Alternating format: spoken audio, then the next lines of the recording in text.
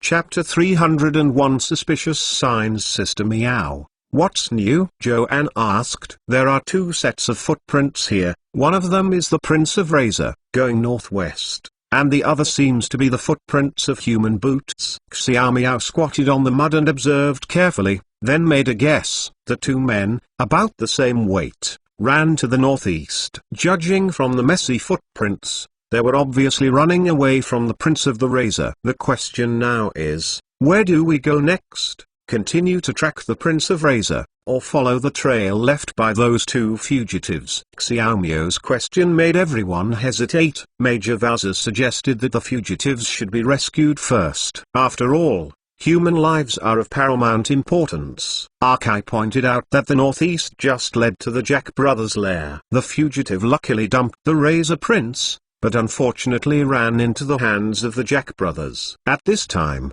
even the body was cold. Rather than detouring these two unlucky bastards, it would be better to go and hunt the Prince of Razors, help Major Vazza get the test of reinstatement, and it is not too late to solve the Jack brothers. Just as everyone was arguing, there was a rustling of movement in the bushes, and there seemed to be crying and crying, which seemed extremely horrible in this wild mountain and wild forest. Hush! Xiao Miao raised her index finger to cover her lips, begging everyone not to make a sound, and prepare their weapons in case of accident. Lin Jian became quiet immediately. 10 pairs of eyes were fixed on the place where the abnormal movement came. A dark shadow ran through the forest, quickly rushing from far to near, staggering. Joan stared at the man for a few times.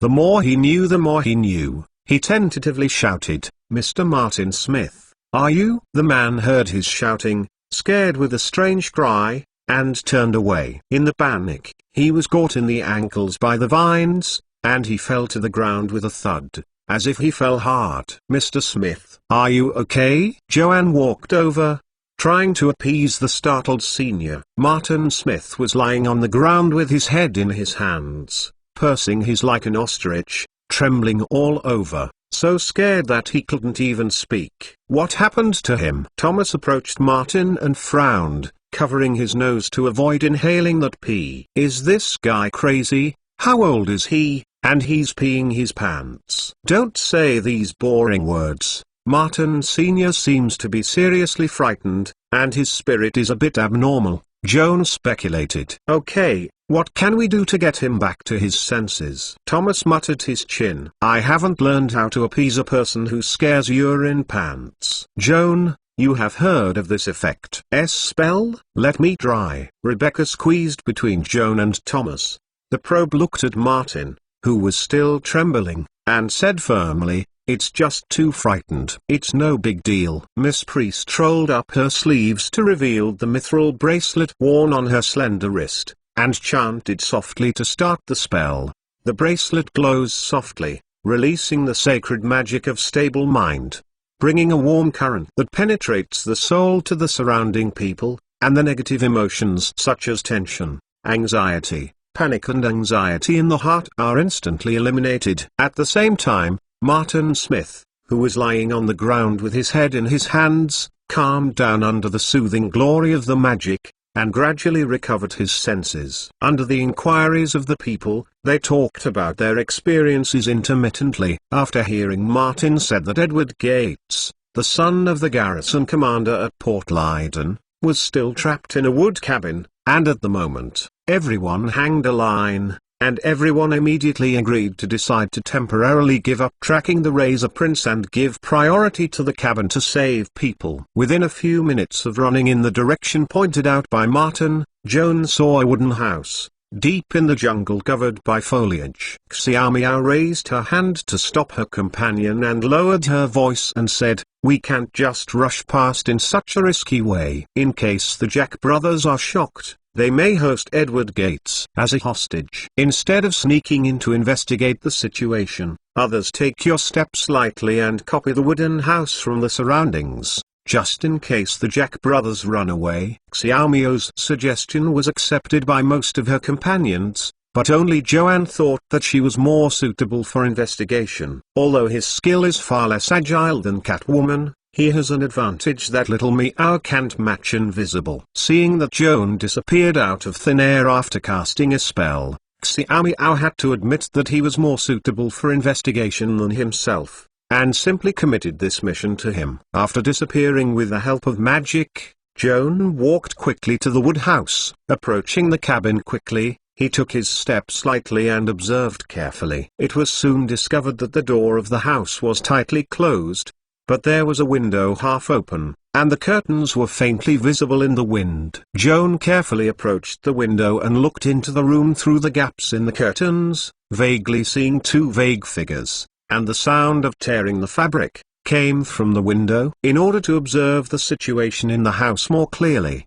he quietly turned around and pressed down on the back neck of the jacket to reveal the strange eye behind the neck. Using this eye that can see things in the dark, he peered into the dim wooden house again. Through strange eyes, Joan clearly saw Edward slumping against the wall and sitting on the ground, seeming to be in a coma.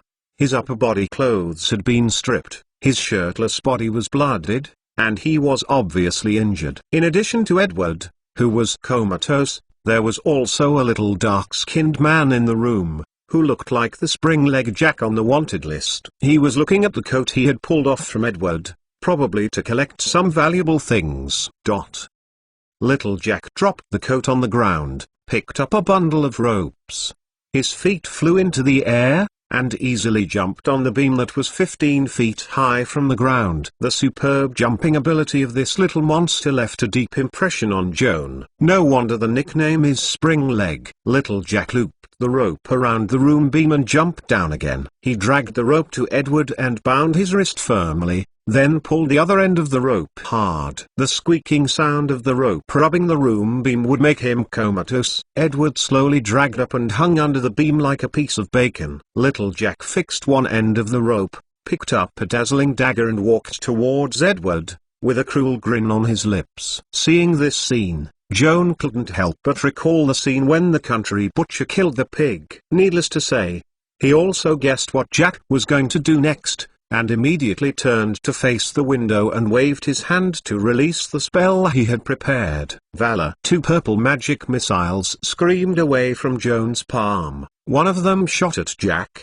and the other shot off the rope. Edward, who lost his rope support, fell to the floor with a puff. Joan didn't hesitate at all. He flicked his cloak to start the shifting and reshaping, and the whole body burst into magical brilliance, and instantly exchanged positions with Edward, who was still in a coma, in the wooden house. At the same time that Edward was out of danger, Joan himself also teleported to the house, and the distance to Jack was less than 10 feet. Chapter 302 Rescue! Damn the devil! Where did it come from? There was a magical missile on Jack's face, and his nosebleed blood was even more surly. Cursing and grabbing the dagger, he swooped at the young mage who suddenly appeared in front of him. Before Joan rescued people, he carefully deduced the dangers that he might face next, and made a response plan one by one. Jack Jr. counterattacked angrily, completely within his expectation, and immediately raised his left arm to block the dagger with a flash shield. Puff! The dagger was set up by the shield. Little Jack hadn't had time to launch a follow-up offensive, and Joan had already preempted the flash shield enchantment special effects. The face pattern drawn on the shield glanced at each other, and his eyes shot a beam of shining light. Ah! Little Jack was photographed by flash burst and felt his eyes sting, and screamed to hide his face and backed away. Joan took the opportunity to grab the rope dropped on the floor and recite the mantra to give it vitality. Yalla! The rope was infused into life with magic, and the sound shook. Joan waved the activity rope to Jack, like a boa constrictor stretched his body. With a snap, the evil goblin's arms were tied tightly, and the dagger also fell to the ground. Seeing that Jack was falling down, he had lost his ability to resist, and there was only one mouth that was still chattering. Joan was relieved a little and turned to the window, intending to greet them. At this moment, weird laughter suddenly came from behind. Joan's heart trembles, and he hurries back to look at Jack, and he is surprised to find that he can still stand up with his arms tied, and suddenly step on the ground, like a cannonball flying into the air. Joan looked up to see Jack's rapid ascent, watching him hit the ceiling with his head. He thought he would be hit by the head and fell down.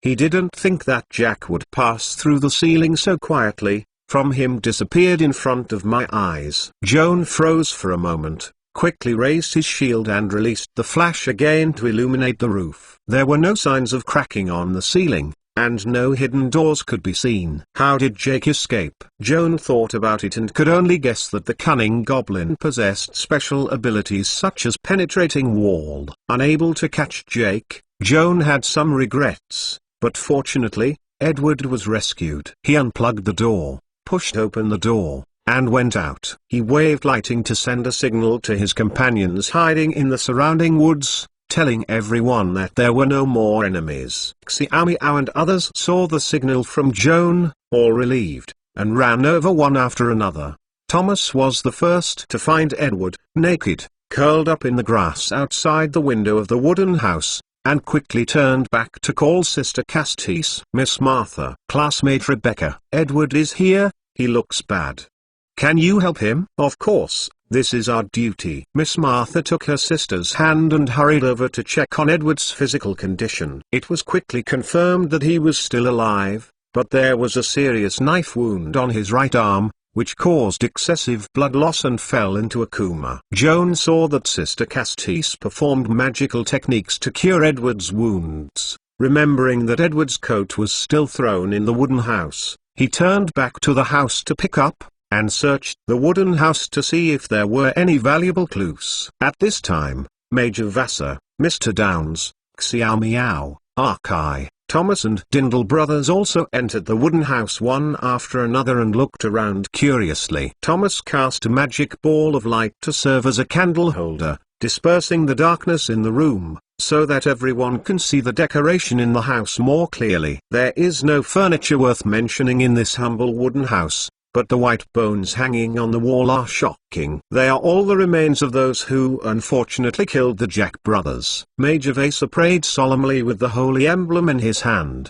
wishing the victims' souls to rest in peace. After that, it is recommended that everyone work together to liberate the skeletons hanging on the wall, bury them one by one in the soil, and finally put a fire to burn this evil spirit. The diffuse wooden house was unanimously approved by everyone. While cleaning up the remains of the victim, Qiao Ansan told his companions how he had just rescued Edward. Confused, Arashi quickly asked Joan, "Have you seen Big Jack?" At the time there was only Jack in the wooden house, but unfortunately I was negligent and failed to catch him. Joan told the truth. It's weird. Big and Small Jack have always teamed up. Why is there only Little Jack in the wooden house but no Big Jack? Aoki frowned. I thought I could wipe out the Jack brothers and the shepherds this time. Now it seems that my intelligence is wrong. Not only are the shepherds not here, even Big Jack doesn't know where to go. Xiaomian and face lost. Qiaoan was digging a hollow thought to say a few words of comfort to her. A horrible and familiar roar came from the window. If the high-pitched sound was substantial,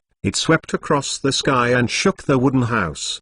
The inexplicable sense of fear also ran through people's hearts, and they were all overwhelmed for a while. Prince Razor, Xiaomai exclaimed with a trembling voice, "It's right here." George Vassar turned to the window and looked in the direction of howling. A circle of golden aura expanded from under his feet, covering all the companions in the room, and at the same time injecting the courage to resist fear of aura into everyone's heart. Under the shelter of the aura of courage, Joanne quickly recovered his composure, walked to the side of Major Vassar and looked out of the house through the window. In the distance, I saw a huge black shadow rising from the woods, strode toward the cabin, and rushed out of the woods in a blink of an eye. Immediately after that, what appeared in front of everyone was a visually striking image of terror. This wild boar, or inspiringly called Prince of Razors, is as big as a Tyrannosaurus, covered in thick and fiery red mane,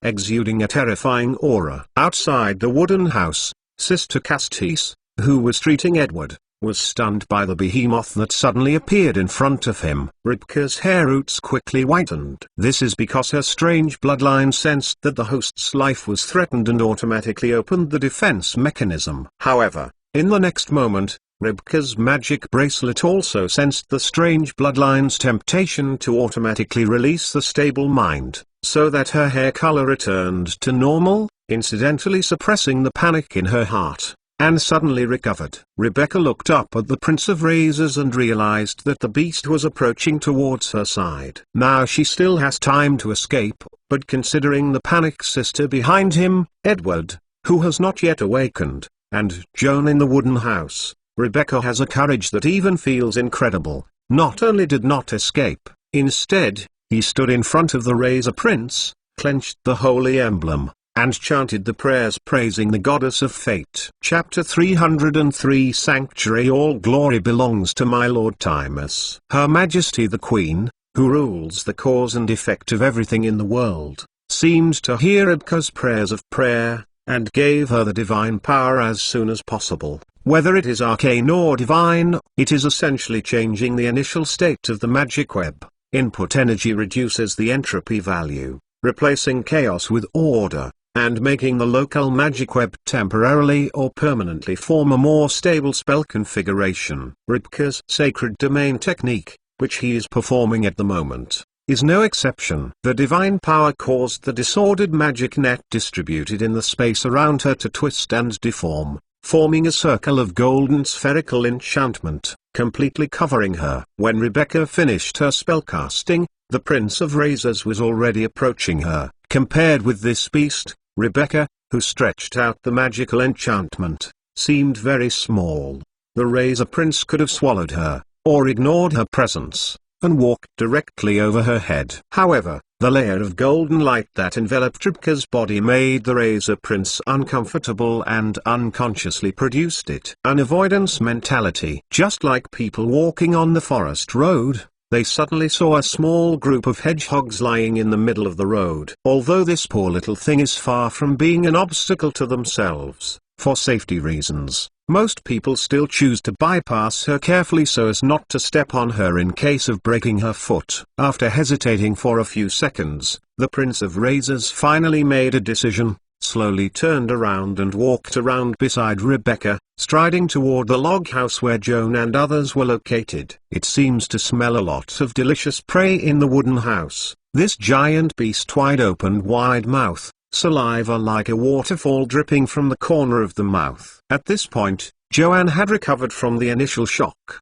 followed Major Vassar in a hurry to leave the chalet, and showed his weapon to besiege the Prince of Razors. As a paladin in the team, George Vassar is duty-bound, knowing that his strength and size are far from the Prince of Razor, still clenching his teeth to face the battle. If he couldn't stop the Razor Prince, others would be even worse. Joan fully understands why Major Vassar made this same suicidal move. The key to successfully hunting the Prince of Razor is that someone must stand up to resist the attack of this beast, so as to fight for the opportunity for other companions to attack. As a mage, Joan cannot replace the role of a paladin, but he can at least provide some boost spells to Major Vassar to narrow the size gap between the enemy and the enemy. Thinking about this, Joan walked quickly to Major Vassar, sprinkled a handful of iron powder on him, and chanted spellcasting spells. Turkifin. This elvish word refers to the powerful and robust in the physical sense,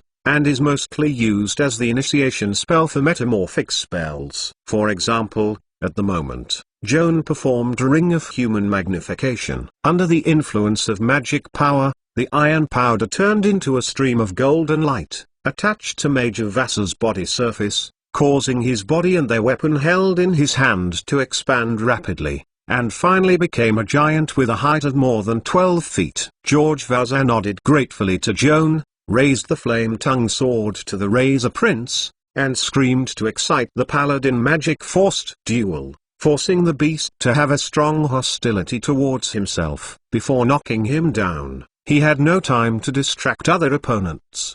The Prince of Razors turned his head and glared at Major Vassar. His huge eyes were flushed with blood, and suddenly howled and rushed over, with his huge fangs stabbing at this weak creature that dared to provoke himself. Mage Joan gritted his teeth and resolutely raised his shield to block it. Boom! The fangs hit the steel shield, Mars burst, and the roar reverberated among the forests for a long time, causing the eardrums to tingle. Despite the blessing of Giant, Mage Joan's size and strength are still far from the opposite monster that is shaped like a Tyrannosaurus. He was hit by fangs and flew out, crushing the wooden house behind him. Resisting the urge to vomit blood, he tried to get up and fight again. The Razor Prince shook his slightly dizzy head, sprayed 2 muddy mists from his nostrils, and took a big step towards the ruins of the wooden house, to crush Mage Joan. A small figure suddenly appeared in front of the ruins, blocking the charging path of the Prince of Razors. Rebecca's golden light surged all over her body, her face was pale, she bit her lips tightly to restrain her fears, and encouraged herself countless times in her heart. Although Prince Razor is ferocious, he cannot break through her Holy Land technique. This has been verified just now. Sure enough, as Rebecca prayed, the Prince of Razors stopped her feet and dropped her huge head, looking at the tiny creature in front of her with annoyed eyes.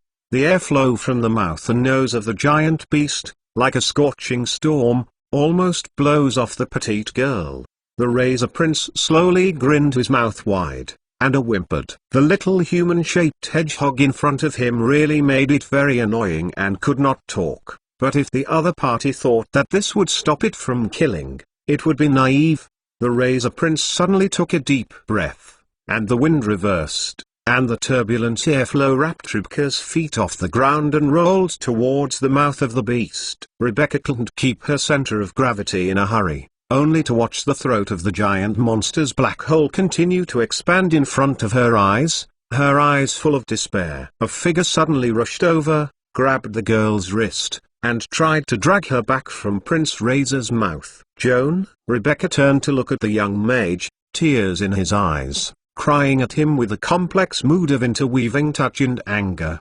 Quickly let go. Don't do anything stupid. You can't save me. This will only kill you. Joan didn't seem to hear her warning, still holding her hand tightly. As a result, as Rebecca was most worried about, even he was swept into the air by the violent airflow, and fell into the mouth of the Razor Prince.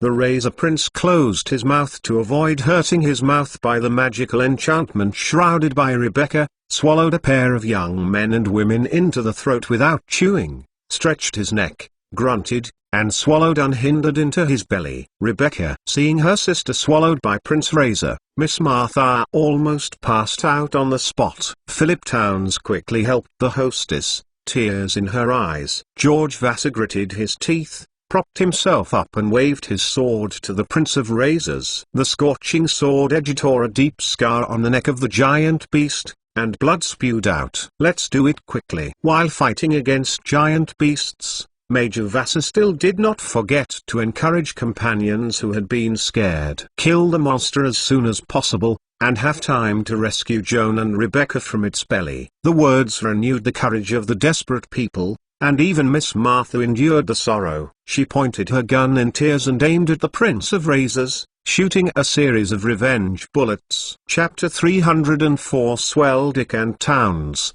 seeing that Mage Joan alone couldn't stand the fierce beast across from him, hurriedly took the Grand Change Potion, picked up his weapon and rushed up to help Mage Joan siege the Prince of Razors.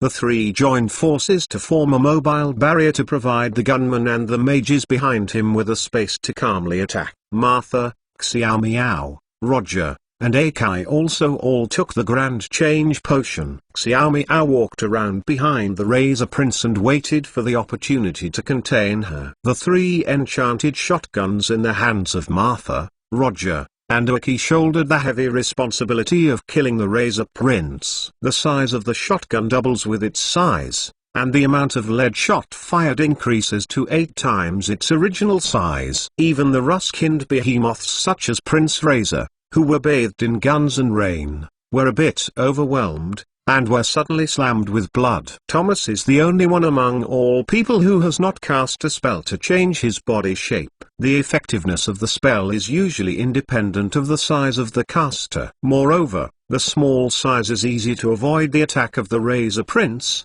so that he can cast a spell on this slightly clumsy beast. Of course, Thomas knew that the offensive spells he had learned were only worthy of the Prince of Razor, so he decisively gave up his destructive spells, first blessing himself with precise casting, to ensure that he penetrated the prince's magic shield, and then raised his hand. A pale beam of negative energy is emitted. Facts show that this debilitating ray is more effective than any lethal spell.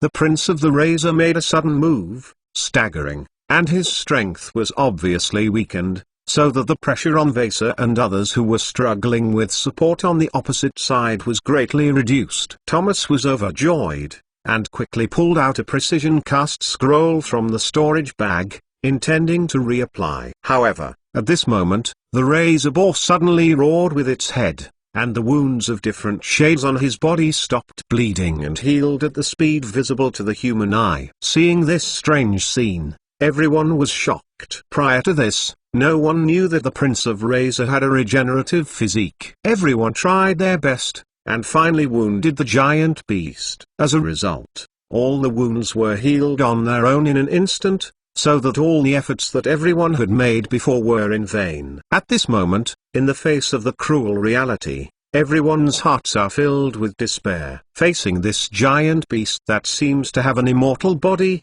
what is the point of continuing to fight? Thomas was holding the scroll, staring blankly at the Prince of Razors, his complexion gradually changing from ashamed to surprised, and his eyes lightened up gradually. Strange. Look at everyone. That fat pig seems to be in pain. Look at it walking and shaking, like a drunk. What is going on? Xiao Miao also noticed anomalies, just under everyone's suspicious and confused gaze.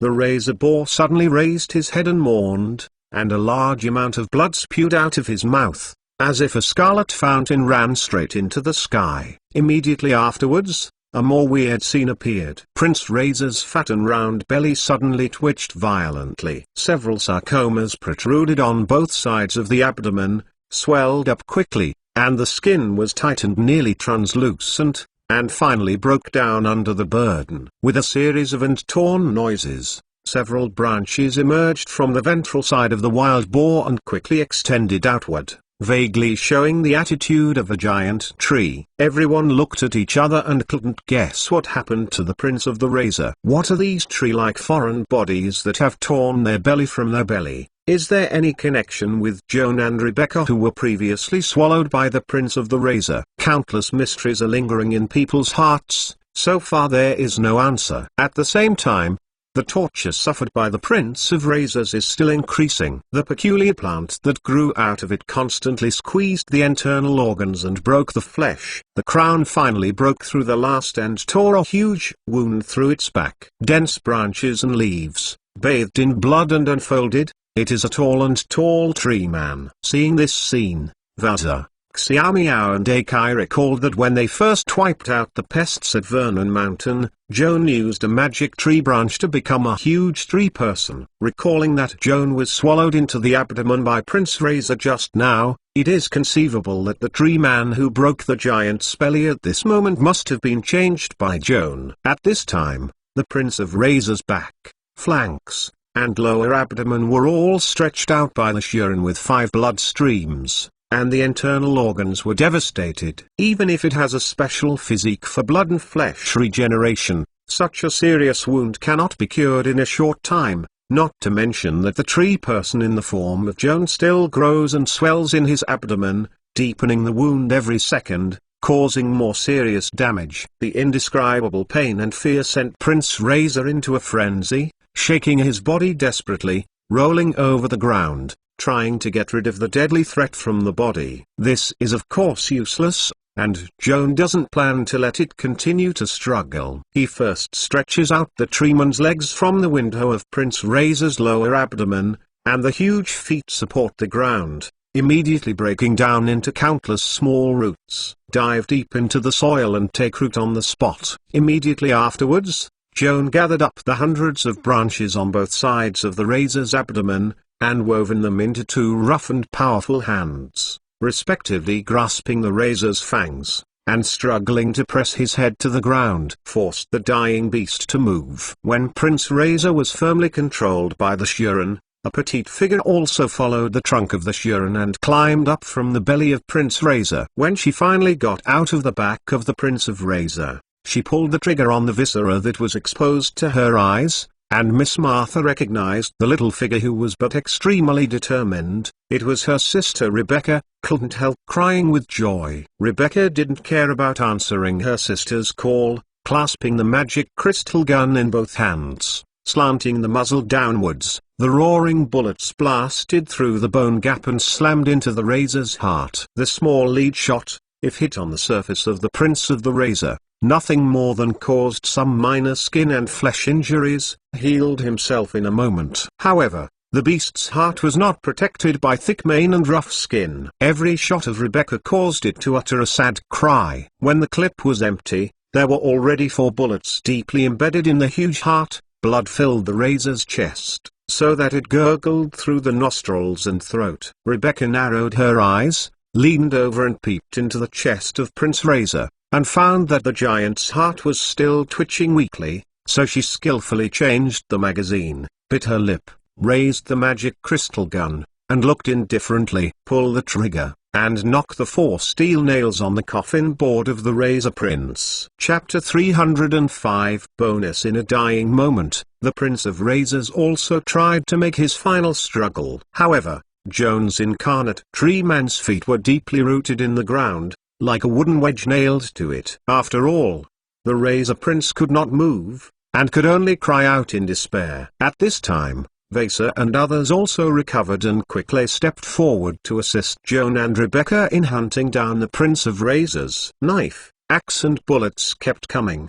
The Razor Prince could not bear even if he had a strong regeneration physique. He finally breathed out his last breath and fell down. Soon after the Prince of Razors died, the branch of Ilmancer also exhausted its magic power, and the roots deep in the earth shrank back. Joan changed from the tree to his original form, took Rebecca's hand, and slid off the back of Prince Razor. After landing, Joan performed a magic trick to remove the blood from himself and Rebecca, and looked back at the huge corpse of Prince Razor's tall building. This beast is daunting even after death. After Joan was afraid, he was also very happy. If it were not for its own branch of Ilmancer, after being swallowed alive by the Prince of Razors, it would become a tree person in time. Prince Razor, Vaser, Martha, and others gathered around and were relieved to see that Joan and Rebecca didn't bother. While the magic of the Grand Change potion hadn't disappeared yet, Vaser, Dick,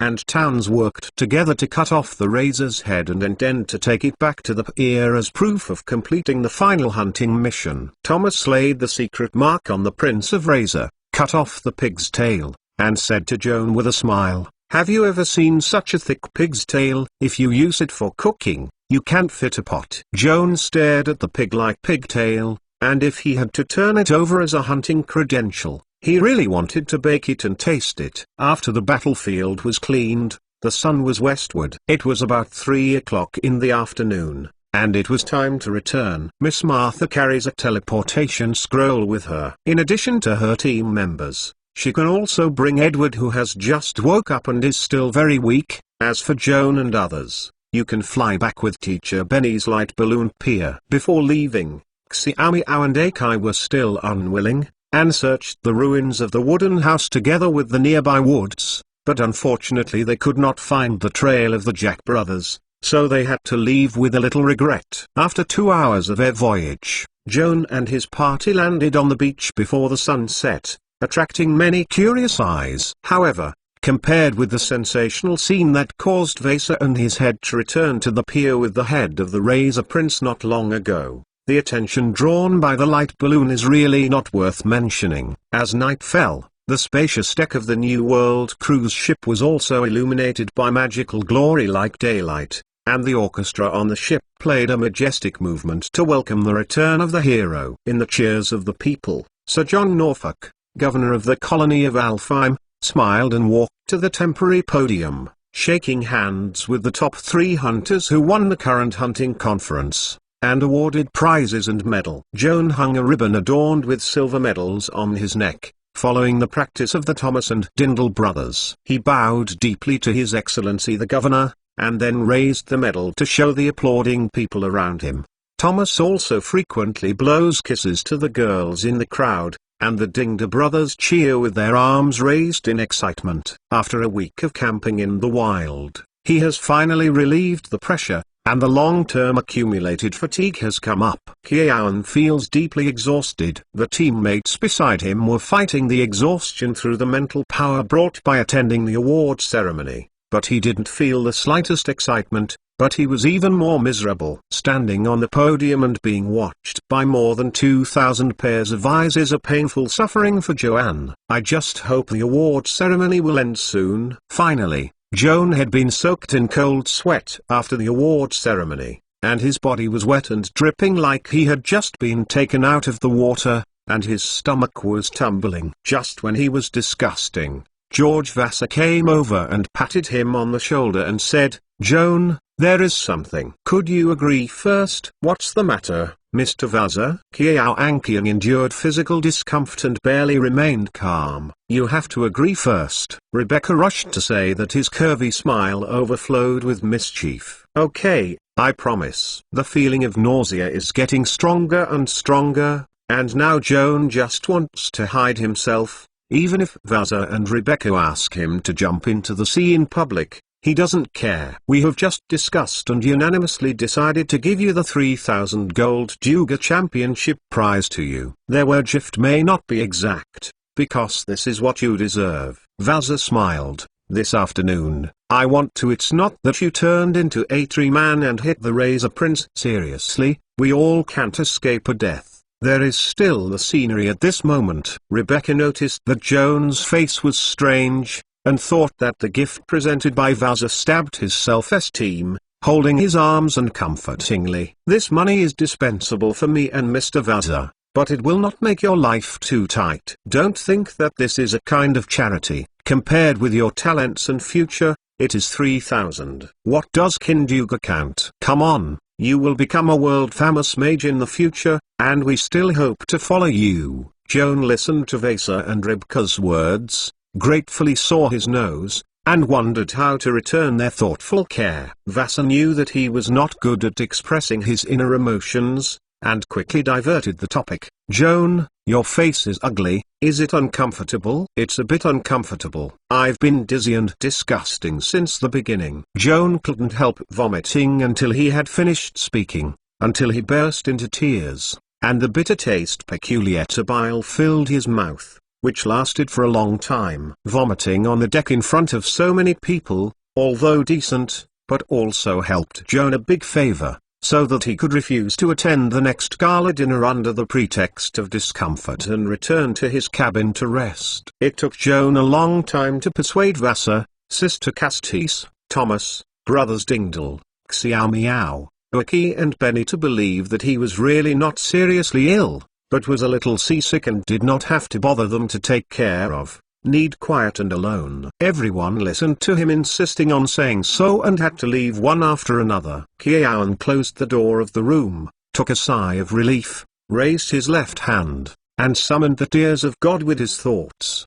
His palm glowed slightly, and a teardrop-shaped spar appeared. "Go back to your room and restore the state of being alone." The discomfort of headache and nausea has been greatly reduced. However, for safety reasons, Joan still soaked in a glass of water with tears of God to drink, to dispel fatigue and restore physical strength. After taking the medicine, Joan took a nap for half an hour, and couldn't bear to continue to spend time, got up and washed his face, sitting at the desk and reading the spell book. There are many previously copied two-ring spells in the book, waiting for him to delve deeper. Seeking knowledge can always make Joan forget trouble and pain. Focusing on the obscure lines of Kenya mantras on the book's complex geometric figures, a series of esoteric mathematical formulas, indulging in the ocean of knowledge. The faint laughter from the banquet hall outside the window seems to come from the other world, is so far away, so unreal,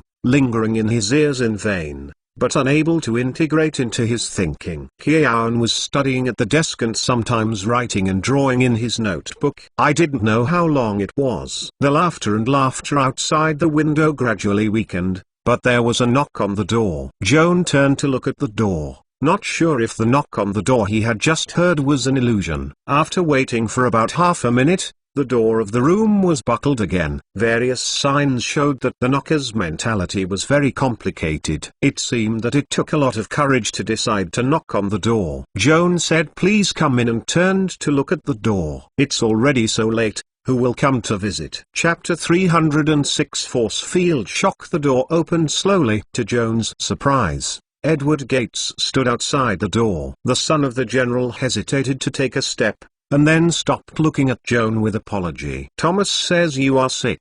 Didn't disturb you to rest? Of course not. Please come in. Joan opened the chair on the side of the desk and motioned him to sit down and chat. I'm not seriously ill, just a bit seasick. Edward, is your injury better? Thanks to Miss Martha and Rebecca for my treatment, I am much better. Edward moved his left arm to show Joan that the wound was no longer a problem. That's good. Joan poured Edward a glass of water and stopped talking. He is really not good at chatting, and he can't think of any topic for a while. Congratulations on getting the second runner-up in the hunting conference. When I learned that you and Major Vaser had teamed up to hunt the Prince of Razor, I couldn't believe it was true. Edward shrugged awkwardly. Just this morning, my team also encountered the Prince of Razor. To be honest, we were all scared and stupid at that time. We couldn't afford the courage to hunt this monster, nor the strength to confront it positively. The only thing we could do it was running away. Only Martin and I managed to escape the Razor's claws,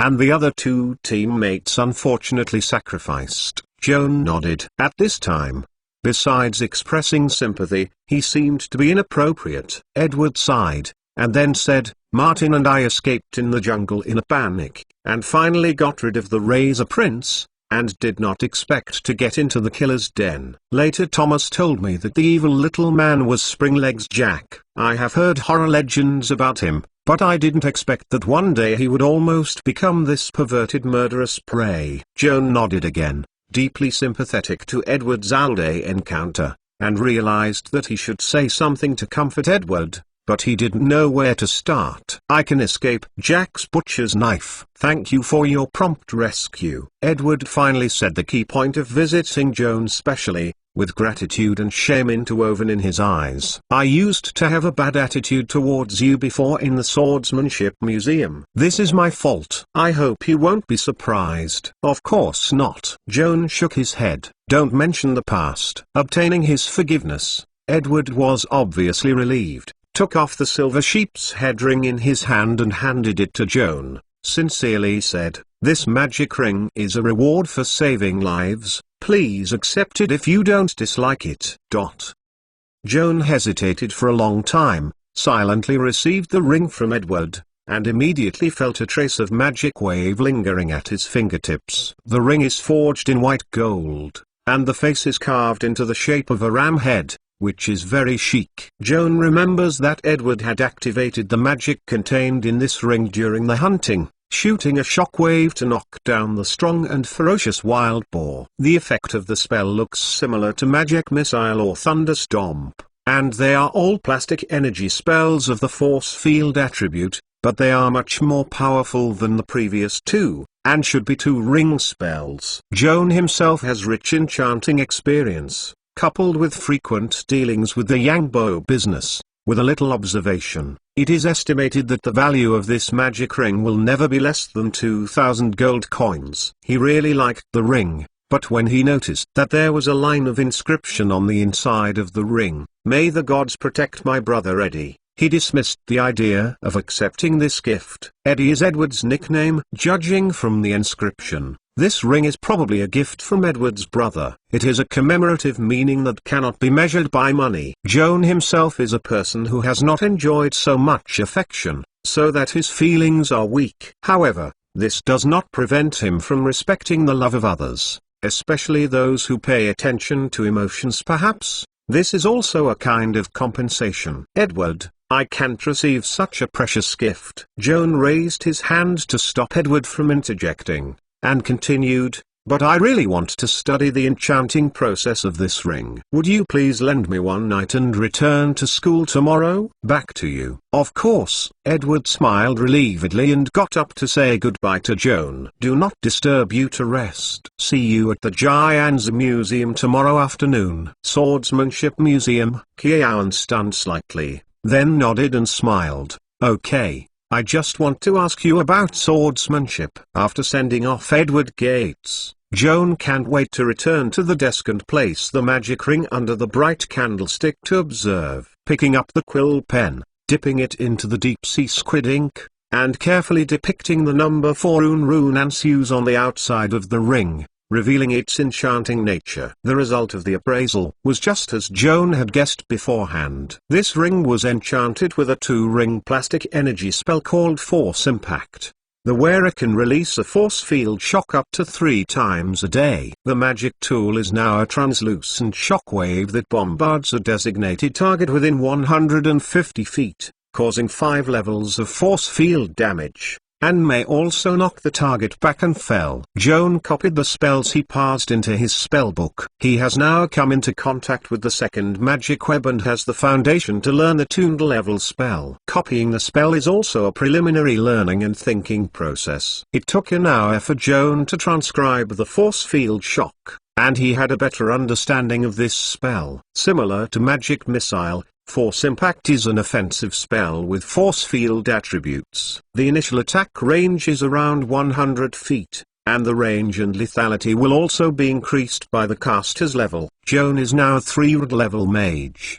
The ultimate range of force field impact is about 130 feet, and the maximum destructive force is about 3 energy levels. From the point of view of destructive power, this spell does not seem to have much advantage compared to a ring of magic like Magic Missile. However, Force Impact is a tuned level spell after all, with a maximum magic level of 10 energy levels. As the caster level increases, its advantages will become more obvious. In addition to the force field shock, Joan's spellbook also records nearly 10 2-ring spells, which he has copied through various channels for a long time. So far, he has only really mastered a stealth, and the remaining 2-ring spells have just been introduced. The hunting conference is over, and Joan has been satisfied with 2 bonuses. He is expected to return to life after returning to school, and can concentrate on these spells. While the cruise ship was drifting on the sea and there was still some free time,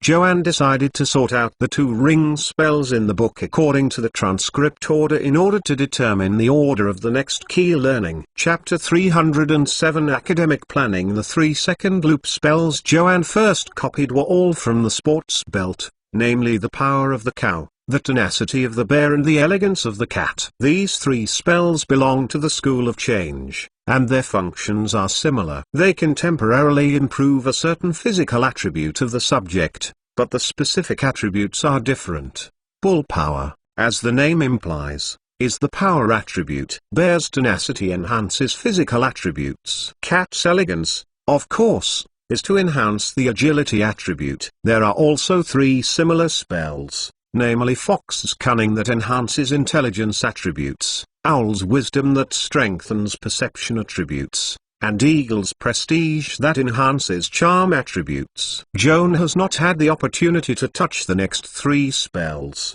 and decided to go to the library to transcribe after returning to school. These 6 change schools of spells are self-contained, and they are very similar in terms of spell configuration, casting materials, and spell rules, and all require animal hair or feces corresponding to their names as casting materials. For example, to exert the power of a cow, you need to use a pinch of cow hair or a piece of dried cow dung. Fortunately, bulls, bears, cats, foxes, owls and eagles are not rare animals, and the casting materials are easy to collect. In addition, The enhancement effect and duration of these 6 spells are all positively related to the caster's level. According to Joan's current situation, a 3rd level wizard casts this type of spell, and the corresponding attribute is temporarily increased by up to 2 points, and the duration can reach 30 minutes. As the level is increased, the duration of the spell is extended year on year. When he is promoted to a 6th level wizard,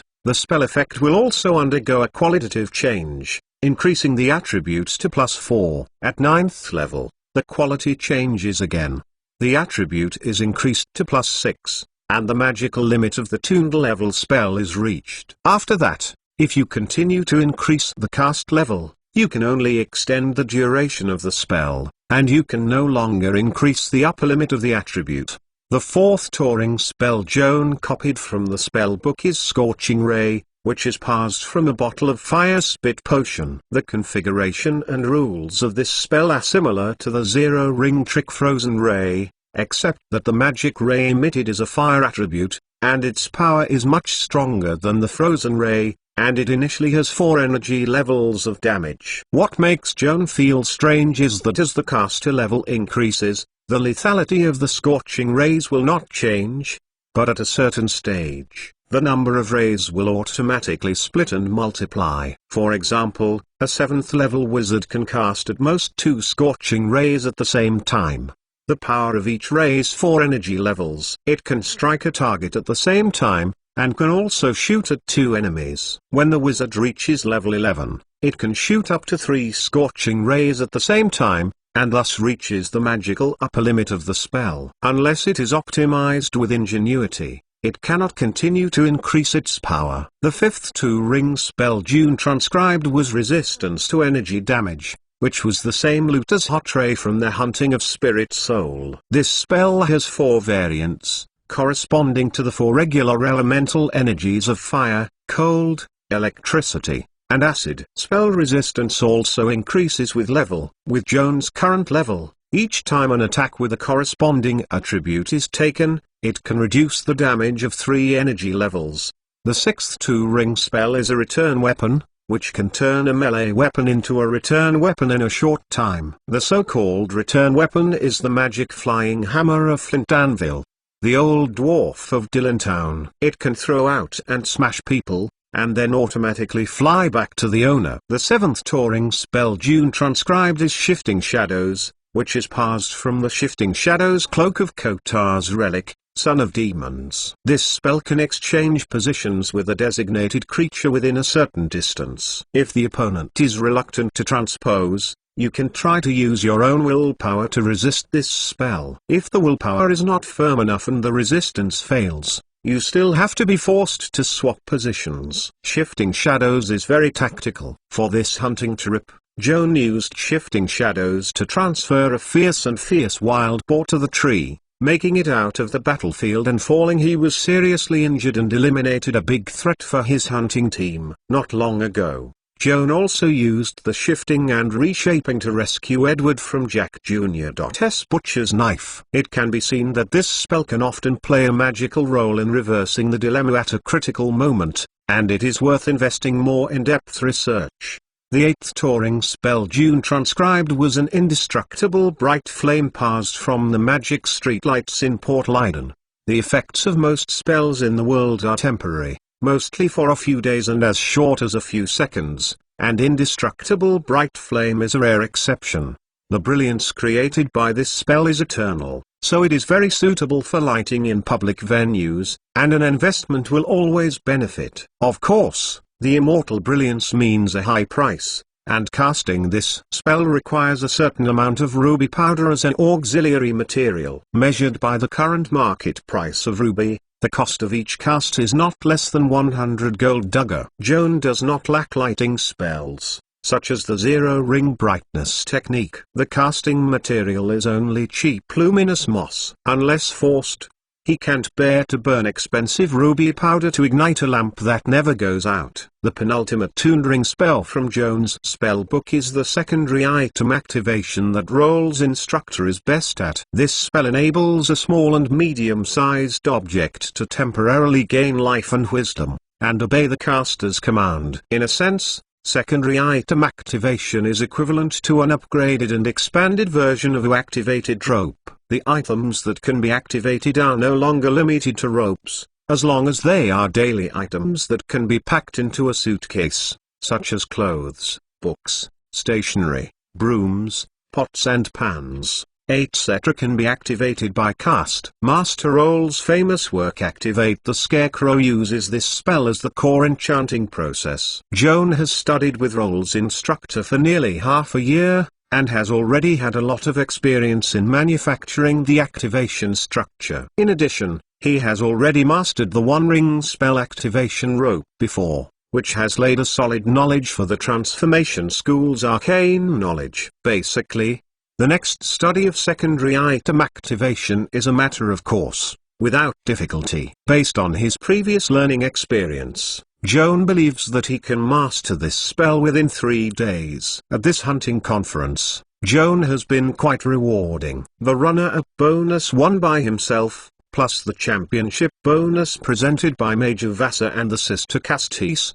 is credited to a total of 5,000 gold. With this generous capital, Joan can try to create, to be exact, imitate, the magic device that he will never forget after seeing it once at the Yangbo business office 6 months ago. Chapter 308 Debt Problem. On the afternoon of July 8, Joan ended his hunting trip and returned to Leiden College. According to yesterday's agreement, Kian first went to the Swordsmanship Museum, returned the ram ring to Edward, and practiced an hourly swordsmanship under Edward's guidance. After that, the two went to the boxing gym next door to find Thomas, and the 3 students went to the cafeteria to eat together. Thomas initially saw Edward and Joan walking together, and was a little wonder how the relationship between the two of them suddenly became better. Later, he remembered that Joan saved Edward's life in the Jack's wooden house yesterday. Although Edward was a little careful, he was not an ungrateful person. He was grateful afterwards, and it was reasonable to take the initiative to repair the relationship with Joan. After dinner,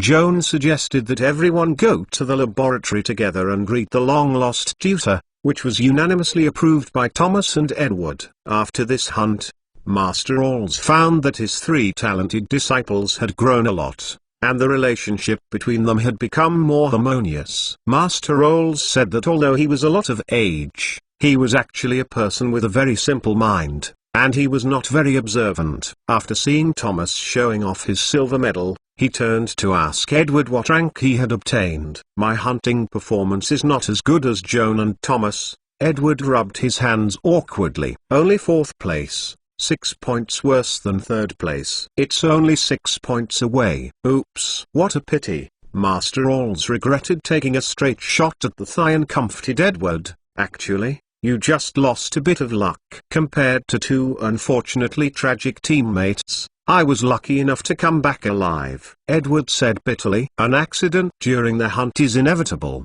so I didn't approve of you going to the Wild Boar Island at the beginning. Now you know the danger." Master Rolls took the opportunity to teach his disciples. "It doesn't matter whether you rank or not, you naughty guys will all come back safely, and you can take risks next year. Even if you're elderly, give me a holiday next year. I am not interested in going to Boar Island anymore." Thomas said with a grin. "Why, picking up a runner and tipping your tail." Tutor Rolls glared at the least ambitious disciple. "That's not true. Mainly because we have wiped out the most powerful beast Prince Razor on the island. Without the King of Wild Boar, the Wild Boar Island will be less challenging." Thomas pretended to show off his biggest record calmly. "What? You hunted the Prince of Razor?" Master Rolls jumped in disbelief. "Only the 3 of you guys? I don't believe it." "Teacher, I dare not lie to you. Joan can testify." "Of course, this is not our credit, and the assistance of the team that won the championship of this hunting." Thomas, the Cowhide King, did not show much performance when he hunted the Prince of Razors. At this time, the story of hunting was very exciting, and the mentor of Rolls was stunned. The 4 mentors and apprentices chatted until midnight. The Rolls tutor asked the students who were satisfied with the ins and outs of the Prince of Razor to return, and left Joan alone at the door. encouraging him to concentrate on his studies and strive to go to Mage University for further study. Joan certainly understands that everything the mentor does is for his own good. Although he was reluctant to leave the familiar and comfortable environment of Leiden College, he was reluctant to leave his friends in Leiden City. Every time he thought of the distant, unfamiliar and cold Midgard, he felt anxious and worried about his academic standards. Less than the admission criteria of the Arctic Institute of Mage University, he still couldn't bear to live up to the pain of his tutor, and he couldn't bear to disappoint him. He nodded silently and said that he would obey the tutor's arrangement. The quiet time is like running water, quietly passing away without leaving any traces. Counting from the day you returned to campus after the end of the hunting trip, a week passed. On Saturday, July 13th, Joan walked out of the campus early in the morning and took a public carriage to Yangbo. As usual, Mr. J.V. Yampo entertained Joan with a hot cup of milk coffee, and asked about his experience during Wild Boar Island hunting. Although he had been in Xiaomiao and Akai before, and heard of Joan's miraculous killing of Prince of Razor, he still wanted to hear Joan himself tell more thrilling details. After chatting for half an hour,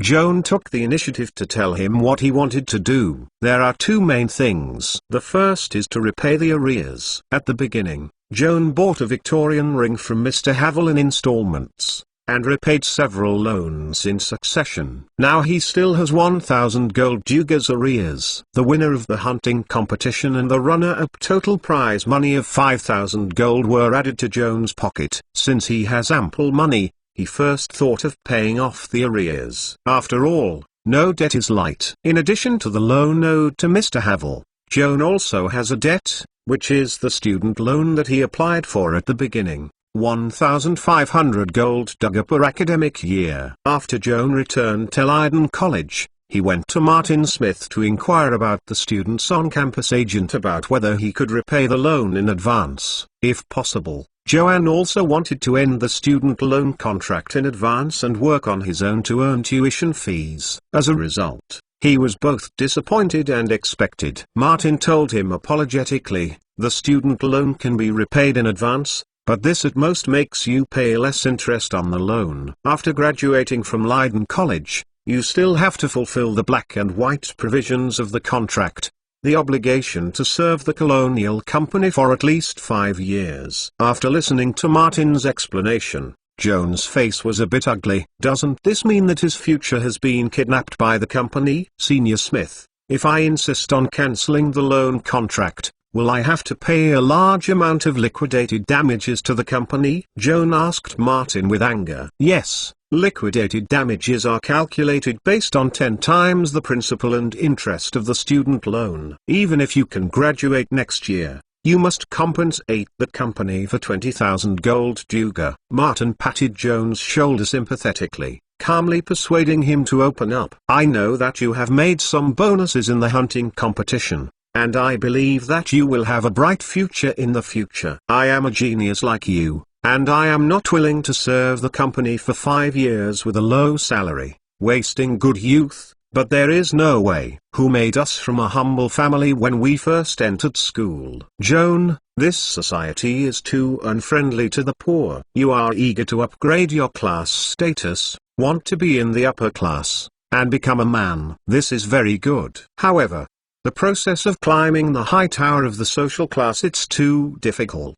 Talent and good luck are not enough. You need more patience. Chapter 309 Imitation. Joan is actually not interested in sharpening his head to climb up, and does not care about his social status. He just doesn't like the feeling of being in debt and being controlled by others. If the free body could be redeemed, he wouldn't mind spending more money. But the 20,000 gold dugas liquidated damages, or ransom is more appropriate, was too much for him to afford. Despite being misunderstood by Martin, Joan did not defend. Martin saw him silent, and then said, Joan, with your academic results, you can graduate from Leiden College at most next fall. If you then go to work in the colonial company according to the contract, so as not to waste your talent, it's better to apply to study at Mage University immediately after graduation. I believe Master Rolls and Mr. President are happy to issue a recommendation letter for you. Joan felt his ears feeling strange. It seems that every family and friends around me are vigorously encouraging themselves to go to Mage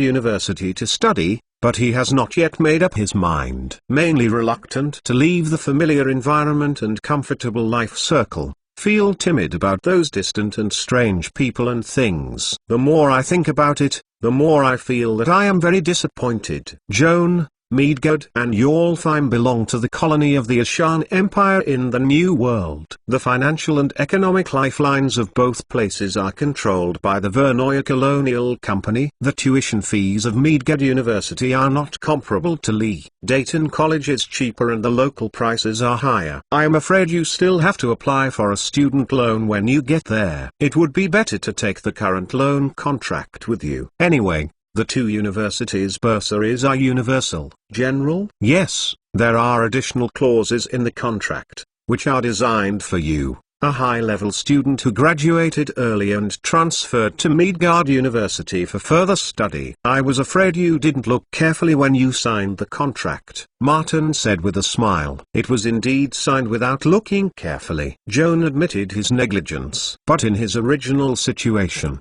even if he scrutinized the terms of the contract word by word, he still had to sign the contract, and there was nothing to regret. Since the student loan cannot be terminated early, Joan simply doesn't care about this matter. Instead of regretting it, it's better to save more now. In the unlikely event that the company arranges for a job that is unsatisfactory in the future, he would rather spend 20,000 gold to redeem himself, rather than waste 5 years of youth in a boring post. Joan's second purpose in coming to the Yangbo firm today is to sell a newly created magic guide, which is also considered to be a reserve penalty in advance for future redemption. Joan, what new gadgets did you invent? And take it out to open my eyes. Mr. Havel looked forward. Joan's stomping boots and alarms last time were sold at auctions held by commercial banks, which made him a big profit. Later, some people came to buy these two kinds of magic devices,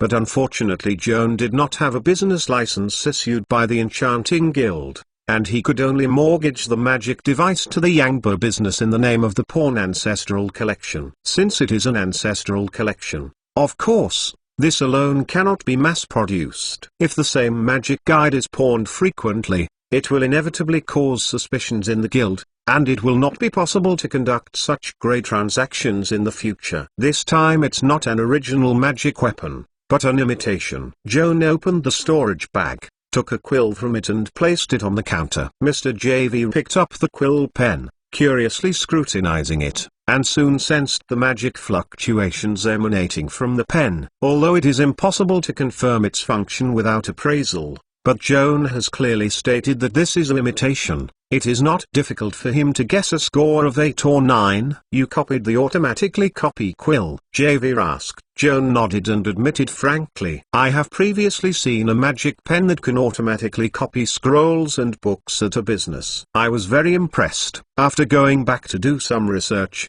after repeated attempts, I finally copied a quill pen with the same function. JV restarted the quill pen according to the mantra provided by Joan. He first dipped the ink in his hand, wrote a few lines of text at random, and then released his hand to give the quill a transcribe instruction with his mind. The quill pen glowed with a faint golden magic, and bounced off the counter. The nib brushed down and hung on the paper, writing skillfully and smoothly. The transcription speed is faster than that of Havel's handwriting, and the handwriting is exactly the same. The tip of the pen rubbed against the paper and made a rustling sound. Under the gaze of Javier and Joan, the quill pen wrote a line. It seemed that the ink was faint, so he stopped the copying, and instead floated to the ink bottle and jumped into the open bottle. Covered ink bottle. After being saturated with ink, the quill rose slowly, and the tip of the pen swayed at the mouth of the bottle, wiping off too much ink,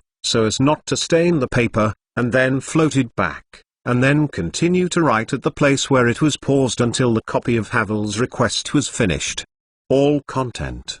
The whole process looks smooth and natural, as if there is an invisible hand holding a quill pen dipped in ink to write. Not bad. Imitation impeccable. JV exclaimed. Mr. JV, the creation of this pen requires enchanting 2 rings of secondary item activation, which cost 2 ounces of magic crystals. The other costs are not worth mentioning. How much do you think it is suitable for pricing? Kiawan asked Havel. The price of the last automatic quill pen was 2,000 gold dagger. And now it seems that the price is low. The 2,000 gold dagger is almost the same as the starting price. It is not easy to say what the final transaction price is. You come up with an idea. I only care how much I can earn. Haha. Still the old rules. How about a 3-ounce magic crystal for your pen? Deal. Joan snapped the hand Mr. JV handed over. This price was completely within his expectation, and he had already thought about it. After receiving the 3-ounce magic crystal paid by Mr. Havel, he used 2 ounce of the magic crystal as the enchanting material and made an automatic quill pen to keep for your own use. You don't have to do the repetitive transcription work yourself in the future, which can save a lot of time for specializing in spells. Only in this way, it seems that he has not saved any money. What can be done for liquidated damages? Forget it. Early consumption and early enjoyment. Troubles like debt. Think about it later. With a mixed mood of suffering, Joan quits Mr. Havel and returns to Leiden College in a public carriage. It was 10 o'clock in the morning, and there was still an hour before lunch. Joan decided to go shopping in the library, taking advantage of 2 free money in his pocket, and transcribed several 2-ring spell scrolls. Joan walked through the reading room on the familiar road, handed the student ID to the librarian, and proposed to check the second spell scroll. The administrator still remembers that Joan had come to transcribe 1 ring of spells last time, holding his reading glasses to take a closer look at him. He couldn't help but be surprised that this young boy was promoted to level 3 wizard so quickly. Chapter 310 New Spell. Kiawan noticed that the librarian was examining herself with higher endoscopy, and she did not resist, allowing her to peep at her professional level. After seeing it, the old lady showed a relaxed smile and nodded to indicate that he could go to the spell catalog. Joan thanked him and walked to the front of the cupboard. He opened a drawer and arranged hundreds of wooden carved cards neatly. Each card corresponds to a 2-ring spell. The loan cost is 200 gold dagger. If you want to copy all the 2-ring spells in the library to your own spell book, it will cost 20,000 gold coins. Joan felt the scalp was numb just thinking about it. The mage was really a money-burning business. Joan put aside his distractions and calmly went through the spell catalog. He soon discovered that most of the 2-ring spells are only suitable for specific occasions and targets, and there is no need to spend money to copy. Eliminate the 11 2-ring spells that have been transcribed in his spellbook. There are about 30 or 40 more 2-ring spells that are more versatile. What he has to do at this moment is to select a number of higher cost performances from it as a priority. Courses to learn. After preliminary screening, Joan picked out 20 cards from the drawer. The 2-ring spells corresponding to these cards are very useful and will be learned sooner or later, but he can't get enough money to copy all these spells, and he has to endure pain and cut the love for a second round of screening. Picking up a card and looking at it, Joan forced himself to put it back in the drawer, and he was very upset. It's ridiculous to think back to my complacent mentality when I just got the bonus of the hunting contest. Even if you copy the spell scroll, you have to make careful calculations. I am afraid it is still far away from the day when you reach financial freedom. After some difficult choices, Joan finally chose 8 2-ring spells, paid the library manager 1,600 gold dagger borrowing costs, and returned to the reading room with a bunch of scrolls to study hard. Joan first selected 3 change-based spells: Fox's Cunning, Owl's Wisdom and Eagle's Prestige, and his already mastered Bull Power, Bear Toughness and Cat's Power. Elegance belongs to the same system, which can be bypassed by similar categories, and the learning is not difficult. In fact, among these 3 spells, what Joan needs most is the Fox's Cunning to enhance intelligence and Wizard's casting attribute, the owl's wisdom to enhance the perception attribute and the eagle's prestige to enhance the charm attribute. Relatively speaking, it's not so important. It can be postponed until the future is more generous. However, in this way, the above 6 two-ring spells cannot be combined to form a perfect system. I always feel that something is missing and I am uncomfortable. In the end, Joan had to admit that one of the most important factors was to satisfy his obsessive-compulsive disorder. The second two-ring spell Joan borrowed from the library was higher endoscopy. This spell is a comprehensive and enhanced version of the Insight Ring 0. It can not only check your own situation, but also peep at others' camps, attributes, occupation levels and health status. It is a necessary means to detect enemy situations. Once the advanced inner surgery is blessed, the spell effect can last for a whole day. On this day, you can peek at any target at will, but whether you can see through the opponent's details is not necessarily. If the opponent is alert enough and strong-willed, it is possible to resist peeping with his own will and avoid exposing his secrets. Peeping and anti-peeping is a spiritual contest. The mana, willpower, and unpredictable luck of both parties determine the outcome of the victory and defeat. This is confounded by the vast majority of people who need to break through the target will defense line to take effect. Control system spells are consistent. Joan next chose Stable Mind. This spell has two versions, Divine and Arcane. Except for the different energy properties of the driving spell, there is no difference in other aspects. Its role is to temporarily suppress various abnormal emotions, including but not limited to rage, fear, and charm effects. During the duration of the spell, the caster and his companions within 20 feet are not affected by abnormal emotions, maintaining a calm and rational state. The reason why Joan prefers to choose Stable Mind is mainly inspired by the fierce battle that hunted Prince of Razor not long ago. Before he and his companions had seen the Prince of Razors, he was almost scared to urinate his pants by the fearful aura inspired by the other's roar. Fortunately, Mage Joan opened the aura of courage, coupled with Ribka's Stable Mind, to help everyone dispel fear and stabilize the military in time. Otherwise the next step is not to fight. Most hunters including Joan are early. I was so scared that I pulled my legs and escaped. There are so many monsters like Prince Razor who are good at using magic or supernatural powers to intimidate, confuse and irritate their opponents. Joan himself is also good at performing frightening and human charm, so he deeply understands these kinds of the terrible point of the attack method. No matter how strong a person's appearance is, once his emotions are out of control, he loses his senses, and is inevitably used by others. In order to counteract such provocations, ancient and modern casters have developed many psychic defense spells, of which the most applicable and the lowest level is Stable Mind. Joan also gained another insight in this hunting competition. When faced with strong enemies or few enemies, purely destructive spells are far less effective than those that can control the field. For example, in the face of a large group of wild boars, the release of a magic missile or burning hand will not only change the predicament, but will make you die faster. However, a greasy technique released in the proper position may block the swarm charge and give yourself a chance to escape. Joan already possesses offensive two-ring spells like Scorching Ray and Force Field Shock.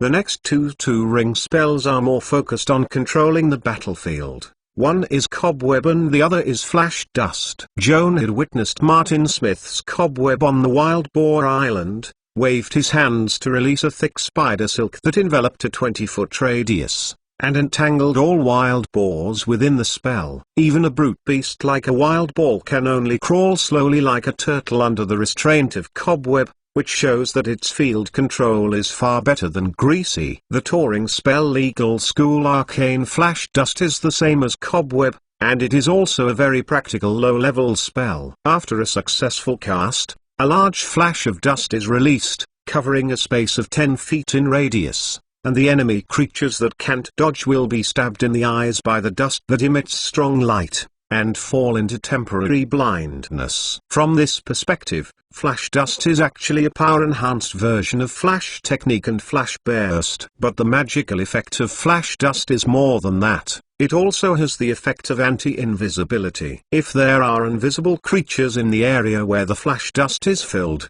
the body will show a clear outline due to the attachment of the flash dust, thus losing its invisible ability. Both cobweb and flash dust need to be matched with specific casting materials. Fortunately, they are not rare objects. The former requires a piece of spider silk. The latter requires a piece of mica, and a few copper plates can buy a lot. The last Turing spell June copied in the library is the most complicated and esoteric, and it is also the most versatile. It is so extensive that it is impossible to list its specific usage at all. This magical and great spell is the pride of the transformation school. 2 Rings of Morph Transformation. Chapter 311 Storm from the Old World 1. As its name suggests, Morph can temporarily turn the subject into a creature that is similar to its own creature type. For example, a human mage can be transformed into most humanoids by using the transformation technique, which includes not only human males, females and even transgender people, but also goblins, gnomes, dwarves, elves, lizardmen, orcs, etc. Ethnic groups with a close human lineage. The operation of the transformation is quite complicated. The caster can either become a person who does not exist in the world out of nothing, or simulate someone's figure, appearance and clothing, and become exactly the same as the other. Regardless of the method of transformation, the subject's own attributes and professional abilities usually do not change before and after the transformation, but the functions related to physiological characteristics are likely to undergo drastic changes. For example, Joan becomes a winged man. He has a pair of wings, and can fly freely for the duration of the transformation. Even if he can't swim originally, he can grow scales and gills after becoming a mermaid. Like a mermaid, it swims underwater. Transfiguration can also temporarily change a person's gender. If a man turns into a woman, she can conceive and produce offspring just like a real woman, but the spell usually cannot last until she completes a long pregnancy period, and once the spell ends and becomes a man, the seed of life bred in the body will also quietly annihilated. Casting morph becomes a specific creature, and requires the creature's hair or flesh as a casting material. Human mages can usually only become humans or similar humanoids. But Joan also noticed a detail when copying the scroll. Morph also applies to special lineages. For example, a mage has a devil lineage. Although he looks indistinguishable from ordinary people on the surface, when he casts a transfiguration technique, in addition to the regular humanoids, he can also choose to become a devil as long as the devil's vitality is not so strong as to exceed the magic limit of the tuned level spell. Seeing this explanatory text, Joan naturally thought that he had a strange pedigree, so could it become a variety of strange things? It's a pity that he doesn't know much about strange creatures. He only knows a few famous species such as Demon Destroyer, Demon, and Benthic Devilfish, and these famous strange monsters are too powerful to use his current cast ability, even if it is reluctant to change, may seem very fake. And it is not an easy task to collect these rare and strange blood and flesh as a casting material. Gently patting his forehead, Joan dispels those unrealistic delusions, and decides to copy these spell scrolls and go to the Vaser's private library to find out the strange subvolumes of Monsters of Vaes. If you read it carefully, you might be able to find some more practical anchors for Morph. The school is like an ivory tower. And despite the changes in the outside world, there is always a quiet desk. However, when the entire world of theirs changed dramatically, from the old continent to the new continent, the upcoming storm shrouded Joan, who was devoted to studying in the ivory tower, could not be alone, and was forced to leave the campus and get involved in this beginning unexpected storm. Perhaps it is because Xiao Miao, as and Mr. Benny all work in newspapers and are influenced by their friends. People like Joan, who didn't care about current affairs, have also recently developed the habit of reading newspapers. In the early morning of July 14th, Joan went to the grocery store near the dormitory to get milk, and incidentally spent a silver coin to buy a Leiden Post issued that day as a breakfast pastime. Joan turned over the front page of the newspaper, and a striking headline came into view: "The Far East Riot." Joan thought about it for a while before thinking of the so-called Far East region in the headline of the newspaper, referring to a province in the easternmost part of the Ashan Empire. The local climate is extremely cold. Half a year is winter. The wilderness is covered with endless primitive coniferous forests. Since ancient times, wild animals have been rampant and bandits are rampant. The bankrupt peasants who lost their land in the empire would rather take the risk of burying their fish belly, travel by boat across the ocean to the new continent, and do not want to migrate to the Far East to open up wasteland on the frozen soil surrounded by wolves and orcs. So they were classified as the Empire territory has not been fully developed over the years, and it still maintains the original ecology of desolation and bitter cold. Later, the Far Eastern province was simply used by the imperial authorities as a place of punishment for prisoners, especially those pagans and heretics convicted by the Holy Light Holy See. All packages are packed and driven to the Far East to save wasteland, which can be regarded as waste utilization. Over time, these heretic exiles and their descendants gradually became the main residents of the Far East, intermarrying with local indigenous barbarians. The cultural traditions originating from the inland of the empire have also merged with the mythology and customs of the local aborigines to form a unique style of civilization. It has gradually drifted away from the mainstream culture of the inland of the empire, so that it has evolved a brand new nation. This is what the locals call themselves Far East. The birth process of a new nation is quite long, often accompanied by the formation of new beliefs and cultural consensus. When this process reaches an irreversible stage, this brand new nation will inevitably get rid of the double shackles imposed on its spirit and flesh by the sovereign nation, and seek broader freedom and rights. The imperial authorities will of course not accept the demands made by these lowly heretics, and violent repression has become a logical means. However, where there is oppression, there is resistance. The more the imperial authorities oppress the residents of the Far East, the more the local people hate this regime that does not regard themselves as people. The more fierce the resistance, the rift between the Far East province and the inland empire is not only bridging, but torn apart more and more. This suppression rebellion friction has been going on for many years. The imperial authorities can always suppress the resistance of the Far East people by virtue of strong force. Afterwards, they have to sneer at the words "the poor mountains" and "the evil water" out of the people. I don't think this group of barbaric barbarians can do anything. However, when the time came to the beginning of this century, things gradually changed. An underground church called the Sindra Church has expanded rapidly in the Far East, replacing the Paro Church and the indigenous gods as the mainstream belief of the local area, and the number of believers is increasing day by day. The Sindra Church was dismissed as an evil cult by the Imperial Orthodox Church,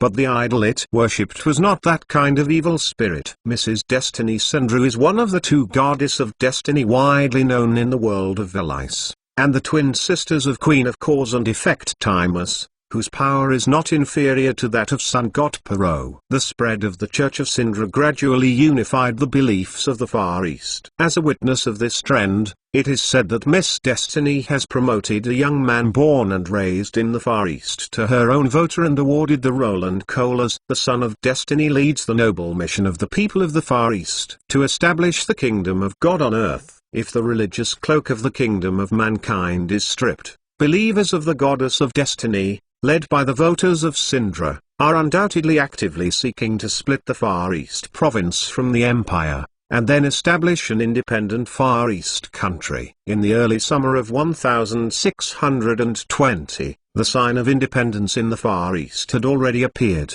and the international community was aware of it. However, it was unknown whether it was because of slow response or overconfidence. The imperial authorities had not yet taken substantive action against this dangerous sign. The current governor and archbishop of the Far East, Philip Wallenstein, has repeatedly said that these cults are not a cause for concern. Instead of focusing on the Far East militia who generally worship the goddess Sindra, he has greatly reused the leader of this heretic corpse voters of Sindra, the father of Roland Kohler's General Rudolf Kohlers. Chapter 312 Storm from the Old World. In recent years, Archbishop Philip Wallenstein of the Far East has frequently appointed General Rudolf Kohlers to lead the army to discuss the war and eradicate the evil forces entrenched in the Far East. It seems that he wants to consume the combat power of this heretic corps through successive expeditions, so as to achieve the purpose of collecting fishing profits. However,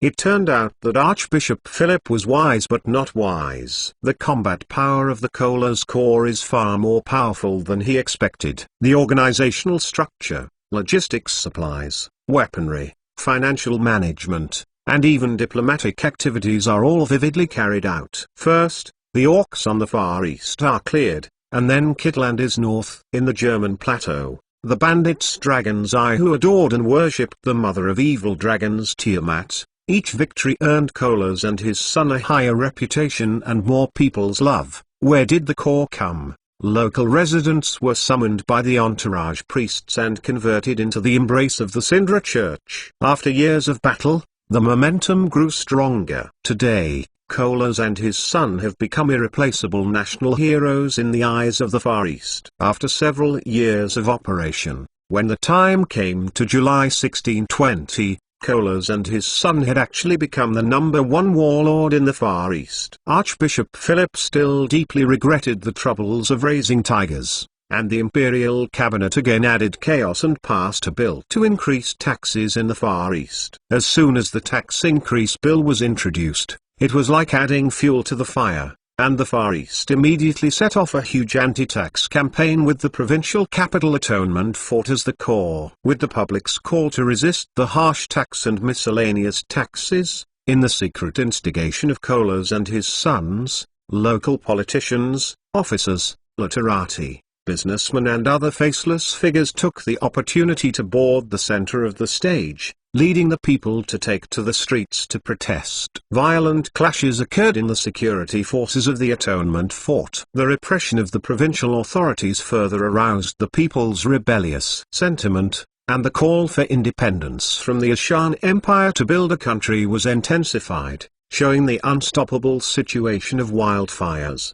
The article published on the front page of the Leiden Post described in detail the tax resistance movement and the trend of independence in the Far Eastern province. Miss Miranda, the editor-in-chief of the newspaper, also personally wrote a social comment. Judging from the standpoint of this social commentary, Joan found that Miranda and the newspapers under his leadership gave a warm compliment to the resistance of the Far Easterners, but instead showed a cold attitude towards the imperial authorities, and there was no lack of sarcasm. This may seem strange at first. Alfheim, after all, is the overseas colony of the Ashan Empire. The largest newspaper in the local circulation does not defend its own home country government, but it has a lot of meaning to be in the same enemy as the rebels in the Far East. What kind of mentality is this? Eat outside? Joan thought about it for a long time, and his confusion gradually unraveled. In terms of the objective environment, although the Far East province is located in the old continent and is part of the empire's territory, no matter whether the empire is in power or the inland residents, the residents of the Far East province have never been treated as equal compatriots. The province is regarded as poor mountains and evil waters, and the local residents are regarded as inferior heretics. When the politicians hold such a state of mind for a long time, how can the Far Easterners not separate themselves from the imperial authorities? Since they are not treated as equal citizens, they take a split for granted. As an overseas colony of the Ashan Empire, Alfheim has similar geopolitical difficulties as the Far East province. In fact, Alfheim is not special. No colony has ever been able to cherish its motherland forever. Thousands of geographical oceans will inevitably cut off the emotional bond. The first few generations of colonists may still miss their home country and be loyal to the home country government, But as time goes on, generations and generations of children born and raised in the colony, the vast majority have never stepped on their motherland's land for the rest of their lives. Naturally, they will have a barrier to the illusory motherland outside the Chongyun. The people of Alfheim are in such a state of increasingly weak feelings and detached feelings from their home country. Most of the locals talk about the Ishan Empire, which is no different from the mentality when they talk about Heilan, Fezen, and Canaan. They are all foreign. Leiden Post has been known for its political stance since its inception, and criticism of the home government is particularly fierce. Perhaps this is an important factor in the newspaper's ability to sell tens of thousands of copies. On the other hand, Joan vaguely guessed that there was an indescribable link between Leiden Post and the Children of Freedom Association. With such a large newspaper and hundreds of employees, the monthly expenses are very large. Coupled with the challenge of the government tolerating the bottom line from time to time, it can survive to the present day and grow bigger and bigger without the support of power and financial resources. No one knows the composition of the Leiden Post's board of directors, but Joan is convinced that the Son of Freedom provides indispensable funding for the newspaper, which includes both money and, more important, intelligence networks. Whoever takes the money will have to speak for whom, and newspapers are not exempt. The Freedom Sons Association made money by smuggling taxes. To put it bluntly, it is a crime syndicate composed of countless large and small smugglers. They certainly hate the government for taxation. Seeing the vigorous anti-tax movement in the Far East, why should we consider what is right? Of course, he unconditionally supports the tax resistance party and criticizes the imperial tyranny that collects harsh taxes. This position is also reflected in Miss Miranda's social comment. Counting from the grandfather's generation, Joan is already a third-generation immigrant born in the colony. He has no impression of the old world separated by the ocean. The tax riot in the Far East province, which is tens of thousands of miles away, will not have a direct impact on his daily life, at least from the current perspective. It is nothing more than a chat after dinner. However, in the same newspaper, another major incident occurred in the southern part of Alfheim, and Joan couldn't help watching. Alfheim is located in the south-central part of Wilnoa. It is a famous trade route, Brass Valley, along the south of the Dring River Valley. It continues through the Brass Valley Pass and continues south. It is a dry and hot climate all year round, spreading in the Gobi and the desert. The Muspelheim area, which is the colony of the Sea Kingdom. Alfheim and Muspelheim border on the Brass Mountain. For a long time, the colonial authorities of the two sides have failed to reach consensus on the border demarcation issue. The imperial authorities and the Cebu authorities each said their own words, publicly claiming that the land-based trade corridor that stretched for more than 300 miles from the Drin Valley to the hinterland of Brass Mountain belonged to the country. There were numerous battles for this and repeated outbreaks. Border conflict. One of the largest conflicts occurred 14 years ago. It originated from a businessman named James Alfheim, who sold fur in the Brass Valley, and had a dispute with the local Cebu merchant because of the price. As a result, our unfortunate Mr. James was not only beaten badly by the Cebu businessman, but also cut near brutally. Chapter 313 The Beacon of the South. One poor Mr. James,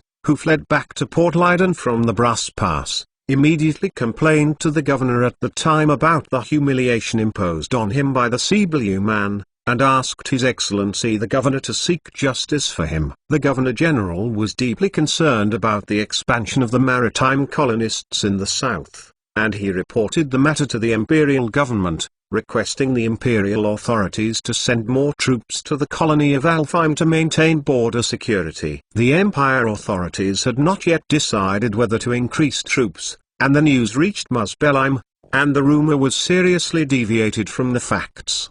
At that time, the governor of Muspelheim mistakenly thought that the imperial army was about to go south, and intended to use the Brass Valley as a springboard to conquer Muspelheim and expel the blue colonists from the area. The nervous governor's excellency appealed to the mother government for help. At the same time, he summoned all the troops in his hand and sent them to the Brass Valley to strengthen the border defense against the legendary imperial army that will soon be sent south.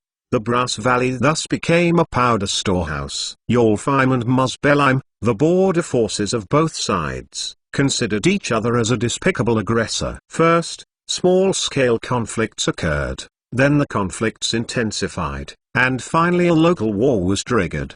Because the fuse of this war was the ear that businessman James had been cut off, it was also called the James Ear War. At the beginning of the war, the Alfheim border guards retreated, and the colonial capital Leiden was about to be surrounded by navy forces. Fortunately, Sir Dantrich Castis stepped forward and led a cavalry in a row, joining the enemy formation, beheading the commander of the navy, and lifting the siege of Port Leiden. He then led the army to expel the navy to the south of Brass Pass, forcing the navy authorities to take the initiative of a truce, and actually won the war. After the James Ear War ended, the two colonies of Alfheim and Muspelheim maintained peace for 14 years. Until the beginning of July this year, the situation on the border became tense again. General Jumonville, the new garrison commander of the Muspelheim colony, is an ambitious young aristocrat. As soon as he took office this spring, he changed the layout of the original garrison commander and pushed the border guards 200 miles north. A military fortress called Dukenberg was built in the Copper Valley. It is still controversial whether Dukenberg's area belongs to Alfheim or Muspelheim. Over the years, both sides have deliberately avoided military activities on the ground, lest triggering a border conflict. General Jumonville did the opposite, and the Alfheim authorities could only consider him to be provocative. Just a week ago, Sir John Norfolk, governor of the Asan-based Alfheim colony, publicly protested the move of General Jumonville, reaffirming that the Brass Valley belonged legally to Alfheim, and sent a special envoy sending a letter to Duquesne, demanding that the local maritime garrison immediately evacuate the Brass Valley and restore the local tradition of demilitarized zone. However, just yesterday, Sir Norfolk's envoy returned to the port of Leiden in disgrace, conveying the attitude of General Louis Jumonville. The noble general of navy origin came to entertain the envoy kindly, but when the envoy made Sir Norfolk's appeal, he refused firmly and steadfastly, and claimed that he was only fulfilling his mission to defend the country. As soon as the matter was seen in the newspaper, it immediately set off an uproar in the port of Leiden and became a hot topic for discussion in major newspapers and social circles. However, when Sir Norfolk was deeply irritated by General Jumonville's provocation, another bad news came from the southern border. A large group of jackal robbers entered from the Brass Pass and burned and robbed all the way along the Dring Valley! Residents and business travelers from the south were deeply affected, and letters from the bandits were rushing in like snowflakes. Jackals are natives of the Brass Mountains and usually only live in the Gobi area of Yolfheim. Now they suddenly cross the pass and enter the Dring Valley. Even Joan, who is not sensitive to the current situation, can see the mystery. Jackals want to go north to plunder. They must first pass the border of the Sea Blue people. On the other hand, if the jackals go north to the Dillon Valley smoothly, there must be a Sea Blue military instigation behind them. Joan could not care about the Far East tax resistance movement across the Meteorite Ocean, but he had to worry about the border dispute secretly provoked by the jackals and the Navy. After all, his hometown of Dillon was at the forefront of the dispute. If the jackals flow along the north of the Dring Valley, his hometown will be looted sooner or later. Holding the newspaper, Joan became more anxious and decided to go to Major Vasa immediately to find out how the military would respond to the threat from the south. When Joan came to Vernon Hills on Sunday afternoon, George Vasa had just returned from the city and was instructing his servants to pack their luggage. As soon as he met, Joan found out that he was wearing a long-lost military uniform and a cauliflower representing the rank of major. "Mr. Vasa,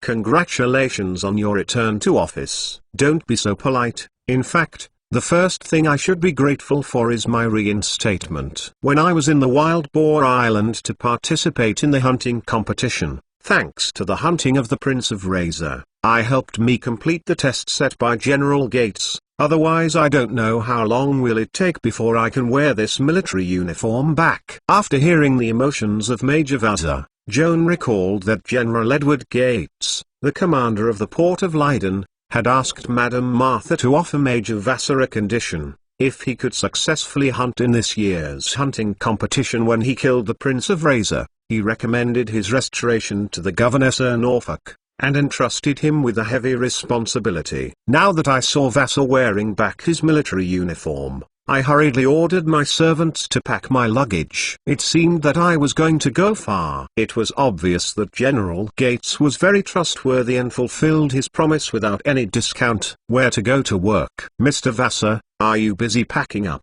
Are you going back to the Knight's camp in Dring Valley? Joan asked rather reluctantly. The first stop is indeed to return to the military camp. It has been almost half a year since I left. I really miss my old man Nathaniel and the boys in the camp. I hope they are all well, Major Vassar said happily. Joan nodded thoughtfully. Major Nathaniel Green is a close friend of Vassar. Vassar alone took the responsibility of sending troops to rescue Dylan without permission from his superiors. Major Green is said to be very angry, thinking that he had also participated in making this decision. Vassar insisted on taking responsibility alone, for good reason. Because the Cavaliers' camp cannot have him George Vassar, but cannot do without Nathaniel Green, the big butler who is in charge of logistics, finance, daily training and psychological counseling of young officers and soldiers. Chapter 314 The Beacon of the South 2 For the more than 300 young officers and soldiers resident in the cavalry camp in the Dring Valley, George Vassar and Nathaniel Green are like the fathers and mothers of this extended family. A family can barely maintain without a father. If they lose their parents at the same time, the young people in the military camp will become uncontrolled wild children. Even if a new commander is appointed by the headquarters, they may not be able to restrain them. I don't know what will happen. Major Green eventually had to obey Vassar's arrangement, staying in the barracks while Vassar was suspended and returning to Hermit in Vernon Hills, and sent a letter to his old friends almost every week, contenting nothing more than complaining about how hard it was to manage the barracks alone, and urged Vassar to return as soon as possible. More than once,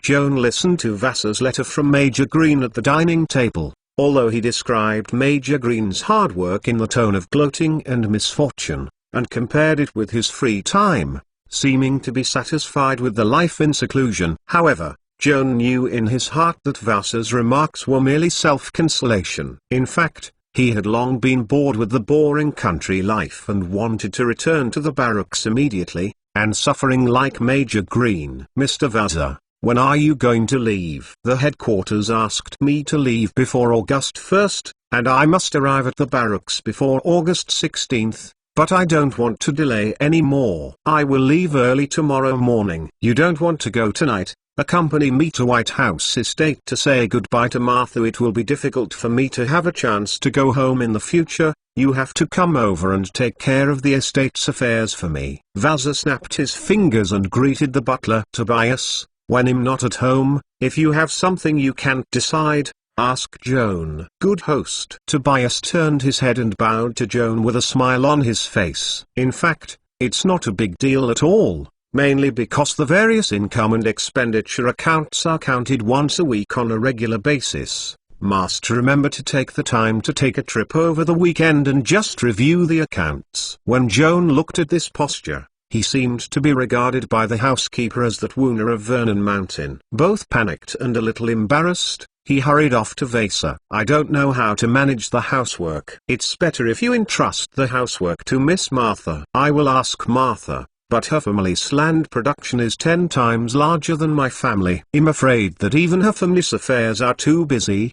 You may not have the energy to take care of this side. Vassar smiled bitterly and changed the subject. I remember you have 2 fellows serving in the Leidenport military camp. You brought them to dinner before, and later participated in the hunting conference together. Is the Dindal brothers right? Yes. My brother's name is Dick and my brother's name is Roger. These 2 guys are very nice. I plan to take them to the Dilling Valley, and stay with me as a servant in the future. Brother Dingdor always admires you and must be very happy to hear this news. Joan was also pleased that his friend was appreciated by Vassar. Suddenly remembering the purpose of his trip, he quickly asked Vassar, the newspaper said that the Navy military established a fortress in the Brass Valley. and also instigated the jackals to rob the north. Is this true? Vaza put his smile away and nodded solemnly. The situation in the south is indeed very tense. This time I return to the Knights camp. My mission is closely related to the border security in the south. Mr. Vaza, I am very worried about the safety of my hometown. Will the jackal gangsters threaten Dillon Town? Vassar looked at Joan's eager expression and hesitated for a long time before saying, as far as military secrets are concerned, I cannot answer your question directly, but I can assure you that I will do my best to maintain homeland security and protect including Dillon all fellow Alfheim including the town residents. Saying this was like saying nothing. And Joan couldn't help but ask, I wonder if the Knights have a combat plan against the raiders from the south? Of course there is. In fact, our plan is not limited to combating the jackal gangsters, but also to give the black hand behind the jackal a color to warn the sea blue people not to stretch their claws too long, otherwise they will be attacked. In the eyes of Mage Joan was silent, guessing that the black hand in Vassar's mouth mostly referred to General Louis Jumonville, the new garrison commander of the Sea Blue Muspelheim colony. Joan, I understand your worries about family members in your hometown, but you are not a soldier after all, and I have something to say to you,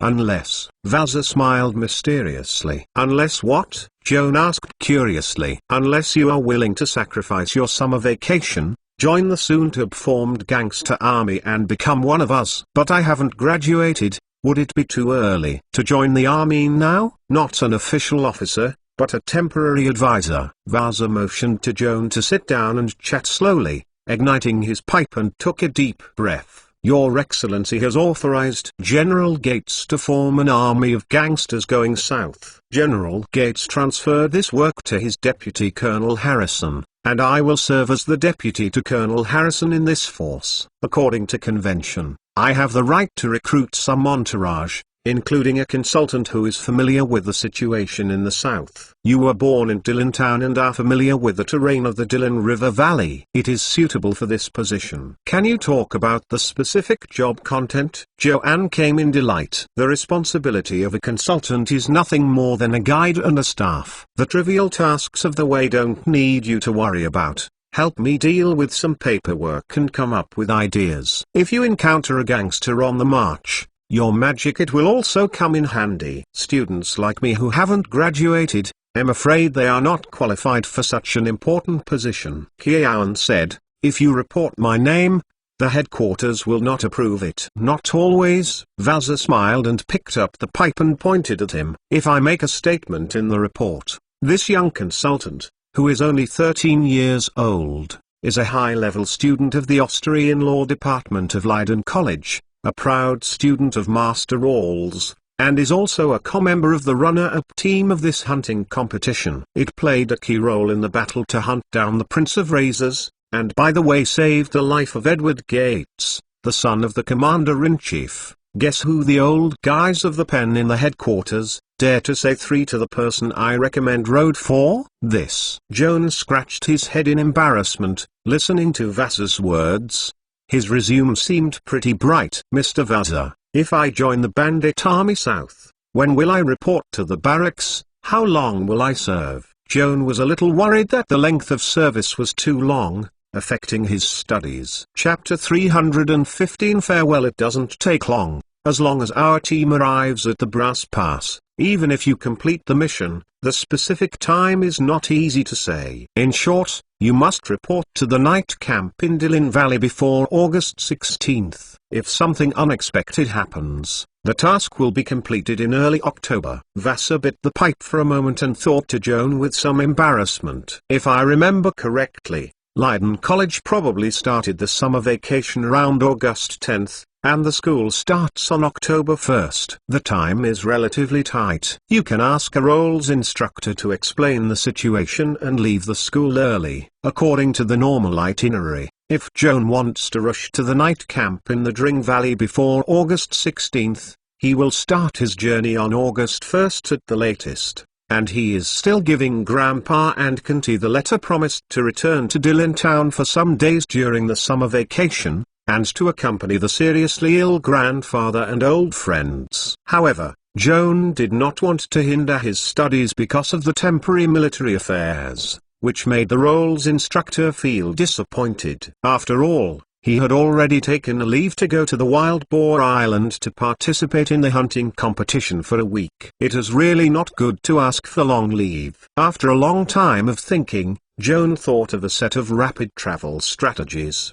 The stone in his heart finally landed, and he looked up to make a promise to Vasa. "You can rest assured, I promise to report to the military camp before the deadline." "That's good." Vasa no longer delved into how he arranged the itinerary. He signed a check and handed it to Joan. "This $1,000 dagger is your commission for serving the army, and it is collected. Give me a commission now. Will it be too early?" Joan looked at Vasa with surprise. "It stands to reason that half of the commission should be paid after the appointment report is approved by the headquarters, and the remaining commission should be settled after reaching the brass pass." "This is too much trouble. Anyway, we are not outsiders. I will advance the money first. After you get the commission, you can copy a few more arcane scrolls. The rest of the money buys gifts for your grandfather and friends in your hometown." "But it is not good to go home empty-handed," Vasa said with a smile. Joan was deeply moved by his thoughtfulness for him, nodded sourly, and silently accepted the check. On the morning of July 15th, Vasa took Dick and Roger to the Knights' camp, and Joan and Sister Castis came to Vernon Hill to see them off. Before leaving, Joan asked the Todd Oil brothers to go back to the town of Dillon, reminding the militia commander Flint Anvil to prevent jackal harassment, and by the way visiting his grandfather Guillaume telling grandfather he went home to visit relatives in the summer vacation. The Dingdor brothers wrote down his request. Roger also quietly gave Joan a glance, motioning to go outside and chat, not to disturb Miss Martha and Major Vasa. Joan looked back and found that Miss Martha was softly screaming Major Vasa. With her eyes full of reluctance, she nodded in comprehension, and followed the brothers Dingdor to go out quietly. Not too far away, light footsteps came from behind, and it turned out that Rebecca had chased him out. "What do you three sneaky want to do?" "Nothing." Joan was anxious. "I took Dick and Roger to the stable and helped them choose 2 good horses." "Don't you choose 2 good mules?" Rebecca asked him deliberately, and Joan could not help but playfully. The Dindal brothers couldn't help laughing. Mr. Vassar's advertisement in the Leiden Post was very successful. Now people all over the city know that he invented a new species such as mule, which has become a fashionable topic in the social world. Rebecca smiled, say, "Don't take mules as a joke." Joan thought the matter was serious. In addition to being infertile, mules do inherit the advantages of horses and donkeys and are very good animals. Listen to Mr. Tobias. Come to the ranch to visit the mules. The mules have sold more than a dozen, and the farmer is leading his own mare to breed. I don't understand animal husbandry, but according to you, the mule ranch business is booming. No wonder Martha often said that she wanted Mr. Vasa to stay at home and run ranch instead of fighting in the army. Joan was stunned and asked her in surprise, "Miss Martha also thinks that Mr. Vasa's ability to manage ranch is better than military command?" "Joan, a smart person like you, why did you become a fool as soon as you involved in emotional issues?" Roger shook his head and smiled bitterly. Miss Martha said this is not really a criticism of Mr. Major's lack of military talent, but reluctance to him. Leave yourself to go to the military life with a knife-headed licking blood and no guarantee. Roger was right. Joan is good at everything, but his emotions are dull as if he is a mule. Rebecca became inexplicably angry. Also, what did you say also think just now? What? No, nothing. Joan scratched his head, ashamed of his incomprehensible style. At this time, Miss Martha and Major Vasa walked out of the door side by side, and Joan greeted him to say goodbye to Major Vasa. Watching him and the Dingdal brothers ride on the horse and walk away, somehow he was a little sad. Miss Martha stood at the door of the big house and watched the figure of Vasa and her group gradually go away. She disappeared at the end of the road before wiping her eyes,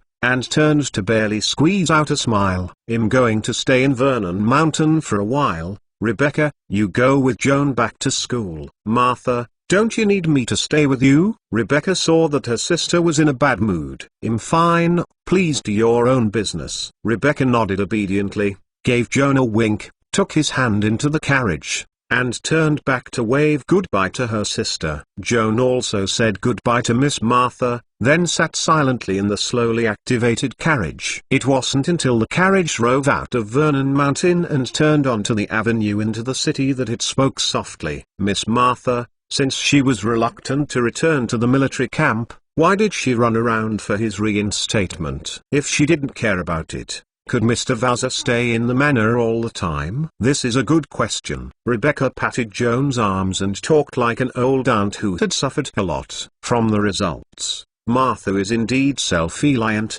but what can be done? She would rather endure pain of missing herself, not want to see Mr. Vaza sullen because she can't show her ambitions.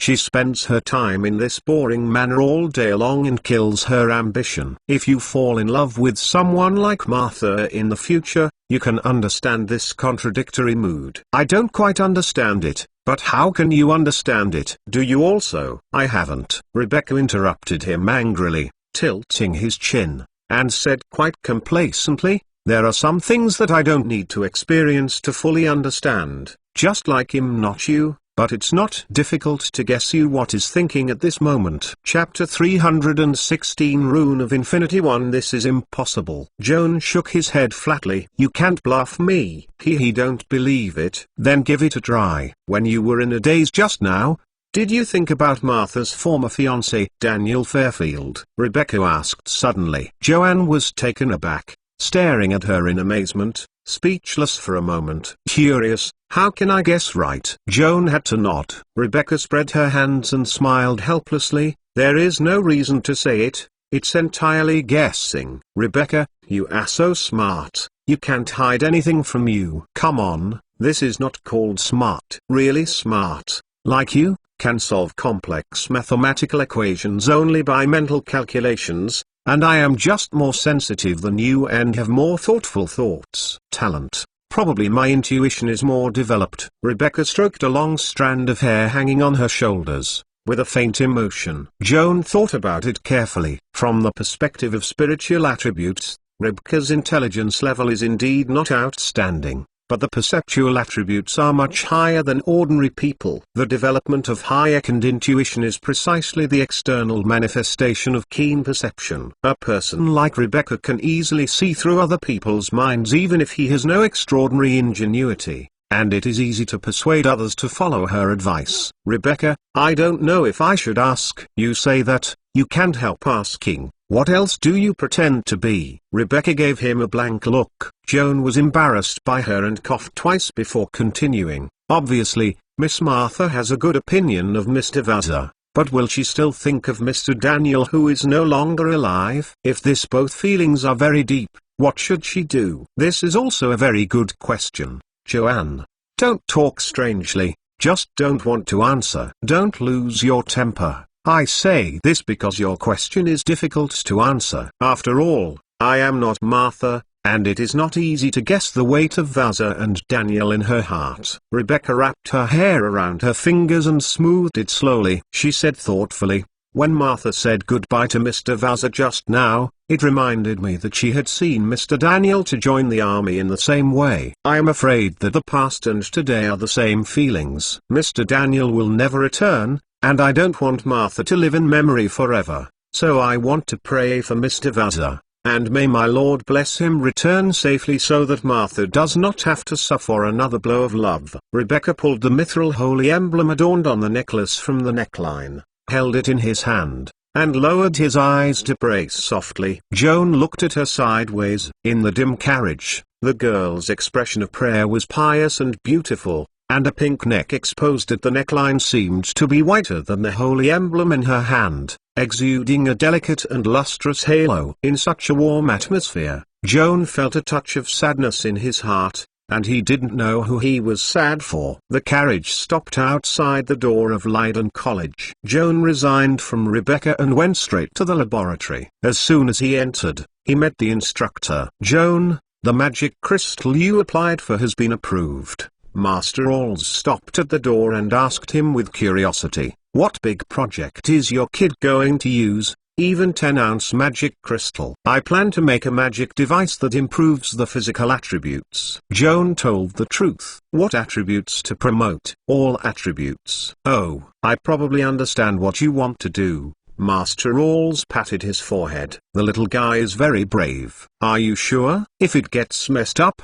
"The magic crystal consumed is just a big one." "For money. Don't blame me for being unpleasant. Can you afford it?" "Just because I can't afford to pay, I dare not mess with it without full assurance," Joan answered frankly. As a student of Master Alls, according to the rules of the school, he can borrow laboratory resources to make some simple magic guides under the premise of the authorization of the tutor. Joan had previously borrowed laboratory equipment to do private work, but this time he played a bit big. The submitted application report listed a full 10-ounce magic crystal, which was converted to more than 6,000 gold dugger. Even if it is an associate professor, the application for such a costly subject may not necessarily be approved. No wonder Master Alls is at ease. "Since you are so confident, I don't mind endorsement for you. Report that I have signed. You go to China to lead the magic crystal." Master Alls patted Joan on the shoulder and walked out the door with a smile. "Teacher,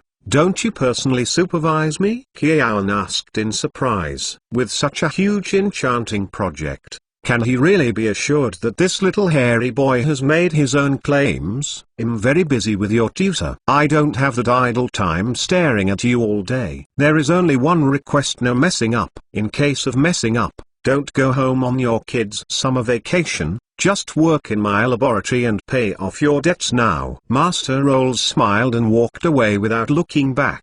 Joan watched the instructor walk into the wind ladder and close the laboratory door. With the report signed by the instructor, go to the experimental equipment administrator Woodglumchino and get a tin of beer glass size. When you open it, most of the jars of magic crystal powder glow with light blue and charming luster in the sun. Joan carefully lifted the jar and placed it on his laboratory bench. A small pot of magic crystals is worth 6,250 gold coins. In case of any loss, he really can only sell his body for compensation. The 10-ounce magic crystal borrowed from Rawls Labs must be returned by Joan before the summer vacation. In addition, he also accumulated 2 ounces of magic crystals, and took them out to join the enchanting project that will be opened soon. If the project can be successfully completed and achieve the desired effect, he can sell the work to the college or Yangbo business. Most of the income is used to repay the magic crystal that is owed,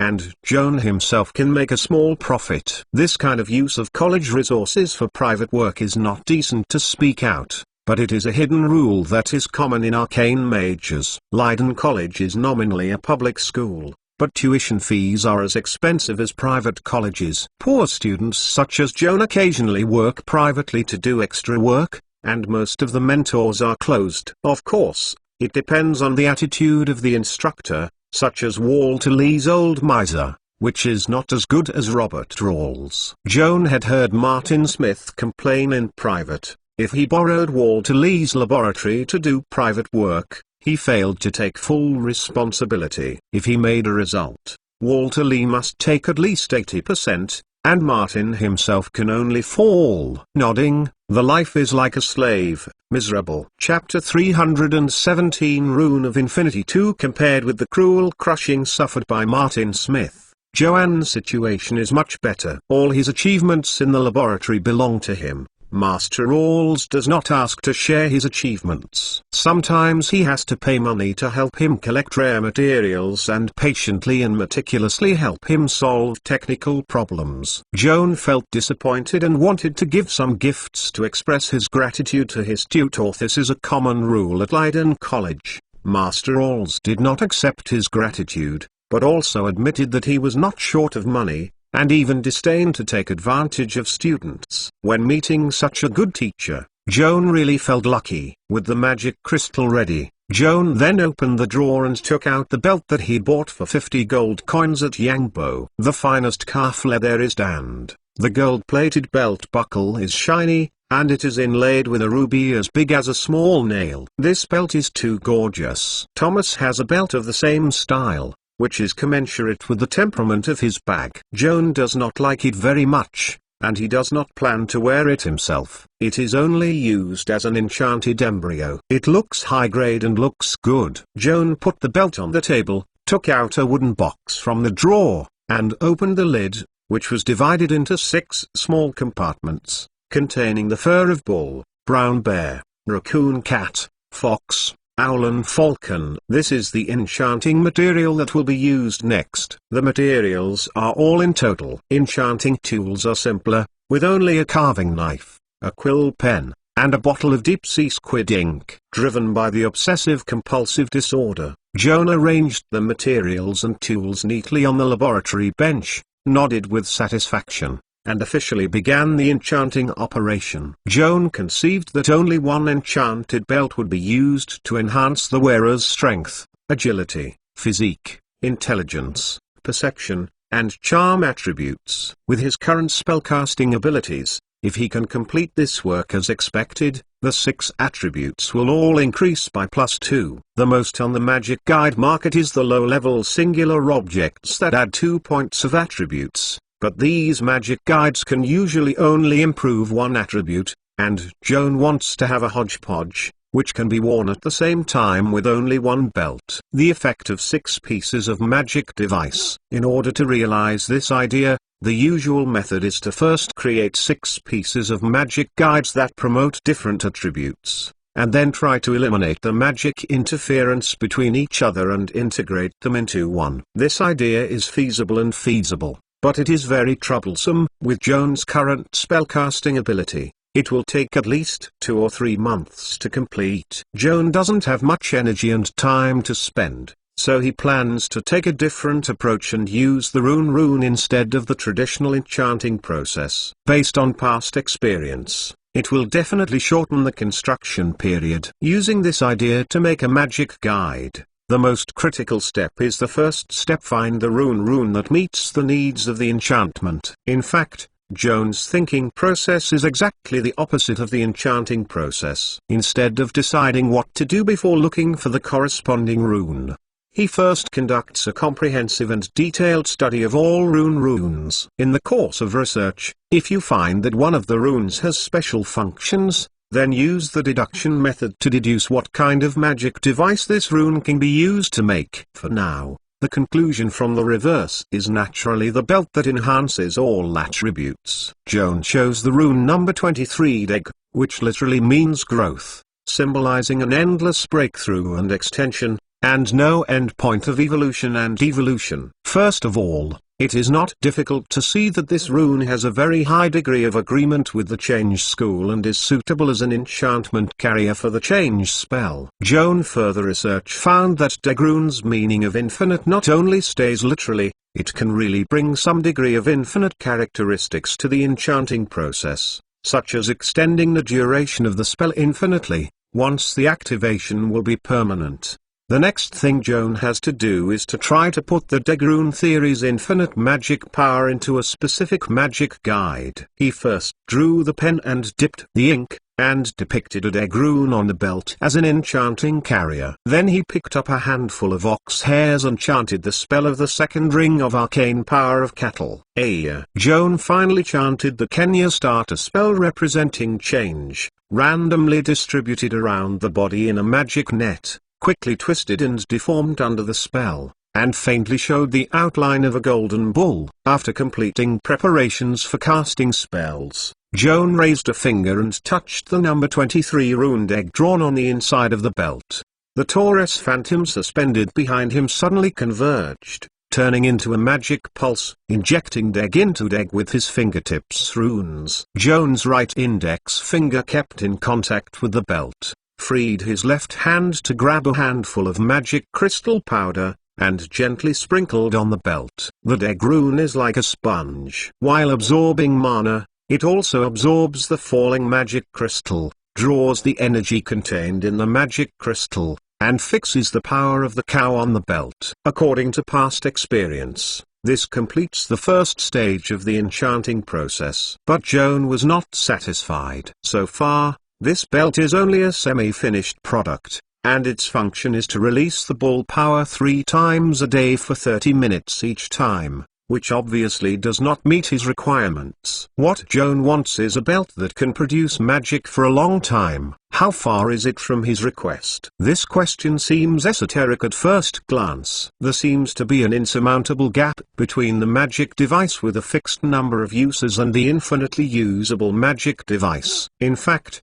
through in-depth analysis, we can find that the gap between the two is not as big as expected. Considering that the Magister can also be automatically recharged like the spellcaster resets the spell slot, all the use times are exhausted today, and it will be automatically filled tomorrow. The so-called permanent effect can actually be simplified to effective all day. The next question is simple. According to the space-time rule of the principal material plane, it is divided into 24 hours every day and 60 minutes every hour. Joan is a 3rd level mage, and the ball power blessed on the belt can last for 30 minutes, which is half an hour. Divide 24 hours by 0.5, and the quotient is 48, which means that the ball power must be released 48 times in succession, so that the spell effect can continue seamlessly throughout the day. The current belt can only be activated 3 times a day, which is equivalent to 116 for the entire day. The next question is, how can the number of casts of the belt be increased to 48 times per day? In fact, it's very simple. Repeat the enchanting process just now, and repeatedly apply ball power to the belt, stacking a total of 16 times to stack the total amount of spell duration to 24 hours. When the belt has exhausted all the number of casts, it lasts for a whole day, and the automatic recharge is completed the next day, and the cast can be rotated in turn for a full day. After so many rounds and endless loops, the purpose of the spell lasting forever is finally achieved. Chapter 318 Rune of Infinity 3. This repetitive operation has little technical content, but there is a theoretical problem. Does stacking the same spells over and over again really increase the daily use of the Magister? If the traditional enchanting method is adopted, this question is difficult to answer. Not impossible, but it is difficult. And the more the accumulation times, the more difficult it becomes. This is actually normal. If it is so easy to create a magnet that has no limit on the number of uses, the market is already flooded with such magnets. How can it be rare to see it, but those that have a limited number of daily use, firmly occupy the mainstream in the market? Since traditional craftsmanship is difficult to realize this idea, why does Joan insist on doing so? The mystery lies in the Degrune. The Degrune can not only be used as an enchanting medium for changing spells, it is even more magical because of its infinite feature, which can greatly simplify this powerful miracle stacking process. Under the framework of traditional enchantment theory, the difficulty stacking process is accelerated and repeated. With the help of the powerful function of Degrune, the steep difficulty curve becomes almost a parallel line. In this way, it is easy to splice discrete casts and extend them in series until a continuous timeline of 24 hours is paved. From the day Joan began to study the enchanting process based on Rune, this is the biggest technical achievement he has achieved so far in half a year. Unfortunately, this technology is not universal. Only a few change spells that match Degrunes can be stacked repeatedly in this way, and finally achieve the effect of enchantment that lasts for a long time. Of course, it is more likely that the role of Degrunes is not only this, but Joan's research is not deep enough, and currently it can only do this. Joan completed the first enchantment of ball power. Firstly, he was not busy continuing to stack the same spells, and then raised a pen to draw 5 Degrunes one by one on the inside of the belt, ready to be Bear's Fortitude, Cat's Enchanting Carriers of Elegance, Fox's Cunning, Owl's Wisdom and Eagle's Prestige. These 5 spells are similar to the configuration of ball power, and can also match Degrunes. Next, Joan alternately exhibited Tough Bear, Elegance of Cat, Cunning of Fox, Wisdom of Owl and Prestige of Eagle. The enchanting process is exactly the same. So far, The belt has enchanted all the 6 spells he needs to improve various attributes. Joan has exhausted all the 2 ring spells and 3 mythical powers for this. That's all for today's work. With the remaining spell positions and mythical power, he still has to practice other spells. Joan wiped the sweat, covered the magic crystal jar, and put it in the storage bag along with the semi-finished magic belt. After tidying up the experiment table, Joanne opened the work log and recorded today's enchantment progress. Making a magic weapon that improves all attributes is not an overnight success. According to the current work schedule, Joan will have to spend at least 15 days to complete it, which is more than 10 times more efficient than the traditional enchanting process. Many people can't bear the lack of change, just repeating yesterday's life. But Joan is the opposite. Thanks to this plain and regular life, he was able to organize his schedule tightly and advance his studies and homework step by step. At 9 o'clock in the morning on July 30th, he completed the enchantment of the belt as expected engineering. After completing the last round of enchanting, Joan took a sigh of relief, picked up his belt and looked at it, and was very satisfied with the results. He had spent more than half a month of hard work. According to the naming convention of the enchanting industry, he named this belt Secondary Gorgeous Belt. The special prefix of gorgeous not only refers to the gorgeous craftsmanship of the belt itself, but also shows that its enchanting characteristics are to enhance 6 attributes at the same time. Because Joan's current mage level is too low, the manufactured magic guide can only be improved by 2 points,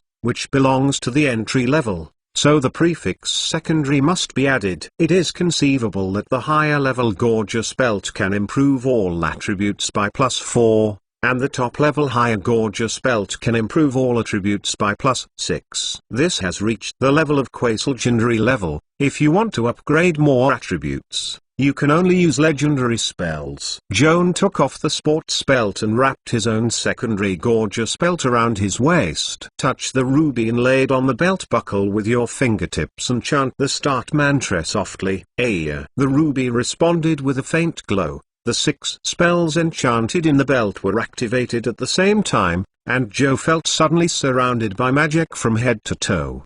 The magic net distributed around his body changed drastically, and successively appeared the phantoms of cows, bears, cats, foxes, owls and falcons, and finally all these phantoms converged into his body. The disordered magic web thread turns into an orderly line, which runs through his body, condensing 6 sets of constant spell configurations in his body, prompting him to undergo a comprehensive and significant improvement from the flesh to the spirit. Called evolution is more appropriate. Joan opened inner vision to examine his own state, and unexpectedly found that the attributes of strength, agility, physique, intelligence, perception, and charm have been increased by 2 points. Joan's lip angle rose slightly, and she was unwilling to release the secondary gorgeous belt and got it to the office of the mentor next door, asking Master Rolls to review his enchantment. Very good.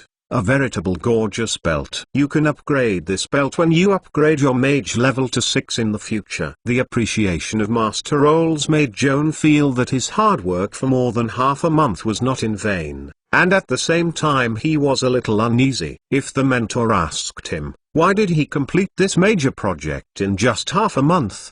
How should he answer? Joan had vowed to the smart old man Mimir not to reveal the secrets of the rune to outsiders, but he couldn't bear to lie and deceive his mentor as a father tolerant and loving himself. However, contrary to Joan's expectations, I don't know if it was Master Rolls who was too sloppy, or he still intends to maintain his privacy. He didn't ask about the specific enchanting process, and after a few words of praise, he shifted the topic to how to deal with this belt. Joan, you probably don't want to sell this belt. In my opinion, you should still keep it yourself. Good things always have to be enjoyed first, Master Rolls said cheerfully. Joan had long known that Tutor Rolls was a person who admired timely pleasure and would never treat himself badly, and he was more or less influenced by his tutor. For example, The self-made magic guides he sold to Yangbo's firm always had to try to gather money and make another magic guide of the same type for his own use. Teacher,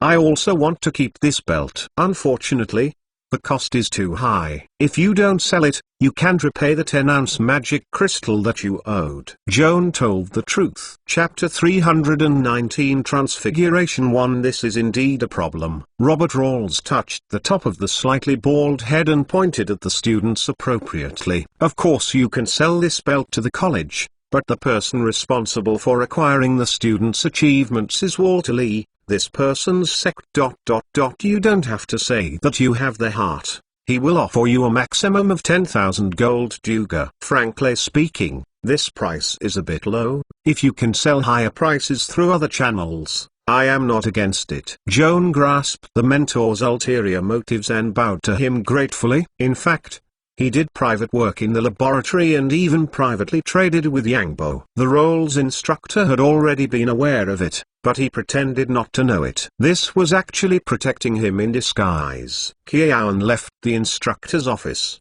and it was still too early to see. He went directly out of the school and took a public carriage to Yangbo. Mr. JV, this second-class gorgeous belt is the work that I just finished today. The academy is priced at 10,000 gold dugo acquired. If you can give the same price, I will certainly be more willing to sell it to you. Joan placed the secondary gorgeous belt on the counter of the business office and opened the door to the instructions. Oh, what a good thing. Let me see it first. Mr. JV picked up the belt and looked at it carefully while listening to Joan introducing the enchantment effects of the belt, and nodded frequently. Joan, this belt is the best piece you have produced so far. I have two acquisition options here. Either give you 10,800 gold duga, or give you £1 and 2 ounces of magic crystal. You choose one. £1 is equal to 16 ounces. £1 and 2 ounces of magic crystals is also 18 ounces of magic crystals. If converted into gold coins according to the market price, it is actually more than 10,080 gold duga. Moreover, Joan urgently needs magic crystals to settle the account. Of course the latter trading mode is selected. Mr. JV readily paid Joan 18 ounces of industrial magic crystals, patted his forehead, and suddenly seemed to remember something, then drilled down to the lower shelf, turned over a large pocket and threw it on the counter. Well, this is what you asked me to find 2 weeks ago. It took a lot of effort to collect it. You see, it is unsatisfactory. Joan opened the cloth bag, and there were dozens of small bags in the big bag, all tied with a rope to tighten the mouth of the bag, and they were all tied with a hard paper label to mark the items stored in the pocket. The following words are written on the label: the hair of elves, orcs, and gnomes. Dwarf's beard, halfling's leg hair, scales of mermaid and lizard man, feathers of the hawkman in the glacier of Jotunheim, the stalks of the subspecies demons. Joan opened each packet and checked the labels one by one to confirm that they were correct. He nodded in satisfaction and asked Mr. Havel, how much are these things? The miscellaneous materials were made by my friend who asked for the Freedom Sons Association. The other party did not ask me for money, and I don't charge you money. I'm just curious. What are you collecting these weird things? Use? In fact, there is no special purpose. It is used as the casting material of the second ring morph. Qian told the truth. It seems that I guessed right. Mr. Javier smiled, opened one of the small cloth bags, and took out a thing about 2 inches long, black in color, resembling a dried octopus foot, and shook it at Joan. This is the stalk of the subspecies demon's eyes of insight, which is the rarest of all materials. Well transformed, I will too, but I can't show the demons. How did you do it? Well, Joan hesitated for a moment, then pressed the back collar of his jacket with his backhand, and turned to show Mr. JV a deformed eyeball behind his neck. Oh, I get it, special pedigree. JV suddenly realized, actually, I don't know if I can become an eye monster. I just want to try it. Joan raised the collar again to cover the deformed eyeball that originated from the strange pedigree. As usual,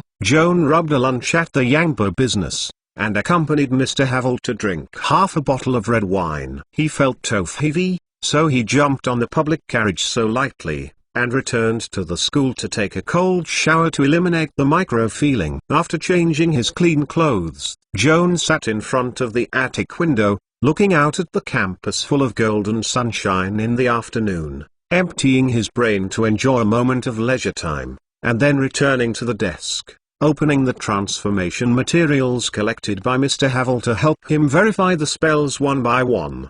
Effect. For more than half a month, Joan did not relax the spell practice while making the secondary gorgeous belt. Among them, the most invested energy is the transformation technique, which has mastered the basic transformation skills. He first picked up a pale golden elven hair, and skillfully made a series of cast gestures with his left hand, chanted the spell softly, and finally finished with the character Aya. After successfully completing the casting process, Joan felt that his skin was slightly hot, and his muscles shivered involuntarily. This is a sign that morph transformation is in effect. The lines of the magic net running through the body are shaped into a specific configuration by spells, and guide his flesh and tissues to change according to the spell configuration. As for the reference object of the transformation, it is determined by the casting material, that is, the hair held in his hand. Joan looked up at the glass window. The glass reflected his physical changes. After a few seconds, he turned from a beautiful young man into an elf girl with a bee waist, long legs, and a slightly raised chest. It's actually a woman. Joan frowned slightly, and the pretty face reflected in the glass window also frowned slightly. The long pointed ears on both sides of the temple twitched gently, and the ember eyes shone a helpless look. The hair used by Joan when casting a spell came from a female elf. As a result, he turned into a young elf girl. Of course, whether it is really young or not, I'm afraid there will be a question mark. After all, elves are well-known eternal species, 20 or 200 years old, cannot see the difference in appearance. Joan turned around the glass window in situ and carefully observed the changes in his shape. It feels weird to be a woman, especially because there are two groups of rather cumbersome meat in the chest, and there is something missing between the legs, which makes him feel a little uncomfortable. Joan turned and walked to the desk,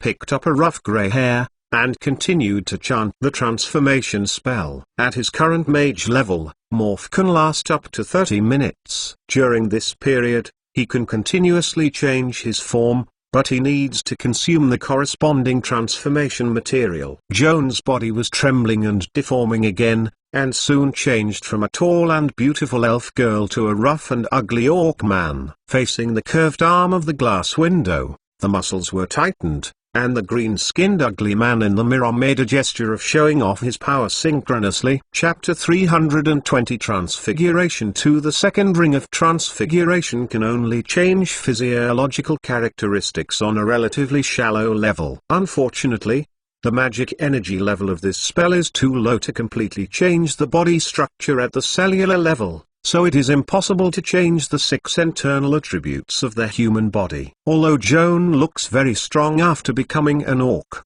in fact, the large muscles are just the appearance of the appearance. The real power is not much stronger than the mage form, and can only be used to bluff people. Joan then successively became common humanoid subspecies such as dwarf and halfling. In general, apart from body shape and appearance, there is no obvious difference from human form in other aspects. In other words, if they become these common races, then the role of morph is not much different from that of the first transformation, and this does not play the real role of morph the value of. Compared with the transformation technique belonging to the illusion school, the transformation technique belonging to the change school has its greatest value in being able to obtain a part of the physiological characteristics and racial endowments of the changed objects. Creatures such as elves, dwarves, and orcs have little difference in physiological structure from human beings,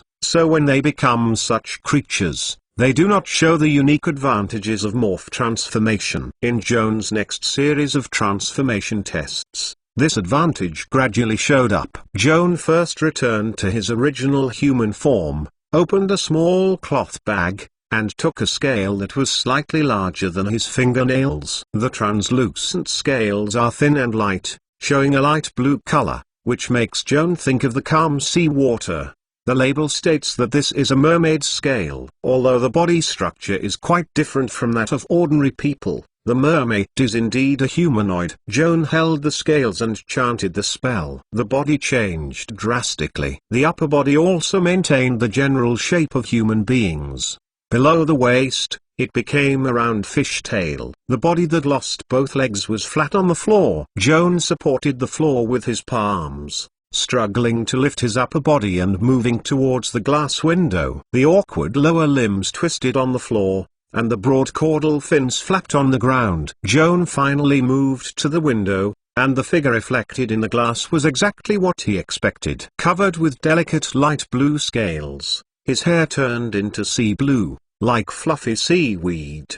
His upper body looked like an aquatic elf, and it turned into a big fish below the waist. This posture is obviously not suitable for living on land. Compared to the clumsy lower limbs, the death of the mermaid is very different from that of humans, and you will feel suffocated if you leave the water for a long time. In the middle of summer, the air is hot and dry, and the skin of the mermaid needs moisture to keep it moist, and it is particularly easy to become tired in a dry environment. Joan maintained the mermaid status for only 2 minutes, and felt that he was having trouble breathing and was dry all over.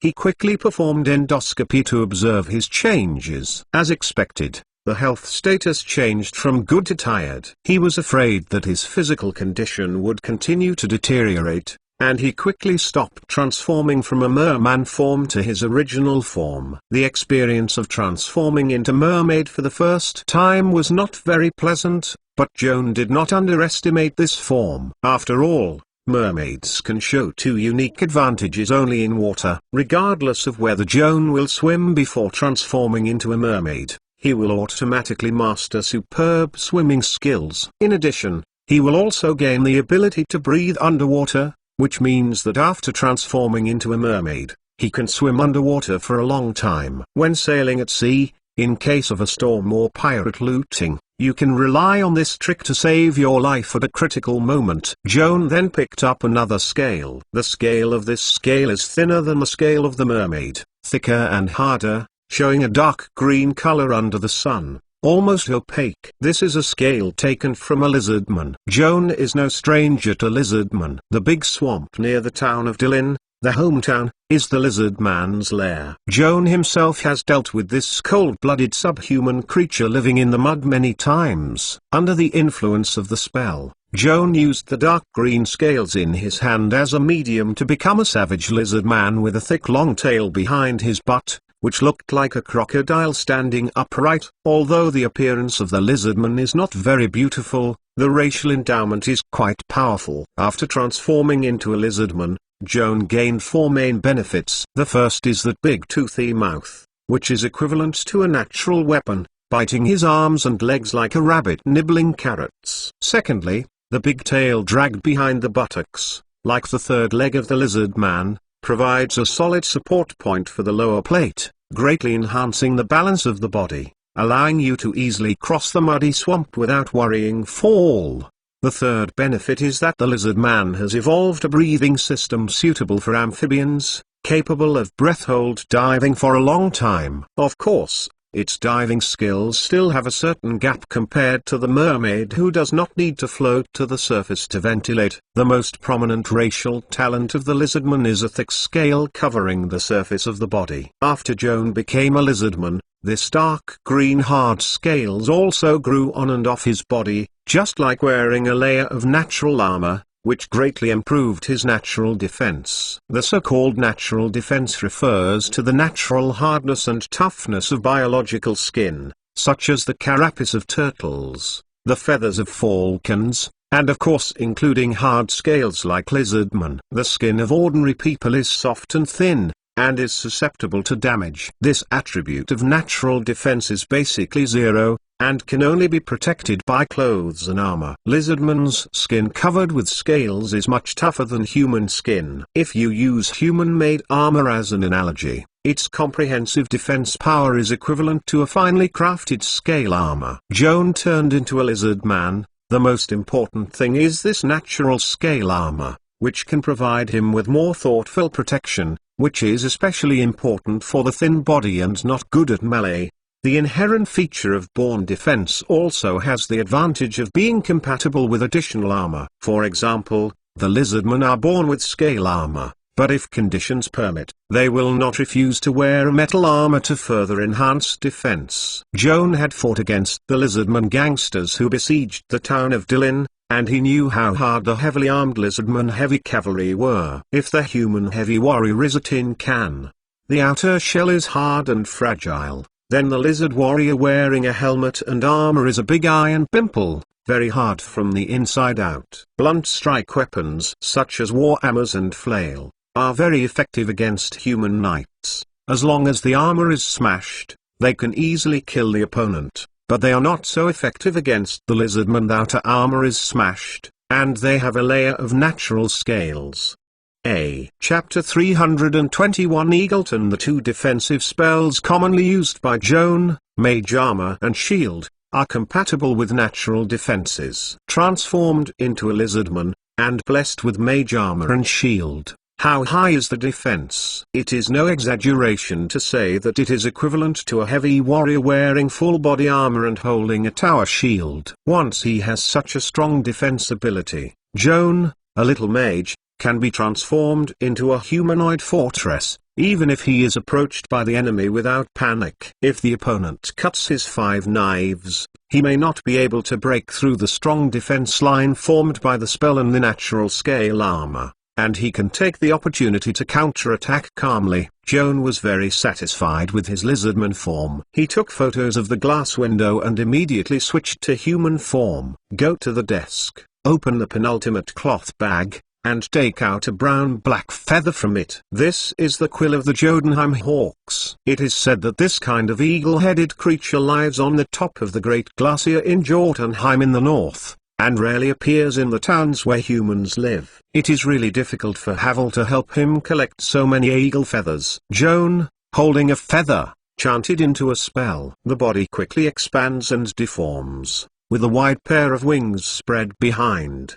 The head becomes a falcon shape, the eyes are deep and sharp, the mouth becomes a hooked beak, and both hands and feet also become sharp eagle claw shapes. Joan moved a strange body and turned to the glass window. A tall figure of a half-man and half-eagle is reflected in the window, about 7 feet high from head to toe. The skin exposed to the clothing is covered with thick and fluffy feathers, mostly brownish-black, and the feathers above the shoulders are as white as snow. It looks like an enlarged version of bald eagle. Joan performed endoscopy to check his own changes, and found that the Jotunheim hawks also have 4 more prominent racial talents compared to humans. The first is the feathers covering the surface of the skin. The warmth is comparable to the down coat. Although the natural defense of the feathers is not comparable to the lizardman's scale armor, it is also equivalent to a leather armor, which is still very good. The Jotunheim hawks also have natural weapons. Their sharp beaks and claws are as hard as steel, and they are no less destructive than swords and daggers.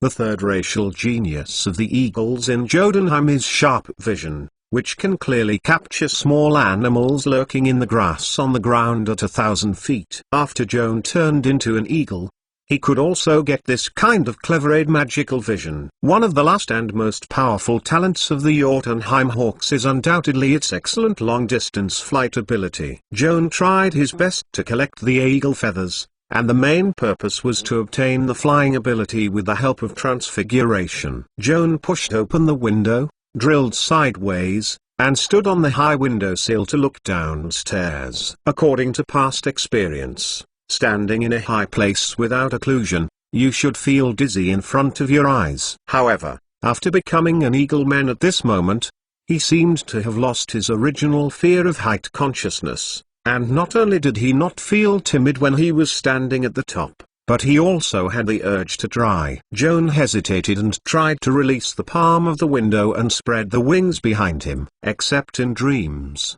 he had never tried flying like a bird before. But at this moment, subconsciously told him to fly is not difficult, nor need to think about how to flap his wings. Just follow the instinct. Joan suppressed the urge to fly. First check his spell list. Confirming that there is a ring of featherfall technique ready today, he confidently jumped off the third-floor windowsill. In the moment when his body was hanging, he hadn't had time to think about what to do next. His wings automatically propped up instinctively, fanning up and down leisurely, and stopped the body with the help of ascending airflow, and then rose into the air, rising higher and higher. Joan was a little nervous at first, then as the flight continued, the altitude and speed continued to climb, and his mood became more cheerful. The body is like a cloud of light clouds, freely shuttle between the whistling airflow. The eagle's special physiological structure allows him to observe things normally in the high-speed airflow. The tower above the castle in the center of the campus seems to be in sight. Joan stretched out his wings and flew towards the tower where All's lab was located. Orbit the spire for a week,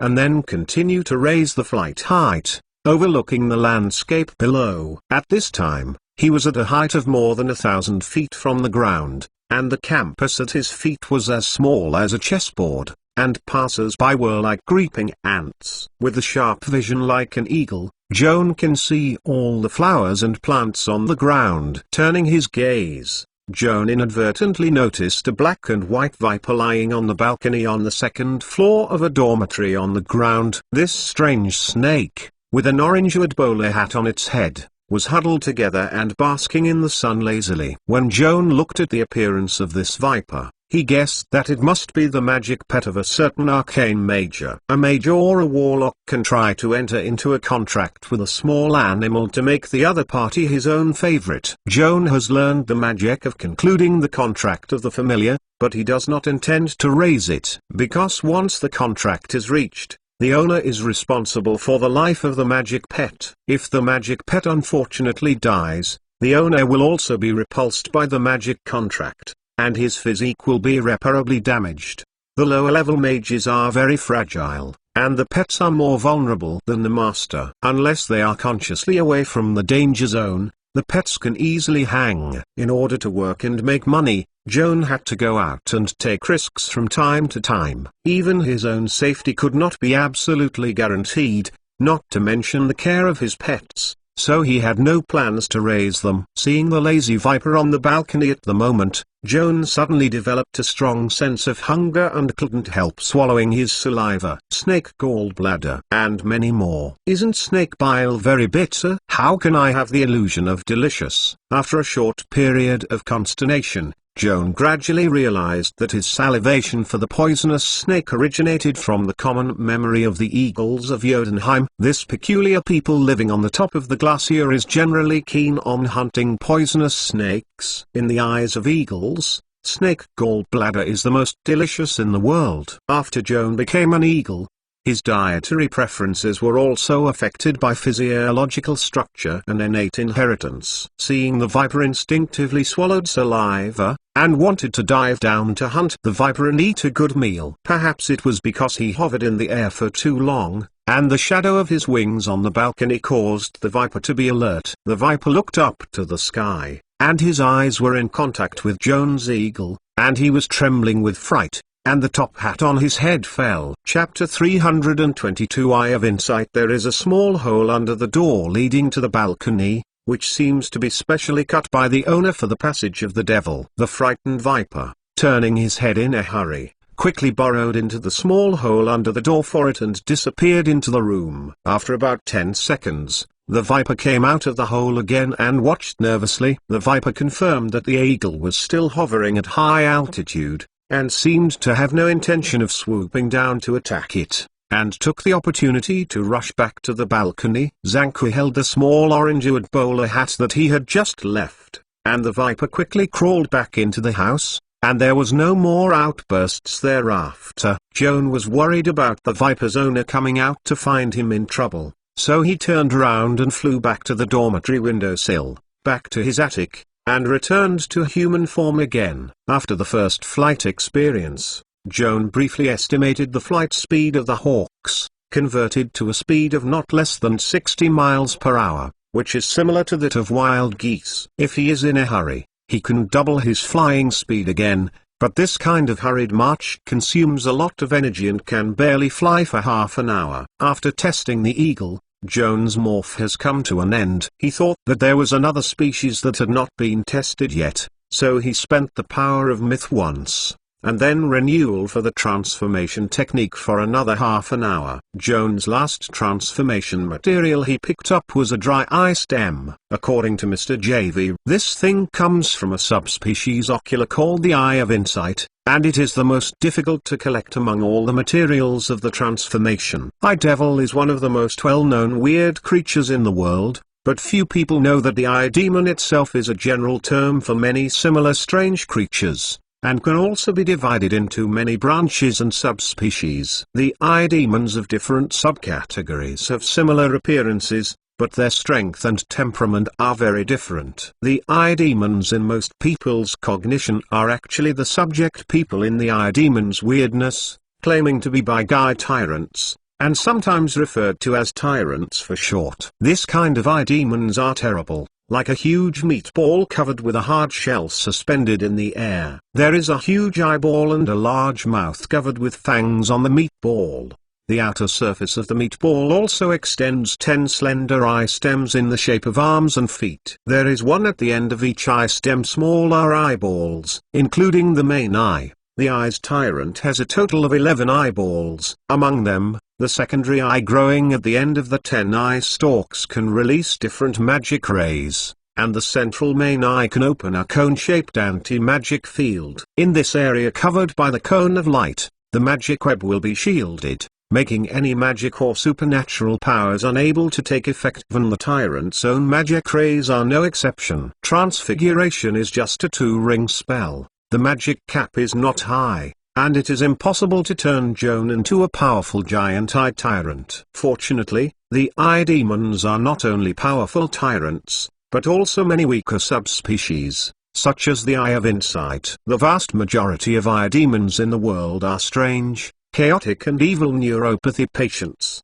and their minds are full of unreasonable fantasies. Eye of Insight is a rare exception. This subspecies eye demons, native to the mechanical realm of clocks and watches, is neither evil nor crazy, and is the mildest and calmest of all the strange creatures of its kind. Eye of Insight loves thinking and enjoys meditating on philosophical and theological issues over the years. This kind of contemplation may last for decades, and the Eye of Insight never feels boring. Even if the thinking is interrupted because of the advent of adventurers, the Eye of Insight will not be easily angry. Rather than attacking daredevil who disturb themselves, they are more willing to have an ideological contest with the other party, such as asking the intruder's insights about the esoteric questions they are thinking about. If the other party can give an inspiring point of view, Insight Eye will be happy to meet a wise man and will help him within his ability. On the contrary, if the other party does not have the knowledge to communicate with himself, the Eye of Insight will drive him away indifferently. If the intruder is too powerful, the Eye of Insight will not make unnecessary sacrifices, and will always manage to slip away. Joan clenched his eyes and chanted the elven language for change to start the spell. Transfiguration took effect immediately, twisting his body into a ball of meat hanging in the air. Compared with the previous transformations, this time the changes are particularly dramatic. Joan adapted for 5 minutes before regaining his sense of presence, and then began to try to manipulate this weird body. The eye demons have no hands and feet, and naturally have a floating anti-gravity field, and Joan inherited this feature after he turned. Although it floats a little slowly, it is only equivalent to the speed of human walking. Fortunately, Joan is now around sphere, which can be free from the influence of gravity and inertia. It can float in any direction as you like, whether it is front, back, left, right, straight, and move. The same sensitivity. This anti-gravity suspension method is very suitable for moving in complex and narrow underground tunnels. Most of the eye demons live in dark areas, and the local environment just fits this feature. Joan remotely controlled his spherical body and floated to the glass window to observe his new image with the help of mirror reflection. Although he didn't care much about his appearance, he saw that the big 5-foot diameter ball with black hair and purple hair in the mirror felt ugly and exploded. The surface of the flesh-shaped body is uneven, attached to a layer of chitinous shell. The color is black and purple like solidified blood scab. The texture is extremely tough, and the natural defense is not inferior to the scaled armor of the lizardman. The front of the meatball is the face of the Eye of Insight. The entire face is occupied by the upper main eye. The huge eyeball is 2 feet in diameter. The pupil is dark purple, and the white eyes show fine blood vessels. Even if Joan knew that the big eye reflected in the mirror was the deformed eyeball behind his neck, it still felt a little scary. Below the main eye, there is a wide mouth. Joan grinned his teeth at the mirror, carefully observed the jagged teeth in the upper and lower rows, and nodded in satisfaction. The teeth are really good. In terms of appearance, the difference between Eye of Insight and Tyrant of Giant Eyes is mainly reflected in 2 aspects. The first is that the body is not as large as the latter, and in addition, there are fewer eye stems. The true Bi-Guide Tyrant has 10 eye stems, and the Eye of Insight transformed by Joan has only 4 eye stems. In most cases, the number of stalks of ocular creatures is positively related to their strength. It can be seen from this that the Eye of Insight with only 4 stalks is certainly not as powerful as the Bi-Guide Tyrant. The true Eye of Insight can use 4 eye stems to release 4 different functions of magic rays. Unfortunately, Morph can't simulate the magic and supernatural ability of the changing object, so Joan's 4 eye stems don't have the function of releasing magic rays. What is gratifying is that these eye stems are not simply decoration, they can twist and stretch freely according to Joan's intentions, and they can twist and move objects like tentacles. 3 of the fist-sized secondary eyes growing at the end of the eye stem are genuine eyeballs. These 3 secondary eyes have sharper vision than Joan's human form, and can also twist with the eye stem 360 degrees, just like the periscope, to observe the surrounding wind and grass in all directions. Chapter 323 Squad Leader 1 Main Eye and 3 Auxiliary Eyes make Joan gain a global vision in the form of eye demons. From 4 weeks to up and down, and then to the back, he is within the scope of his surveillance, and he is almost not subject to sneak attacks. The last secondary eye is a change from Joan's eye. It looks the same as the real eye, but it can't see anything. Joan controlled the 4th ocular stem to lift upwards, and sent the prosthetic eye connected to the end of the ocular stem to the front of the main eye, looking at it with great concentration. This prosthetic eye was given to him by Mr. Havel and was used to replace the right eye that had been pierced by himself. I just didn't expect that the disability features of human form will appear in this way after being transformed into a demon. Joan pondered for a long time, and suddenly had an idea. Since this prosthetic eye is just an ornament, why not try to refine it into a magic device? How much can some of the losses caused by the loss of the right eye be recovered? Early the next morning, Kian went to the laboratory after breakfast, intending to put into practice the prosthetic eye enchanting scheme designed last night. As soon as he organized the console, Thomas and Edward arrived one after another. Joan didn't want to expose his blind privacy in the right eye in front of his classmates, so he had to temporarily put aside the original plan. "Good morning, Joan, are you still busy making that magic belt?" Thomas greeted him as soon as he entered the door. "You say secondary gorgeous belt? It was done yesterday morning." "So fast? Show me, let's learn too." Thomas rushed over. "Sorry, I have sold it." "Shouldn't it be sold to Lowell E.?" Edward also came to join in the excitement. "I heard that the old guy was particularly stingy. He would pay 80 gold for the purchase of 100 gold coins. Even if it is a good deal, I really don't understand that he is just an agent responsible for the acquisition of student achievements by the school, not spending his own money. Why be so stingy?" "Edward, This is too simple. You really don't need to spend his own money on Walter Lee's acquisition of the magic devices made by students, but how to dispose of these magic devices after they are acquired, not necessarily sold. Thomas smiled like a fat fox. Walter Lee is not only responsible for the acquisition, but also responsible for the sale of the magnets he has acquired, usually sold in batches to various magnet stores under the city's Masters Association. In other words, the Leiden Port Magister market. Most of the products are the wisdom and sweat of our hard-working students. I don't need you to say that I know these things. Edward interrupted Thomas' words and said angrily, my question is, how can Walter Lee lower the purchase price? What good can he do? You see, he bought the magic device from the students at a very low price. When he changed hands and sold it to the merchant, he would raise the price as much as possible. There is a price difference between the purchase and sale, right? Nonsense. I certainly know that there is a price difference between buying low and selling high, but the price of buying and selling must be accounted for. No matter how high the price difference is, Walter Lee, the person who handles it, can't profit from it, otherwise the account will not match.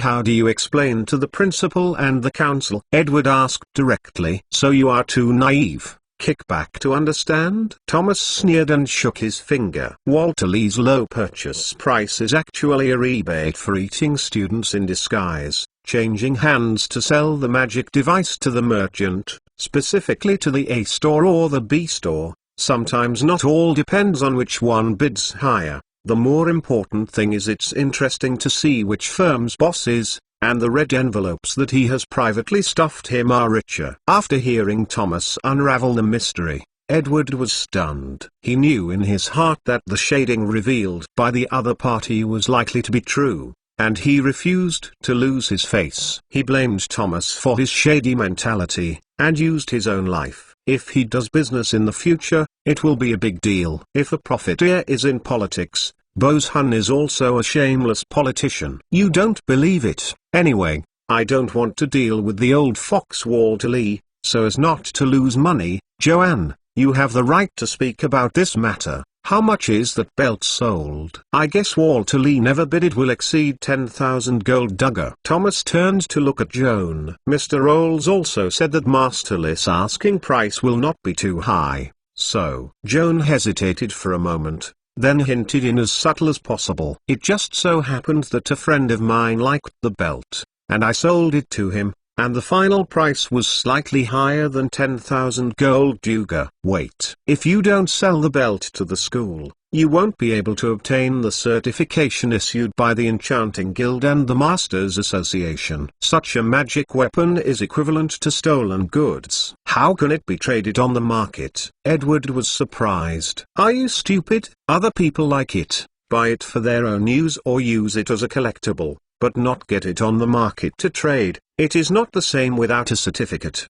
Thomas made a reasonable explanation for Joanne. Even if you really want to sell it in the future, you can sell it on the black market. There is a black market in Port Leiden. Where is it? Edward was shocked. My dear Edward, if even your nerdy nerd knows where the black market is, why not call it a black market? I warn you, Thomas, if you mock me like this again, I will put a duel on you. Okay. Don't leave school. I'll wait for you in the boxing gym. Thomas grinned and clenched his fists. No, no, no. Edward shook his head again and again. I demand that the grievance between you and me be resolved by fencing, which is in line with the gentleman's demeanor. The two of you are just enough. Joan interrupted Edward and Thomas' daily quarrel, and said angrily, to fight and go out. It is best for you two to die together, save the quarrel all day, and quarrel my headache. Edward and Thomas glanced at each other, both shut their mouths in an interesting way, and ran back to their respective consoles boostily. Joan, I heard you yelling just in the hallway. Did Thomas and Edward quarrel again? Robert Rawls pushed open the laboratory door and walked in cheerfully. You didn't see the tutor. Joan was super fierce just now. I was so scared that Edward and I couldn't breathe. Thomas pretended to be aggrieved and complained to the teacher, but was slapped in the face. Come on, Joanne is right. Your kid is worthy of sin. Master Alls took off his coat and handed it to Chino. He looked around the three students and declared seriously, "I recommend Joan as your squad leader. From today on, when I am not in the laboratory, he will be in charge of all matters, and now it is time to vote." Who agrees? Who opposes? Edward and Thomas looked at each other and quickly applauded their support. Joan tried to raise his hand to object, but there were a total of 3 students in the class, 12 votes to 1, and his objection was invalid. Chapter 324 Joan's Devil's Eye 1. The 4 teachers and students were as usual in the past, no matter how big or small they were. For a while, Master Alls knocked on the table to signal silence, and asked the students to complete the end of the semester. Leiden Academy's major in Austrian arts has a final test every semester, which is divided into 2 parts, thesis and experiment. Joan, Edward and Thomas received full marks for their dissertation assignments. As for the experimental operation part, there are no specific test questions. Only students are required to independently complete all enchanting processes of a low-level magic guide, and the instructor will score based on the final results. Both Thomas and Edward intend to make a magic wand, which is also the most common choice for third-year students of arcane mages. A wand that can automatically recharge is definitely a powerful weapon for low-level mages. After all, the low-level mages have very few spell slots and poor battery life. A wand in hand can make up for this shortcoming. Edward intends to make a missile wand. Thomas plans to create a weak wand. The difference is that the former can launch 1 ring of magic missile, which is more aggressive, and the latter can release 1 ring of weak rays. Focus on weakening the enemy. Most of the works of the 2 have been completed. According to the current work progress, the wand can be completed in early August. After a week, the test results will be released, and the summer vacation will be officially released on August 10th. Joan's situation is slightly different from Thomas or Edward. With the help of mythical power and tears of gods, he can still cast spells after exhausting his daily spell slots. The life of the spell is much stronger than that of ordinary 3rd-level mages, so he does not urgently need a wand. The secondary gorgeous belt completed yesterday was the final design of his semester. Master Alls was very satisfied after the review, so in the next time, Joan can do his private work in the laboratory. Working privately is not a glorious thing after all. In the presence of his mentor and classmates, Joan was inconvenienced to enchant his artificial eye and returned the 10 ounces of magic crystal he had previously owed. There are 8 ounces of magic crystals left in his hand, and the deduction of 2 ounces reserved for enchanted prosthetic eyes. The remaining 6 ounces of magic crystals are just enough for him to modify the sports belt. Joan's idea is to upgrade the sports belt while maintaining the original function, and additionally increase the full attribute +2, which means that the sports belt also has the secondary gorgeous belt function. Since the sports belt has enchanted the 3 powers bull power, cat grace and bear toughness, Joan only needs to enchant fox's cunning, owl's wisdom and eagle's wisdom. Prestige is enough. For this it takes 6 ounces of magic crystal. In addition, he also needs to slightly adjust the configuration of the above spells to achieve the purpose of not only improving the attributes but not hindering the original functions, which requires a lot of time and effort. According to Joan's schedule, this huge project will not be completed until early August. Considering that the summer vacation began on August 10th, he had to hurry up. Joan worked hard and did not complete the first stage of the sports belt upgrade project until the afternoon. At this time, the roles instructor had already left the laboratory, and Thomas and Edward had both completed their homework today, and ran to the gym to make an appointment. Standing in the silent experiment hall, Joan felt a little tired, poured himself a cup of warm water, summoned the tears of God and put it into the cup to soak the bubble, consuming the energy of this artifact, transforming a cup to get rid of fatigue. Drink the potion. Potion can only relieve fatigue, not food. Joan drank a glass of water and his stomach growled louder, only to realize that he was obsessed with the enchanting experiment and missed a lunch. Joanne wanted to go to the cafeteria to fill his stomach, but walked to the door of the laboratory and folded back. It's about an hour before the canteen is open for dinner. He doesn't want to waste all this precious time at the canteen door. If you are hungry and can't go to the gym to exercise, you might as well stick with it,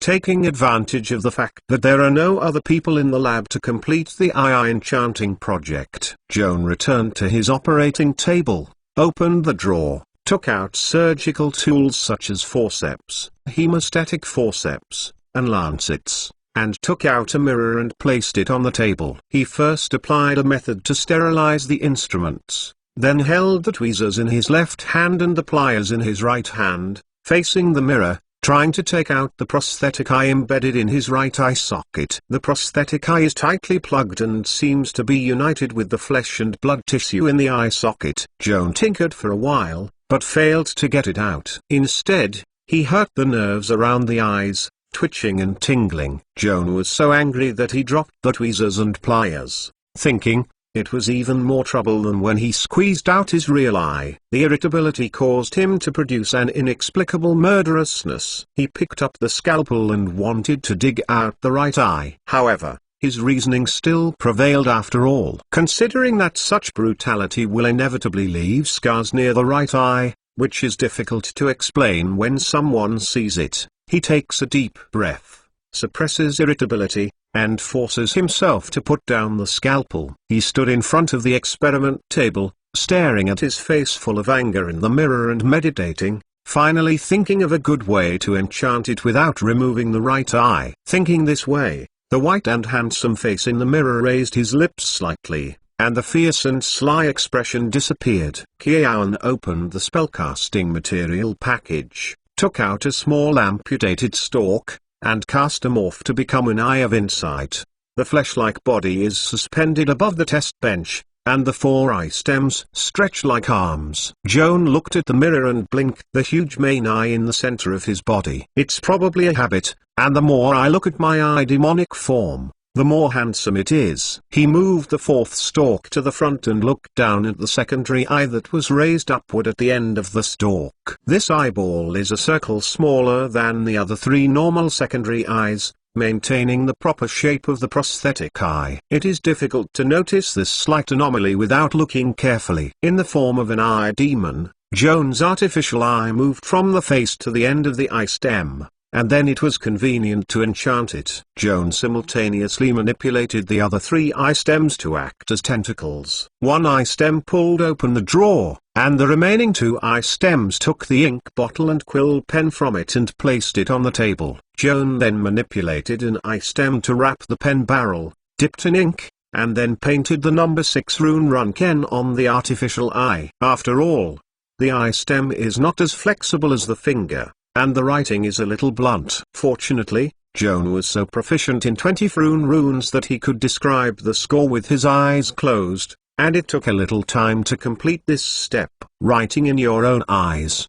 this behavior seems a bit abnormal. Fortunately, the artificial eye has no nerves, and Joan doesn't have any special feelings. It's almost the same as applying nail polish to the girls themselves. Chapter 325 Joan's Devil's Eye 2. The visual organ eyeball is obviously best suited for ray spells. There are 3 main types of ray spells currently in Joan's hands, namely 0 ring frozen ray, 1 ring weak ray, and 2 ring burning ray. Just learned recently. The upper limit of the magic power of frozen rays is only half of the energy level. Debilitating ray can reduce the target's power, and burning ray can cause fire damage equivalent to 4 magic levels to the target, ranking first in all the spells Joan currently masters. These 2 spells are very practical. Joan is difficult to choose, and finally decided to enchant both the debilitating ray and burning ray in the prosthetic eye. Children only do multiple choice questions, all adults need it. But in this way, it takes at least 3 ounces of magic crystals, but he only has 2 ounces of magic crystals on hand. If you go to Yangbo to buy magic crystal now, it will take 2 hours to go back and forth, which is too much trouble. Joan hesitated for a while, suppressing the transformation effect and restoring his original form, and quickly walked into the office of the instructor next door. patting the shoulder of the cleaning wooden golem. Kino, I'm in a hurry, can you help? Of course I am here to help you, Mr. Vader.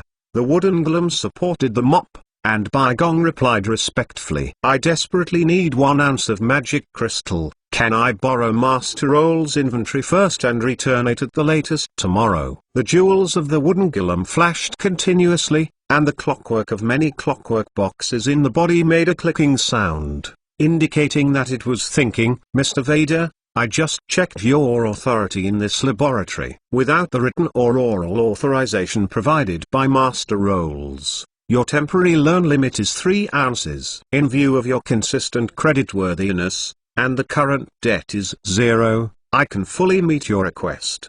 The wooden golem explained in a public office tone, turned around and walked to the front of the safe. 2 blue rays of light were emitted from his eyes, directly illuminating the secret lock. Joan waited for about 5 seconds, the secret lock passed the verification, and made a click with a crisp sound. The upper level of the safe opened on its own. Chino's permission can only be opened on the upper level of the safe, and only on the lower level can be opened by Master Rolls himself. Chino took a small iron can containing a 1 ounce magic crystal from the top of the safe, turned it around and handed it to Joan, and then handed over a standard form of receipt. Joan signed his name on the loan note and handed it to the wooden golem. Thank you, Chino, it really helped. Welcome, Mr. Vader. It's my pleasure to serve you. Chino put away the invoice and carefully closed the safe. Joan took the small tin like a condiment bottle and went back to his lab bench, thinking that he owed another debt,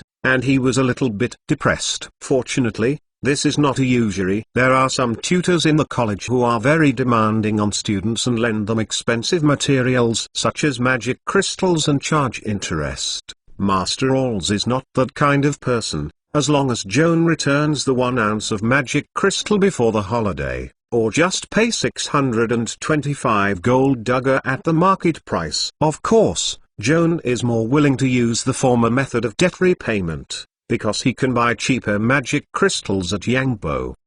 25 gold dagger is not a small money for poor students like him. Joan now has enough magic crystals, and he is happily turning into the Eye of Insight and restarting construction. The enchanting link of blazing rays went smoothly, and when it was the turn of bad rays, Joan had more thought.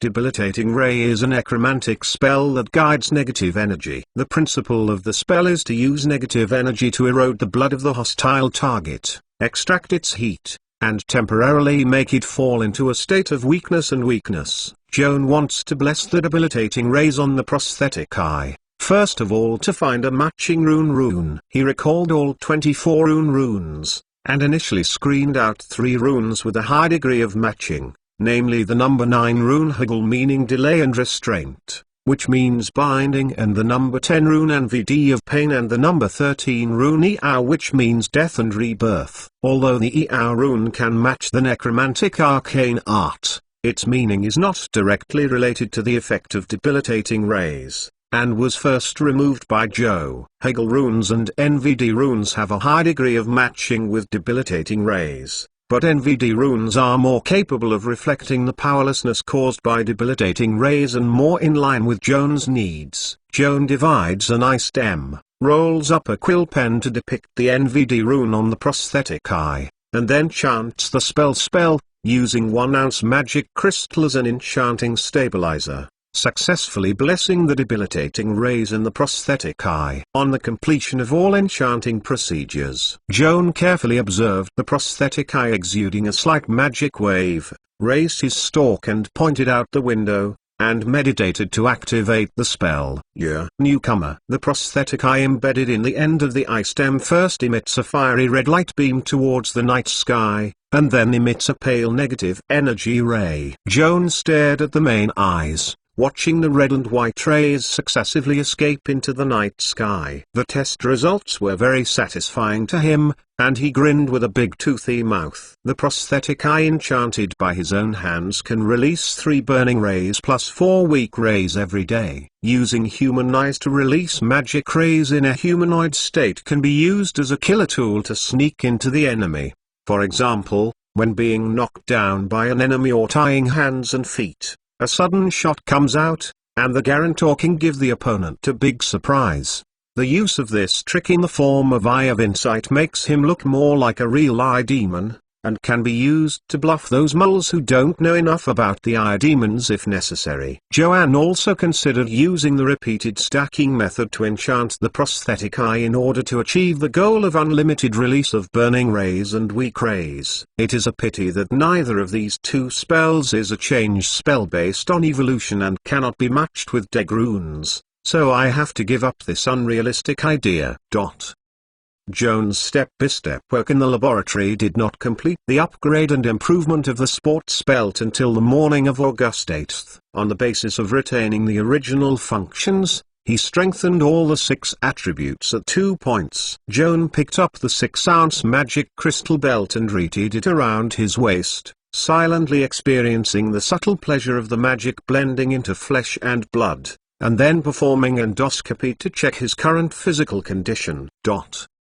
Status: Basic Health, Right Eye Disability. Level: Master 3, Myth Archer 1. Current spell slot: 0 Ring Infinite, 1 Ring 4 Intellect Attribute bonus +2, 2 Ring 3 Intellect Attribute bonus +2. Tower Stability: Mythic Archmage, Mythic Power 5 days, Wild Arcane, Mythical Spellcasting, Energy Replacement. Attributes: Strength 12 belt +2. Dexterity 14 belt +2, Constitution 12 belt +2, Intelligence 24 Wisdom Spring +5, Tears of God +4, belt +2, Wisdom 16 belt +2, Charm 18 belt +2. Chapter 326 War Spell. The attributes of ordinary adults are all around 10 in people's minds.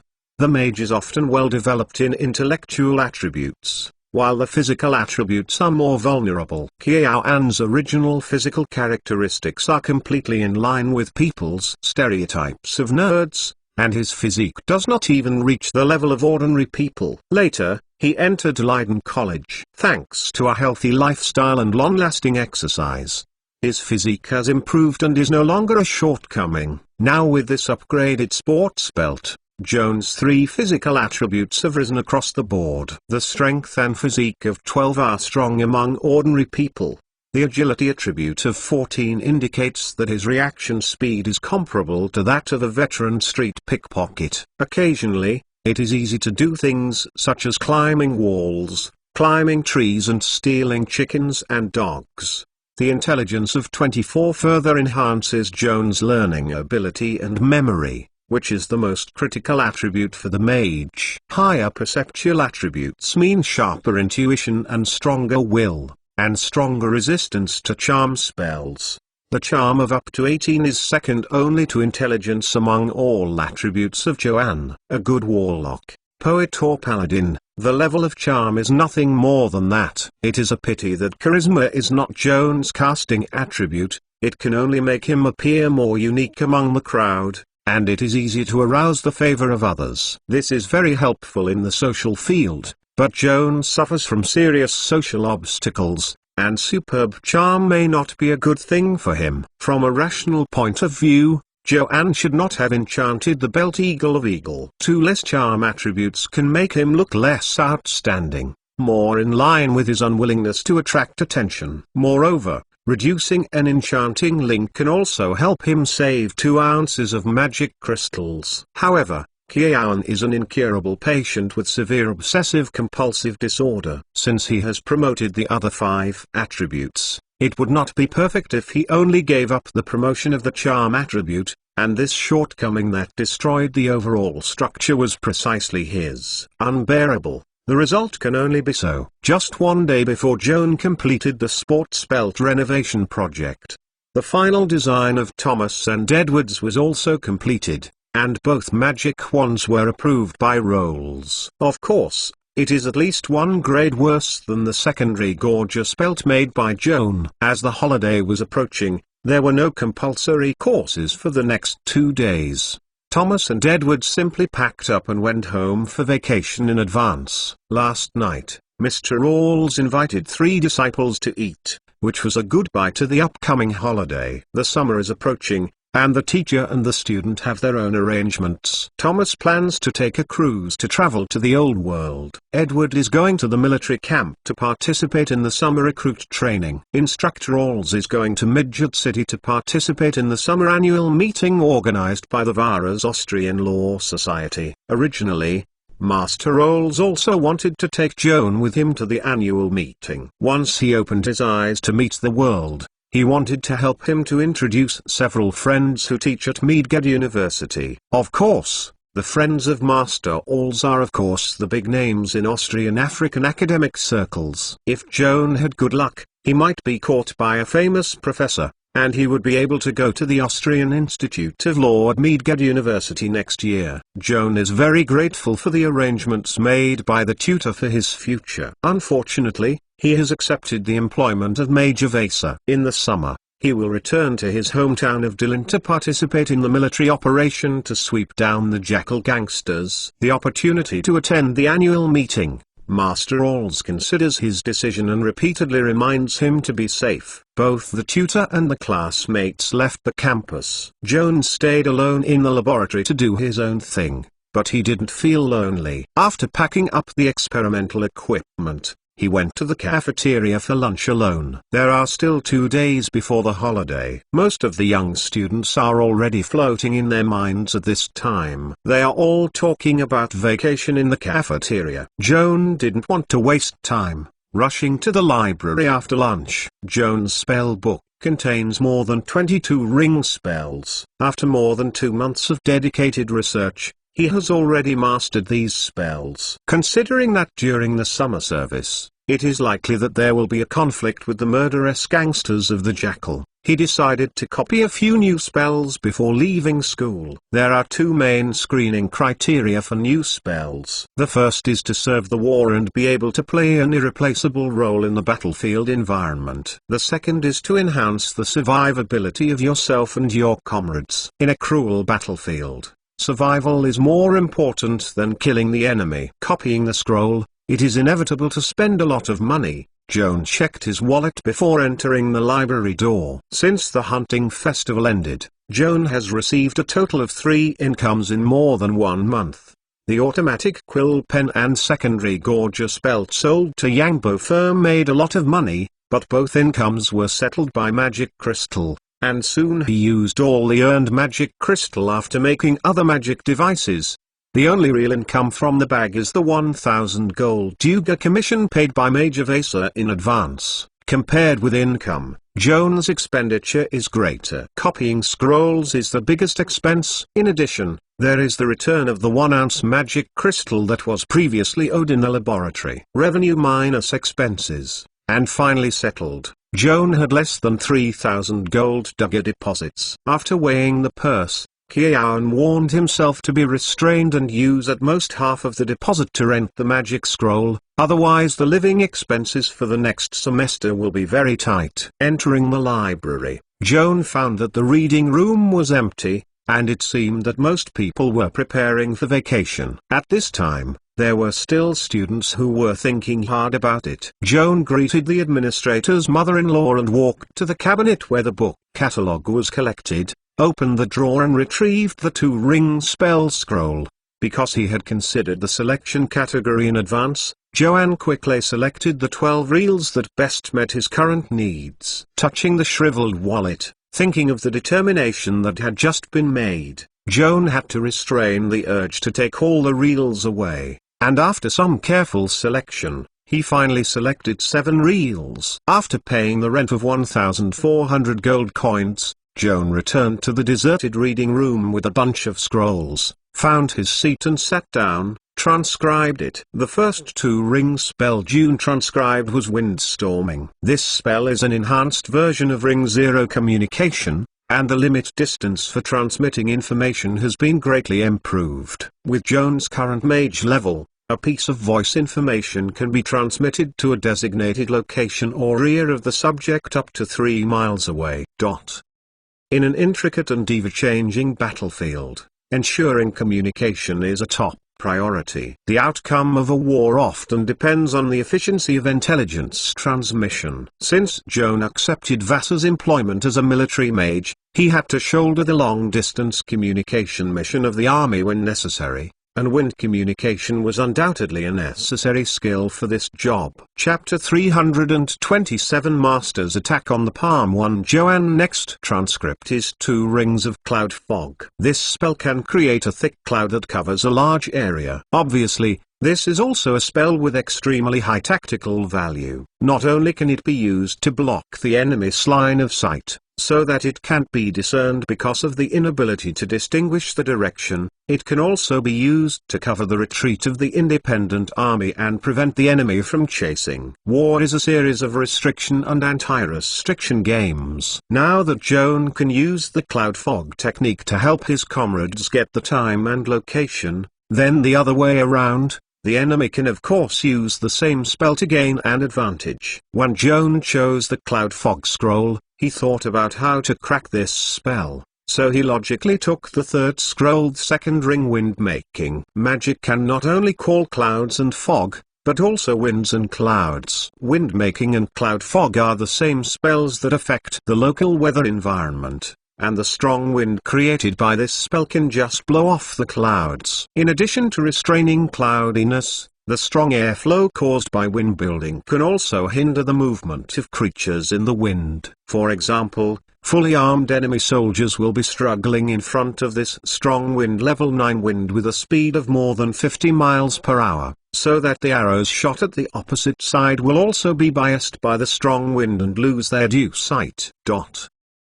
The 4th 2-ring spell that Joan chose was floating. This spell can remotely control a designated target to slowly rise or fall. It looks very simple, but in fact it has infinite uses. For example, floating technique combined with wind-making technique can make the target to rise to the specified height first, and then glide in the specified direction. At a critical moment, you can receive a similar effect as flying. If it is a blockbuster that floats at high altitude and is blown by wind to the enemy camp, when the spell is cancelled and the bomb falls on its own, one can imagine the consequences. The 5th and 6th scrolls that Joan chose are both 2-ring spells of the Protection School.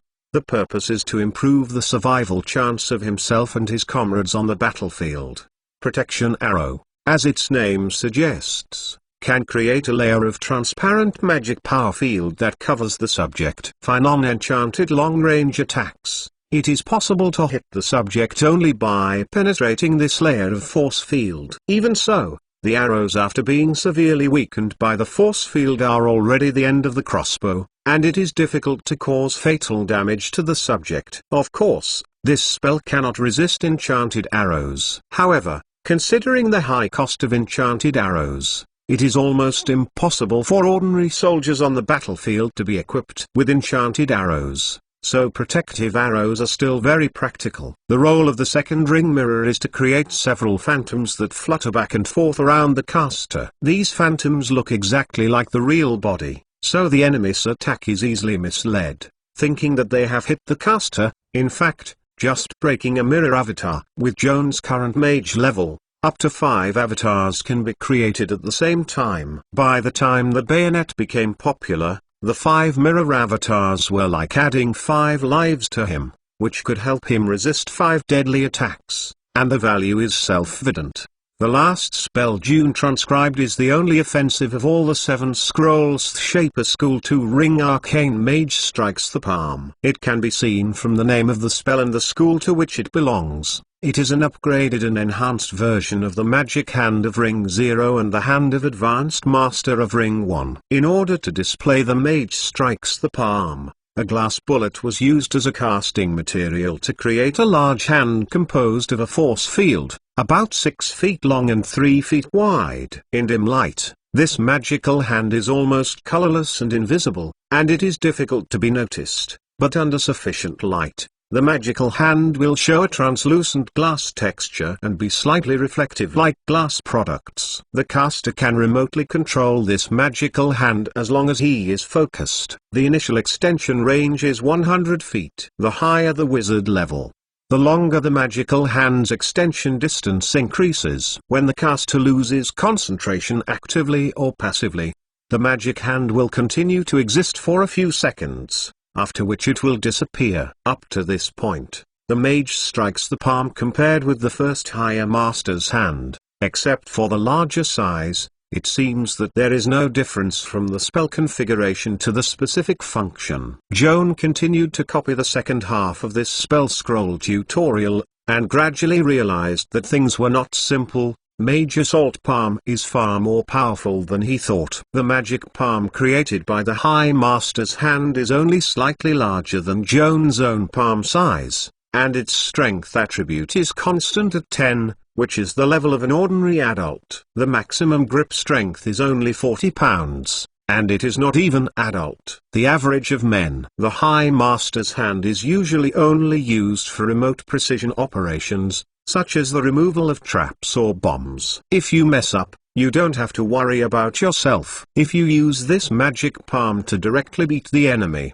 the destructive power will be similar to the slap of the weak girl, which is pitiful. It is precisely because the higher mage's hand is not suitable for directly attacking enemies. Since learning this spell, Joan has racked his brains with weapons. At first, he threw poison darts with the hands of higher mages. Later he specially created an enchanted dagger to poke the enemy with a magic palm remote control dagger. Even if the power is insufficient, he can kill his opponent with a sharp blade. The biggest improvement of Mage Strike's palm compared with Hand of Advanced Mage is not that it has a larger size and a wider attack area, but that the magic hand created by this spell does not have a fixed power attribute. The power attribute of Mage Strike's the palm consists of two parts. First, the power attribute of the caster is included, and then 4 more powers are added on this basis. In other words, this magic hand is always at least 4 points stronger than the mage's own power attribute. If the caster is a weak person who can't help the wind, and his own power can't keep up with the healthy ordinary people,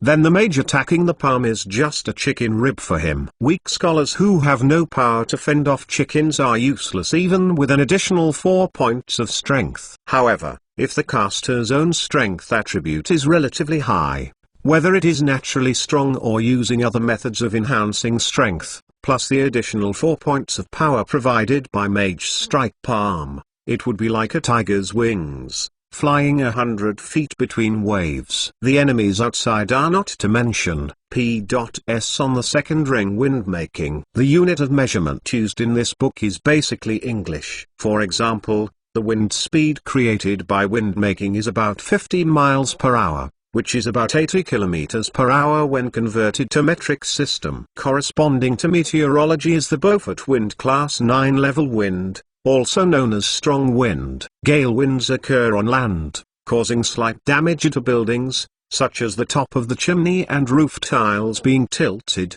At sea, it is difficult to drive the sailing boat, the waves are rough, the sea is gradually surging, the foam is thickened, and the visibility is reduced. Chapter 328 Master's Attack on the Palm 2. Joan's strength attribute is just the level of ordinary people. Even if the 2 strengths improved by the improved sports belt are added, it is not particularly outstanding. But with the addition of the 4 points of power provided by Mage Strikes the Palm, there is a total of 16 points of power attribute, which is extraordinary. The level of power is equivalent to that of a young knight like Roger Dingdall. One of the great benefits of Mage Strikes the Palm is its compatibility with other spells that increase the power attribute. According to this, Joan naturally began to associate. Is there any other way to further improve their power attributes? Opening the spell book, he quickly found a new idea. The first ring of change is the arcane human giant,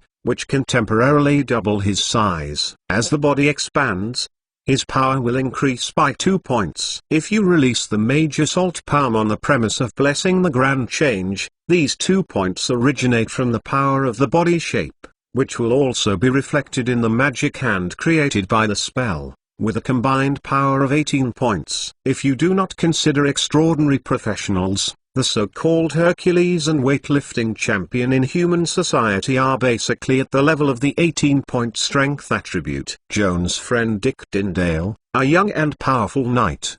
The annual champion of the wrench wrist tournament in Dillin, the strength attribute is 18, and the destructive power he displayed on the battlefield is completely in line with peoples and warriors. Kiawan Kinxia's weak image is far from macho, but with the help of Mage Strike's palm, he can fully exert the destructive power comparable to Dick. After spending half an hour, Joan copied the detailed tutorial of Mage assaulting the palm into his spell book, and afterwards he felt that he was still not fully satisfied. Since he has not yet mastered the Mage assault, he cannot accurately measure the power of this spell. He simply spent a few more gold coins when returning the spell scroll and borrowed a copy of the Mage Association from the library's literature counter to issue it. Journal. This journal was published 15 years ago. Because it is an old journal, and the borrowing cost is not high, most of the articles in it are outdated. What really helps Joan is the experimental data provided by one of the papers. This article is a little weird. The research topic is the ranking of the strength attributes of common wild animals. The author and his team captured many wild animals and tested their forelimb grip and bite force respectively. After statistics, they summarized a data table. Joan found this article through the journal catalog and turned directly to the table listed last. With reference to the data listed on the table, he can get a more intuitive impression of different levels of power attributes. The strength attribute listed in the first column of the table is 10, the typical creature is an adult, and the corresponding grip strength is about 100 pounds. In turn, it has a strength attribute of 12. And the typical creature is actually an octopus, corresponding to a grip strength of 140 pounds. Joan's current strength attribute is probably the level of octopus. Imagine that the author of this paper didn't even let the octopus pass in order to get reliable experimental data. While admiring the rigor of his academic style, Joan couldn't help laughing. Strength attribute 14, the corresponding typical creature is squid, and the corresponding grip strength is about 200 pounds. Joan couldn't figure it out. They are also aquatic mollusks, and they are similar in size and appearance. Why is squid more powerful than octopus? Is it because there are more squid tentacles? Despite the distractions, Joan continued to look down. Strength attribute 16, the corresponding typical creature is a chimpanzee. The grip strength is about 400 pounds. And it really is not very troublesome. Strength attribute 18, the corresponding typical creature is a black bear, with a bite force of up to 800 pounds. It is worthy of being a reckless man among the beasts. Joan glanced at the data behind, and through the journal on the table. His hands crossed behind his head, and he fell into contemplation. Judging from the experimental data, if Joan successfully released the Mage Assault palm, the power exerted by the remote control magic hand on the enemy should be similar to the chimpanzee. The 400-pound grip is enough to break an adult's neck. If he changes his palm into a fist, he will be knocked out with a punch. If on this basis the blessing of giant magnification is added to itself, the power of Mage Assault palm will be raised to 18, which is the level of Black Bear. However, considering that the size of the mage strikes the palm will also change with the caster's size, the magic power doubled, which means that the grip will also be at least doubled. After a simple conversion based on the experimental data, it is not difficult to find that in this state, the grip of the Mage Assault palm will never be less than 1,600 pounds, equivalent to the bite force of an adult male lion. Kiawan looked at his hand,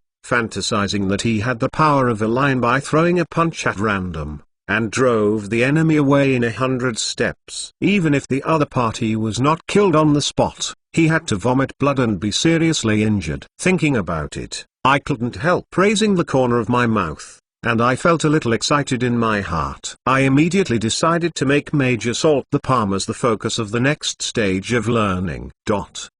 At 6 o'clock in the morning on August 10th, Joan got up and washed like a clock on time, and spent another half an hour preparing for the spell, without changing the regularity of work and rest due to the holiday. Of course, he didn't forget to start the summer vacation today, so the list of spells he prepared is not the same as usual. Some of the spells that are suitable for daily life, learning and making magic devices have been deleted, and replaced by more suitable for travel and adventure spells. Having prepared the spell, Joanne went downstairs to pick up the last bottle of milk booked this semester, and incidentally bought 4 freshly baked croissants at the grocery store. 2 of them were for breakfast, and the other 2 were on the road, ready to travel dry food. Mr. Vader also stay in school during the summer vacation. The owner of the grocery store, a middle-aged woman with a ruddy face, handed the noodles into a paper bag and handed it to Joan,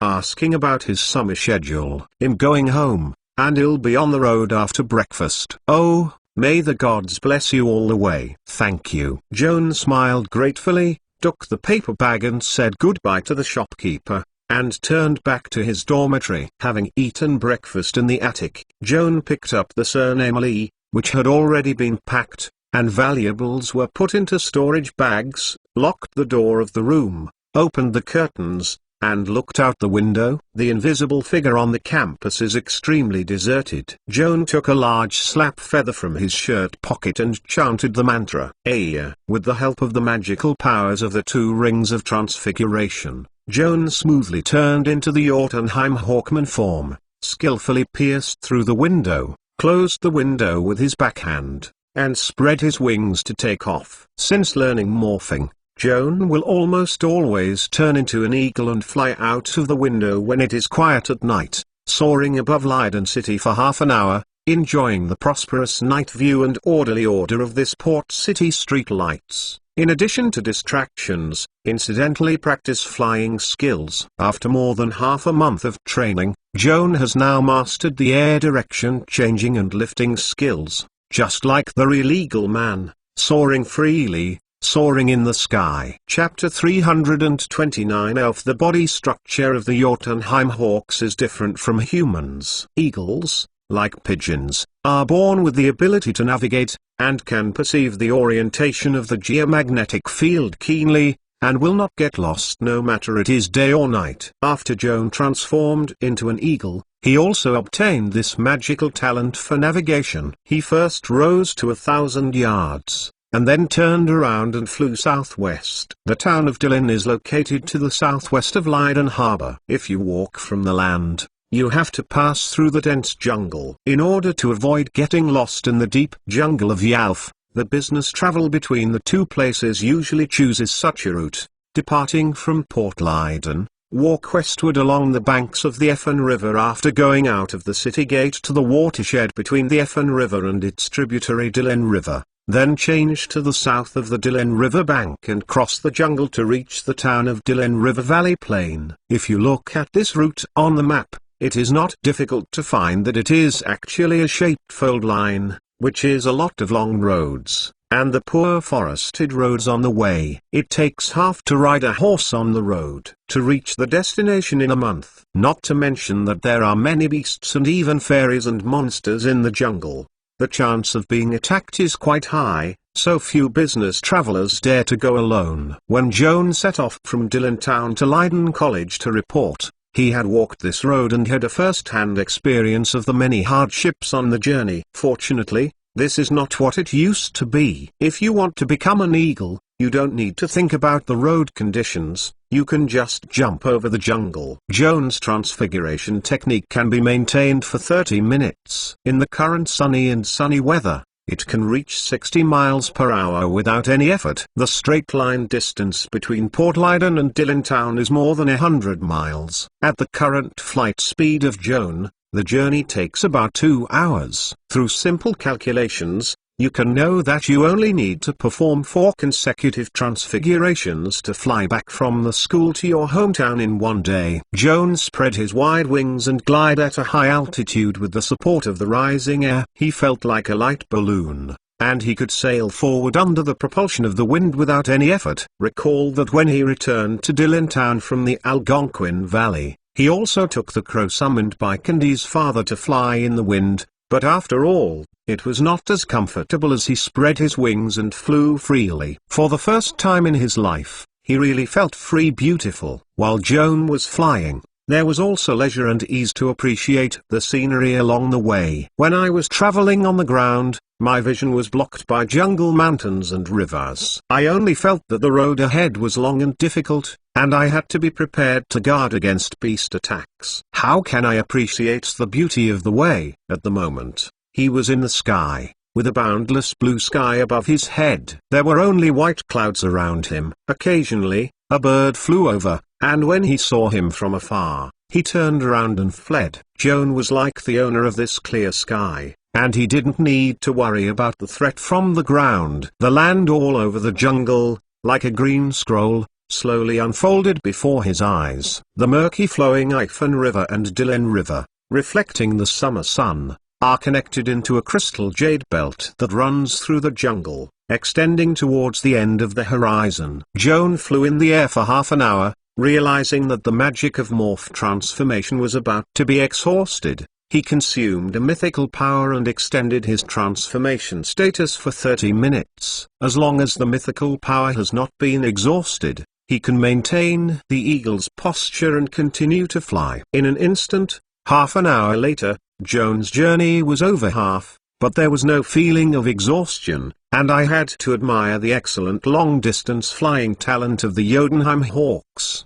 The endurance is not as good as that of the wild geese who are used to regular migration. Inferior. Joan once again drives the power of myth to provide the energy needed to restart the morph. Inadvertently falling down, an orange light flashed in front of his eyes, immediately attracting his attention. Joan converged his wings and swooped down, quickly lowering the flying height, and the sharp eagle eyes stared closely at the forest below, and soon caught the shimmering light again. This time Joan can be sure that it is by no means a naturally formed light source, but a brilliance created by magic, which looks very much like the zero-ring trick dancing light. Who casts spells in the jungle? Joan had doubts naturally. After a quick look at the nearby terrain, the splashing waterfall in the northern canyon became more familiar to me. Joan pondered for a few seconds and finally recalled that it was the location of the Big Snake Waterfall and the Snake Dragon Girl there.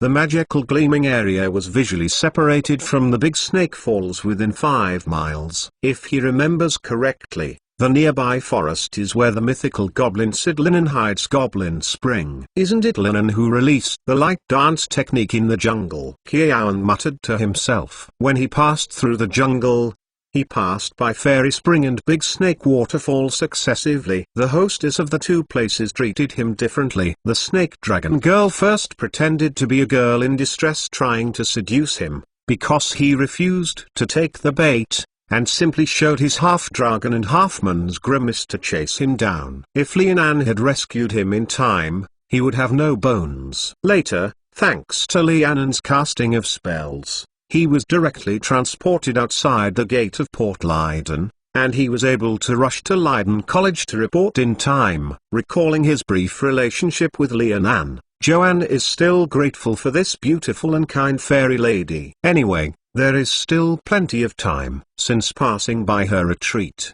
it is better to visit the old friend by the way. Thinking so, Joan continued to lower the flying height, his body almost touching the canopy. At this time, the orange light flashed again in the forest, like a signal light, and it went out. Joan looked more and more curious and flew towards the glittering place. It didn't take long to see the source of the strange brilliance, which was actually a small creature with a glowing body. This light and small creature is only half a foot tall, with delicate tips on both ears, wearing a short skirt of flowers and leaves. There are faint skin and small hands and feet like white toothpicks between the flowers and leaves. 2 pairs of translucent open behind the membrane wing looks like a little elf girl with dragonfly wings. Joan had seen the illustration of this kind of creature in the classic sub-volume of Monster of Vales, and recognized it as a female little demon at a glance. Leprechauns are the most petite of all sperm creatures. Most of them live in the depths of the forest, and they live as guardians of the local natural environment. These fairies not only look small and beautiful,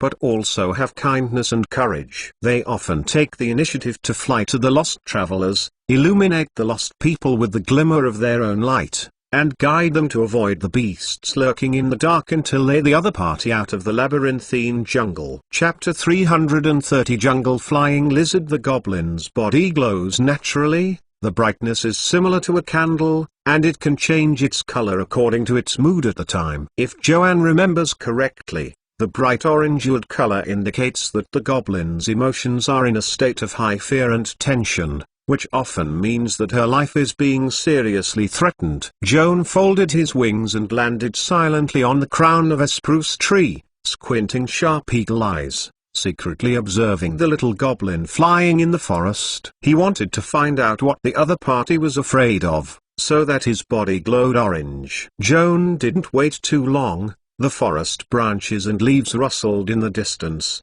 and a weird creature quickly caught up. This thing looks like a big lizard, about 5 feet long from head to tail, with colorful stripes on the body surface. This wonderful protective color makes it almost integrated with the surrounding environment. What surprised Joan even more is that this big lizard's rib structure is so magical that it can be stretched out to the outside of the body and prop up 2 bat-like membranes. When it jumps high from the branches, the 2 sides of the film are stretched out together, like a bulging sail, with the help of the airflow to support the body to glide in the air at high speed, while swinging the slender tail in the sky, like the helm to adjust flexibly gliding direction. Joan quickly recalled the Wild Animals catalog of wild animals, and soon remembered this quirky lizard named Flying Lizard, living in warm jungles, mainly for hunting apes and monkeys. Birds live.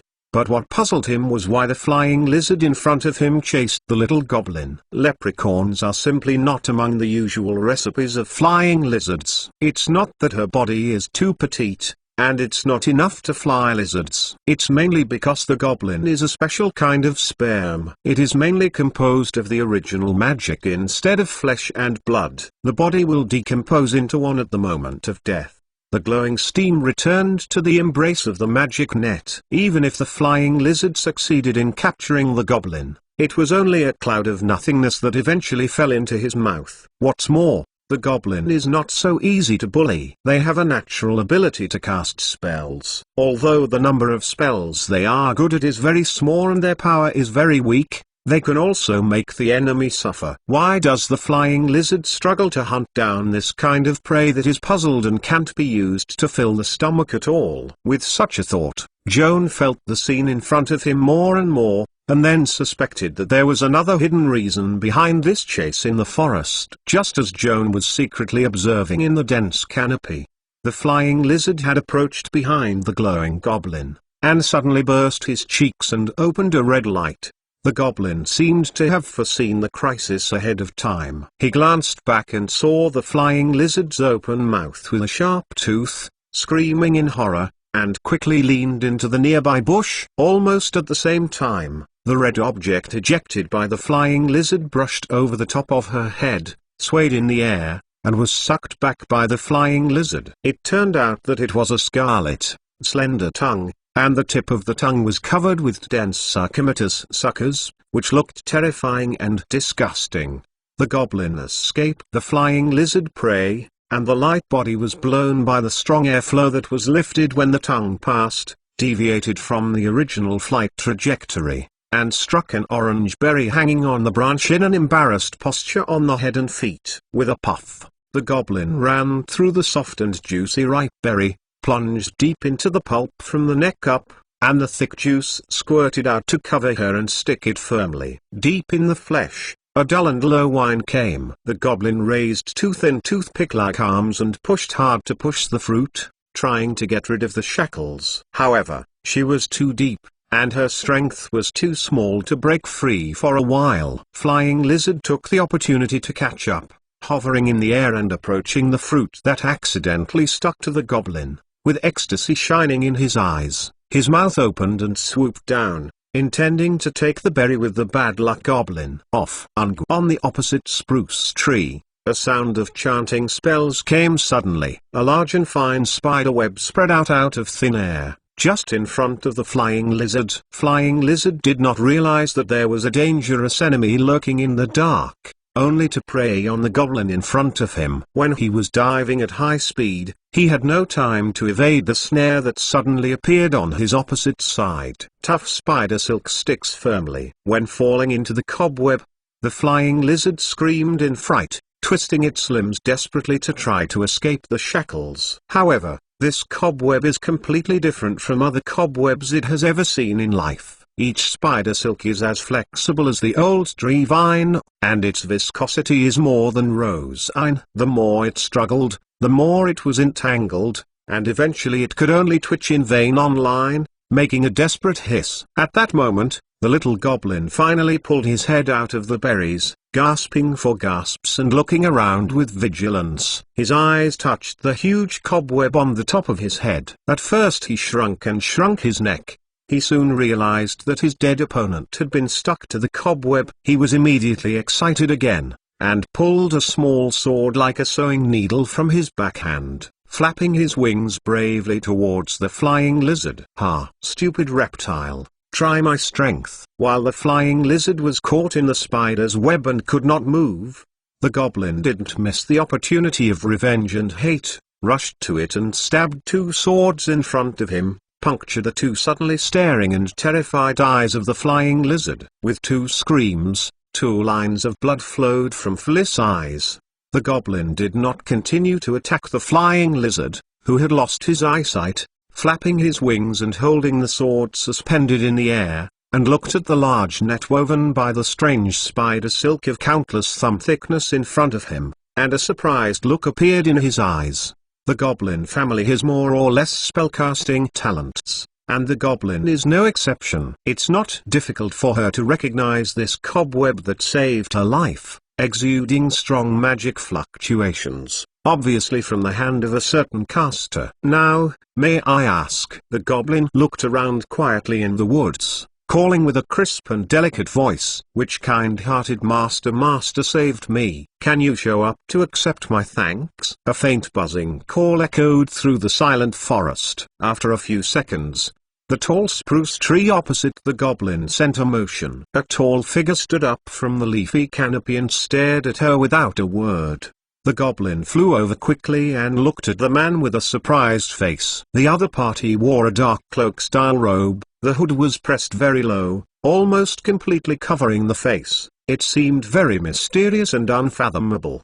The goblin carried the small sword and flew carefully towards the spruce, intending to see the other party's appearance. At this moment, the weirdo on the tree suddenly raised his cloak and hood, and his head resembled an eagle. Above the neck, covered with white thick feathers, the eagle's beak is like a huge iron hook, and the sharp eyes shine brightly, showing the majestic momentum. Chapter 331 Fairy Spring Crisis. The little goblin was frightened and exclaimed by the strange appearance of the eagle-headed body of the other party, instinctively flapping his wings and drilling into the flowers to hide. After a while, the outside remained quiet.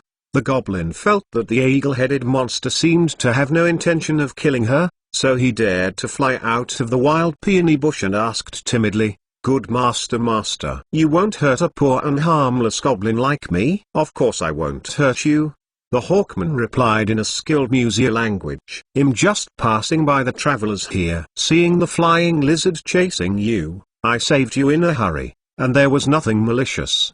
The goblin still thinks that this weirdo looks like a falcon. It's terrible. I can't help remembering that I had several sisters who were killed under the eagle's claws. However, the calm and gentle words of the other party made her feel inexplicably reassured, willing to believe that he was just a vicious face, in fact, a good-hearted person. With courage, she flew to the spruce tree where the hawk had stood and bowed deeply to him. "Dear master, I am Nana from Fairy Spring. Thank you very much for your life-saving grace. What should I call you?" "Welcome. My name is Joan." "Joan?" Nana was slightly surprised. Joan sounded like a girl's name, which was very contrasting with the fierce and majestic respect of the other party. Joan spread the wings hidden in the cloak, and fell down from the tree, and walked to Nana. "You just said that you came from the Fairy Spring, and I happen to have an acquaintance living there. Maybe you can recognize her."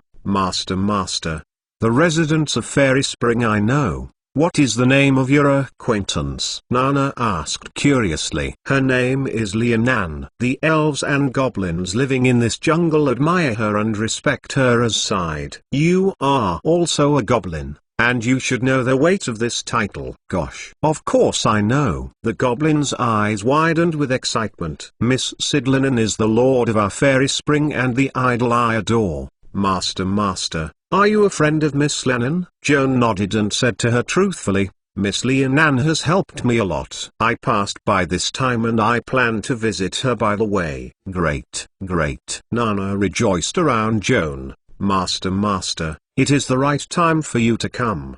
If Miss Lianan can get the help of a powerful mage like you, you can beat the evil witch, and our residents of Fairy Spring will no longer have to worry about being harassed by poisonous snakes!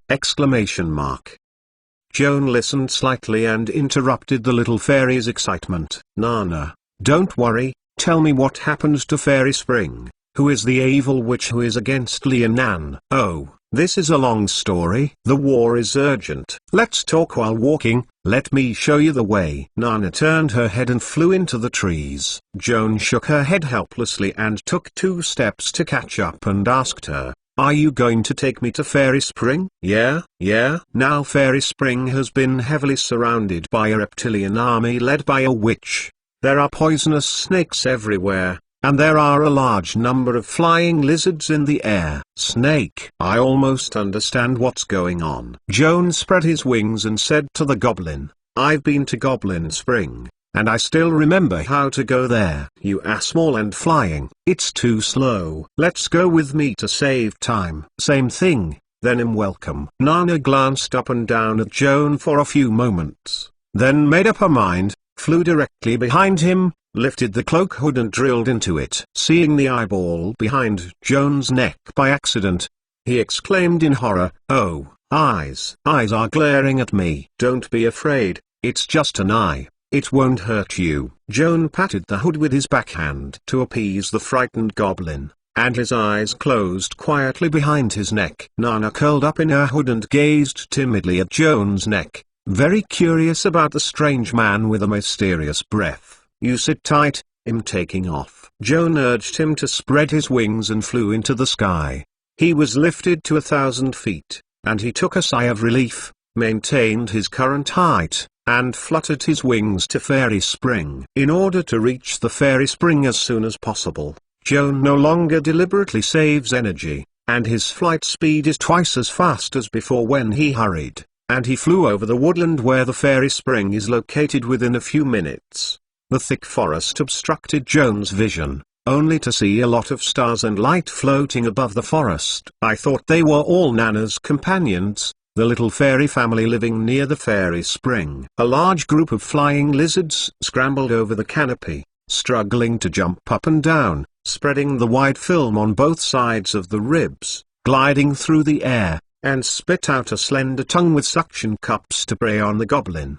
The goblins were also unwilling to act as prey for flying lizards, and fought back to release the talent magic to flying lizards flying through the sky. There are about 4 or 5 kinds of spells that the goblins are good at, but there are really only 2 spells that can be used to attack the enemy: stun and colorful spray. These 2 spells, if successfully hit the flying lizard, can often make the other party dizzy or sluggish. While the flying lizard is unable to move due to the spell, the goblins are like a brave swarm, flying close to the enemies who are like dragons relative to their petite body, pulling out the steel needle they wear as a weapon, and quickly stab the flying lizard. Binocular, and then rushed away from the other side before the opponent recovered his power. The demon's energy is too weak, and its weapons are too small to completely kill the big enemies, but it is not necessary. Those flying lizards with blind eyes stabbed by steel needles cannot survive in the jungle. They are either preyed by other beasts or starved to death,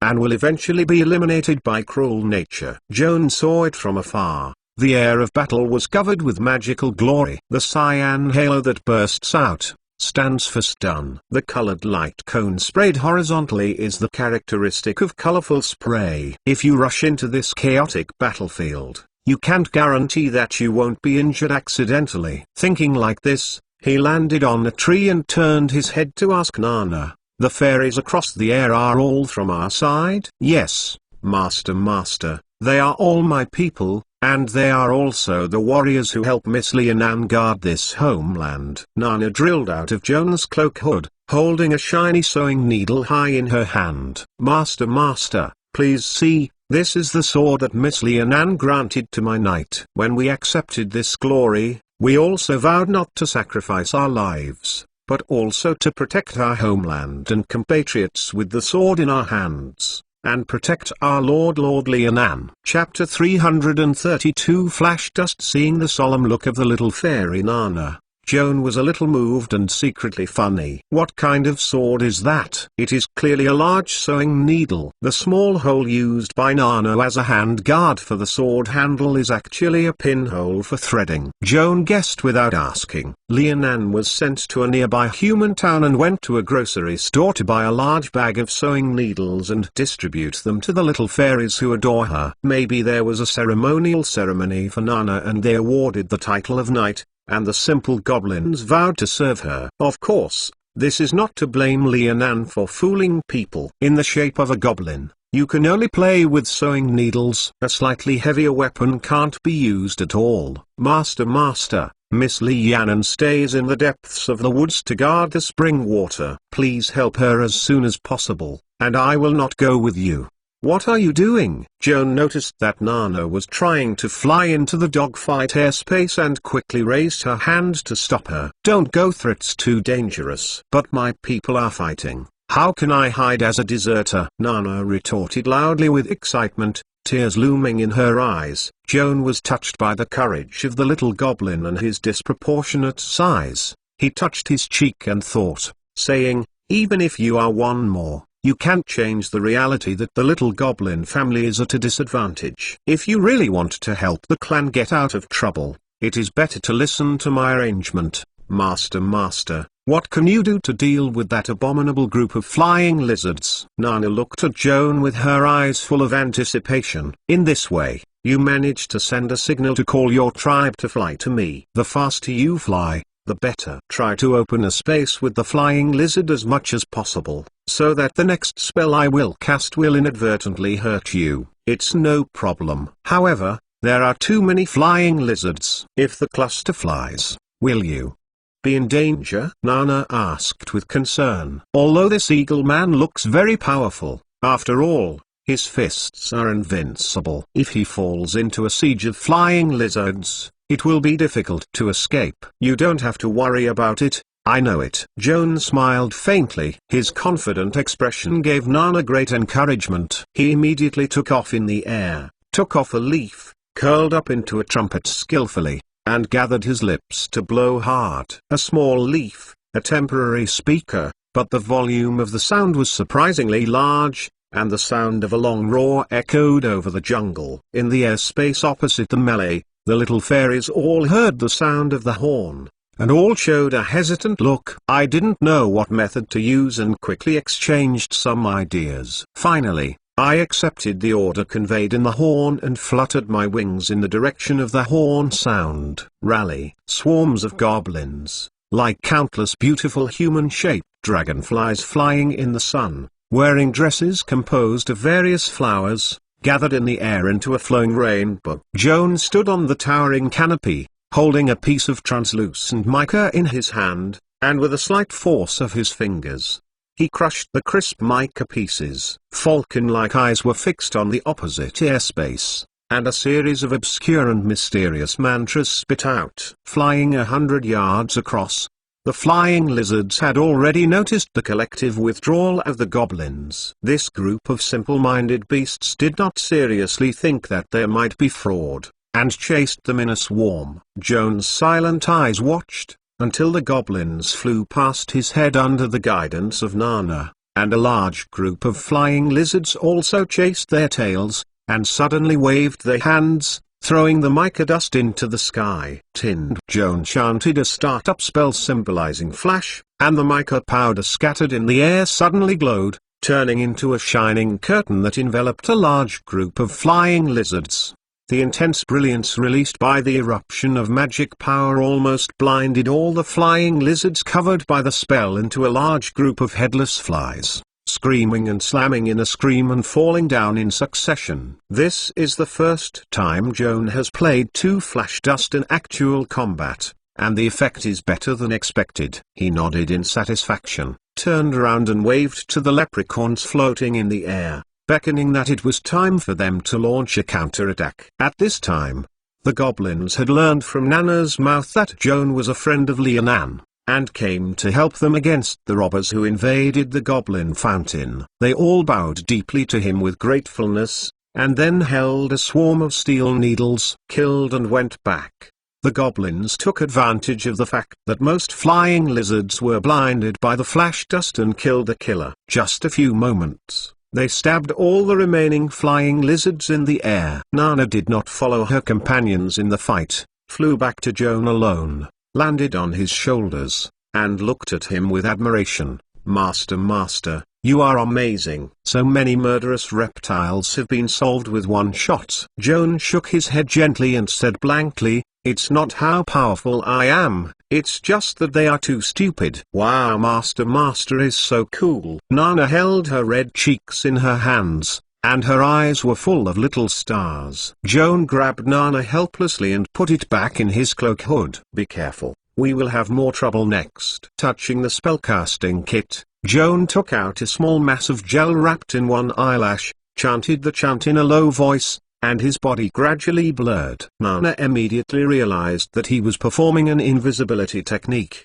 curled up quickly, and pulled his hood to wrap himself tightly to avoid the radiance of his skin from destroying the invisibility effect. Joan successfully completed stealth, even melting herself and Nana in the air, spreading her wings, gliding at low altitude, and quietly passed through the forest tops, flying towards the open space where the fairy spring is located. On this road, pythons with thick or thin flowers can be seen everywhere in the trees, on the grass, meandering and creeping, and it is estimated that there are not more than thousands of them. The group of snakes seemed to be called by some kind of mystery, all gathered towards the location of the fairy spring. Joan witnessed this disturbing scalp scene, and naturally recalled that when he passed the big snake falls, he also saw poisonous snakes all over the place. Recalling that Nana mentioned that the leader of this group of snakes and worms is an evil witch, and guessed that the other party was mostly Lianan's dead rival,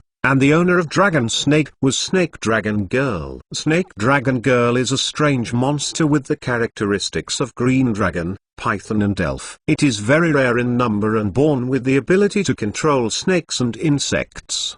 A large group of flying lizards and vipers that besieged Fairy Springs must have been affected by her driven accomplice. Seeing the snakes and bugs all over the place, Joan couldn't help worrying about Lianan's safety and quickly accelerated his flight. The airflow driven by the wings flew the branches and leaves ahead. Joan's eyes looked through the shade at the forest glade, showing a chaotic scene in front of him. The fairy spring water is still rushing, but the original clear spring water has been stained by the blood of the warring parties. On both sides of the stream, the bodies of flying lizards and poisonous snakes can be seen everywhere. And there are also the bodies of elf warriors in leather armor and cloaks. Chapter 333 Springside Fighting 1. Joan remained invisible, suspended directly above the spring, overlooking the battlefield. The long-haired girl in a tea-colored long skirt beside the spring is not just Lianan. The fairy lady is now focusing on casting spells and remotely fighting the giant monsters with the 2 electro-optical blades forged by Joan. The front half of the monster resembled a green dragon, but suddenly narrowed below the waist, and transformed into a slender and round python body, and the end of the snake body again transformed into a human form, exactly like a naked beautiful girl. The overall look is like cutting off a green dragon and an elf nymph waist toto. connecting a thick and long python torso. The weird image is unforgettable at first sight. Of course Joanne will never forget that this monster of dragons, pythons and female elves is Snake Dragon Girl. He had long heard that Lianan talked about the power of this witch. Judging from the scenes of the two sides fighting, the Snake Dragon Girl's melee ability is much stronger than Lianan, but the spellcasting ability is inferior, and the two are integrated. Similar strength, it is difficult to distinguish the winner in a short time. In addition to the little goblins, there are a group of elf warriors dressed in green cloaks to help Lianan resist the party of the Snake Dragon Girl. These jungle hunters all hold bows and swords. Swordsmanship and archery are superb, but unfortunately the number is too small, and they are struggling to support them surrounded by thousands of viper snakes. If the battle continues like this, I am afraid that it will not reach the darkness,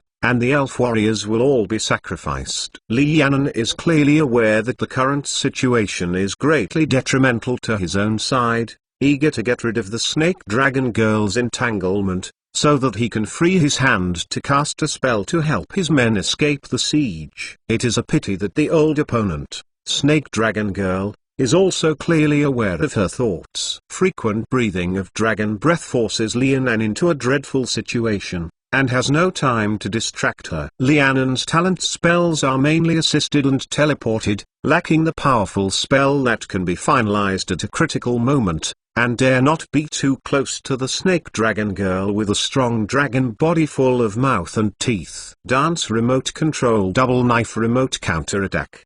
The two enchanted daggers dragged the light, as the storm and rain swept the Snake Dragon Girl, and she cut out countless scars on her body, and the scene seemed to dominate. However, these two small daggers are very difficult to cause a fatal threat to the Snake Dragon Girl covered with hard dragon scales. The seemingly shocking wounds are actually some minor skin injuries. Master, let's go and help Master Lianan to deal with that ugly witch. Nana saw Joan suspended for a long time over the fairy springs, and she seemed to have no intention to do anything, and she couldn't help being anxious. Joan shook her head gently. Miss Lianan's situation is okay, but the elf guards under her staff urgently need help. Right, Master, but how are you going to help the elves get out of trouble? There are too many viper snakes surrounding them. Nana poked her head out from behind Joan, grabbed his shoulders with both hands and looked down. The open space in the forest was almost filled with creeping snakes,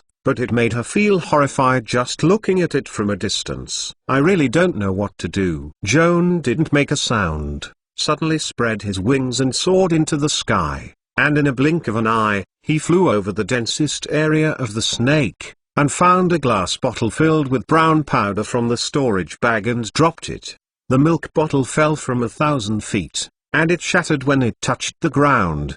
The glass debris mixed with the medicine powder splattered into the air, forming a cloud of brown smoke, which quickly spread across the forest. The medicine powder in the bottle is a high concentration of insecticide. In the spring and summer of this year, there were frequent insect pests in Leiden Port, and giant insects raged in major plantations and pastures. In order to eliminate pests, Joan personally formulated a lot of insecticides, and played a magical effect against ground-digging insects, bombarding beetles and big stag beetles in the garden of the Casts family and the pasture of the Vauza family. Considering that the farmland in Dillon Town, his hometown, may also be affected by insect pests, before Joan left the school, he specially formulated a batch of enhanced insecticides. One of the main ingredients of this insecticide is celosia, also known as ralga. Not only has a very high insecticidal effect,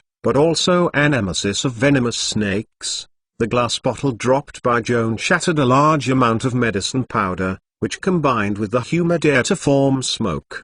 Because the surrounding dense forest blocked the airflow, there was almost no wind in the forest clearing, and the insecticide dust could wander and spread in the air for a long time, and the medicinal power was more durable. The poisonous snake touched the brown smoke that spread out, as if burned by fire, all contracted into a ball and twitched painfully. When Joan saw that the insecticide was effective against venomous snakes, He took the medicine bottle out of the storage bag, and dropped it from bottle to bottle like raindrops. Then there were crackling sounds on the ground. Whenever a bottle of pesticide shatters, a large cloud of smoke rises, covering the nearby poisonous snake. Even if it is not killed on the spot, it will roll over in pain, and there is no spare power to attack the elf warrior guarding the fairy spring. Joan threw out more than 50 bottles of insecticide in one breath and stopped to look at it. The open space around the fairy spring was already filled with diffuse brown smoke. Through the hazy smoke,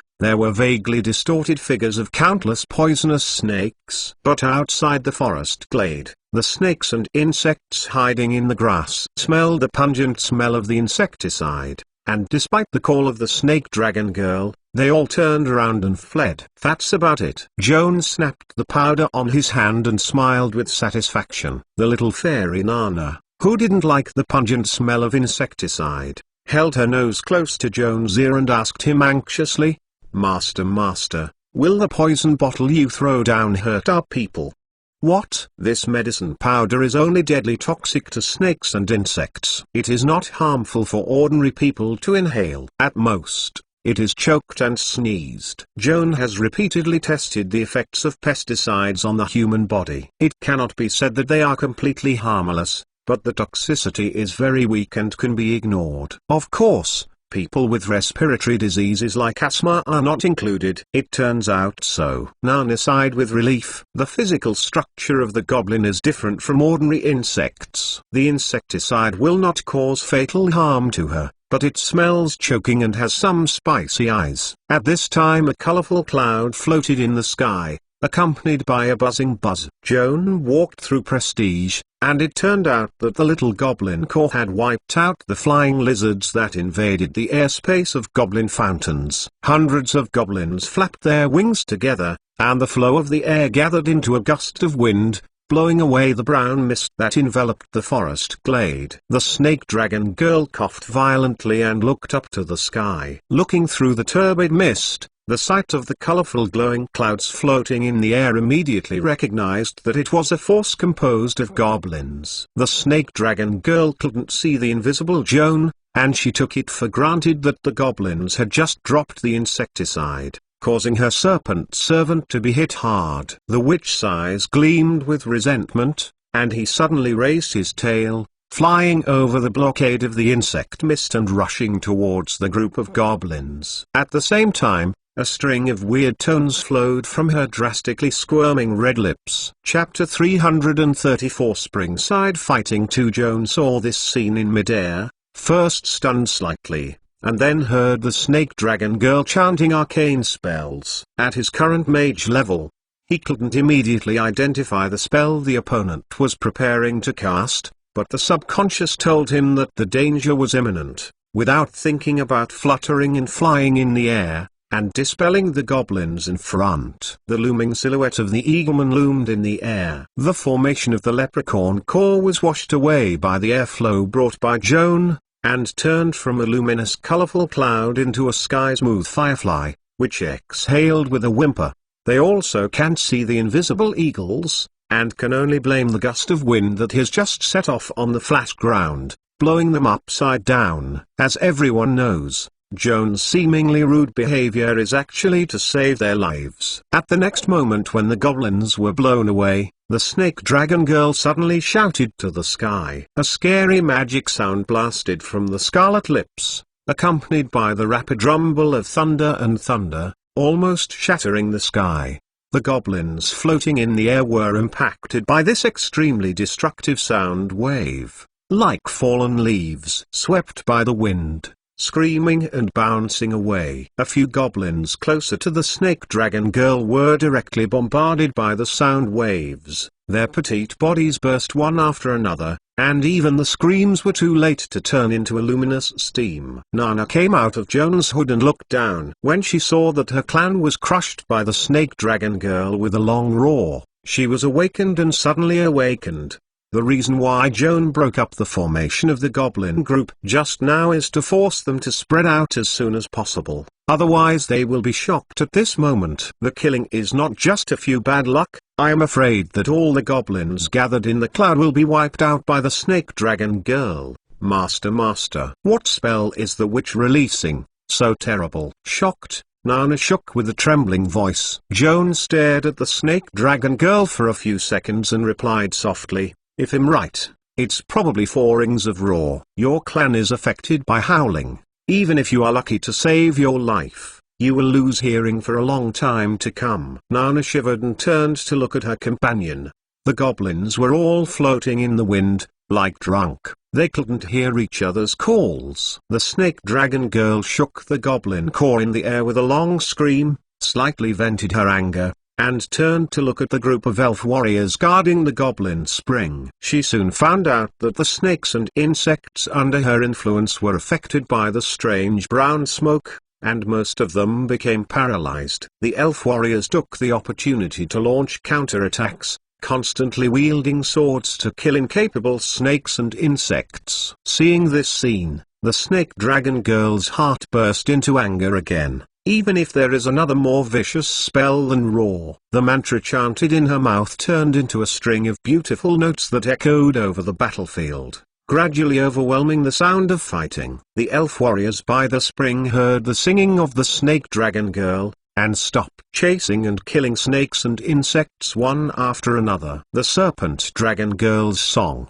as if turned into an invisible hand, is provoking their emotions, causing them to inexplicably hate their companions around them, and invariably brandishing their swords to the nearest comrade. Lianen was not confused by the provocative song sung by the snake dragon girl, but when she realized that her men had begun to kill each other, she had to suspend the attack on the snake dragon girl, quickly made a spellcasting gesture, and released 2 rings of arcane stable mind. A silver enchantment was opened around the body, and those elf warriors enchanted by the snake dragon girl were encased in the enchantment to calm their emotions and stop killing each other. Joan spread his wings and hovered in the air, sharply staring at the ground battlefield, always paying attention to the changes in the situation. When he heard the chanting of the snake dragon girl, he immediately recognized that the witch was performing a 5-ring arcane church. The creature that hears this song will fall into a frenzy if its will is not firm enough, without thinking about attacking the person closest to him, even if the other person is his best friend. Lianen's timely use of stable mind is a correct decision. However, the stable mind can only temporarily suppress the provocation. In order to ensure that the elves and samurai around them are not fooled by the snake dragon girl,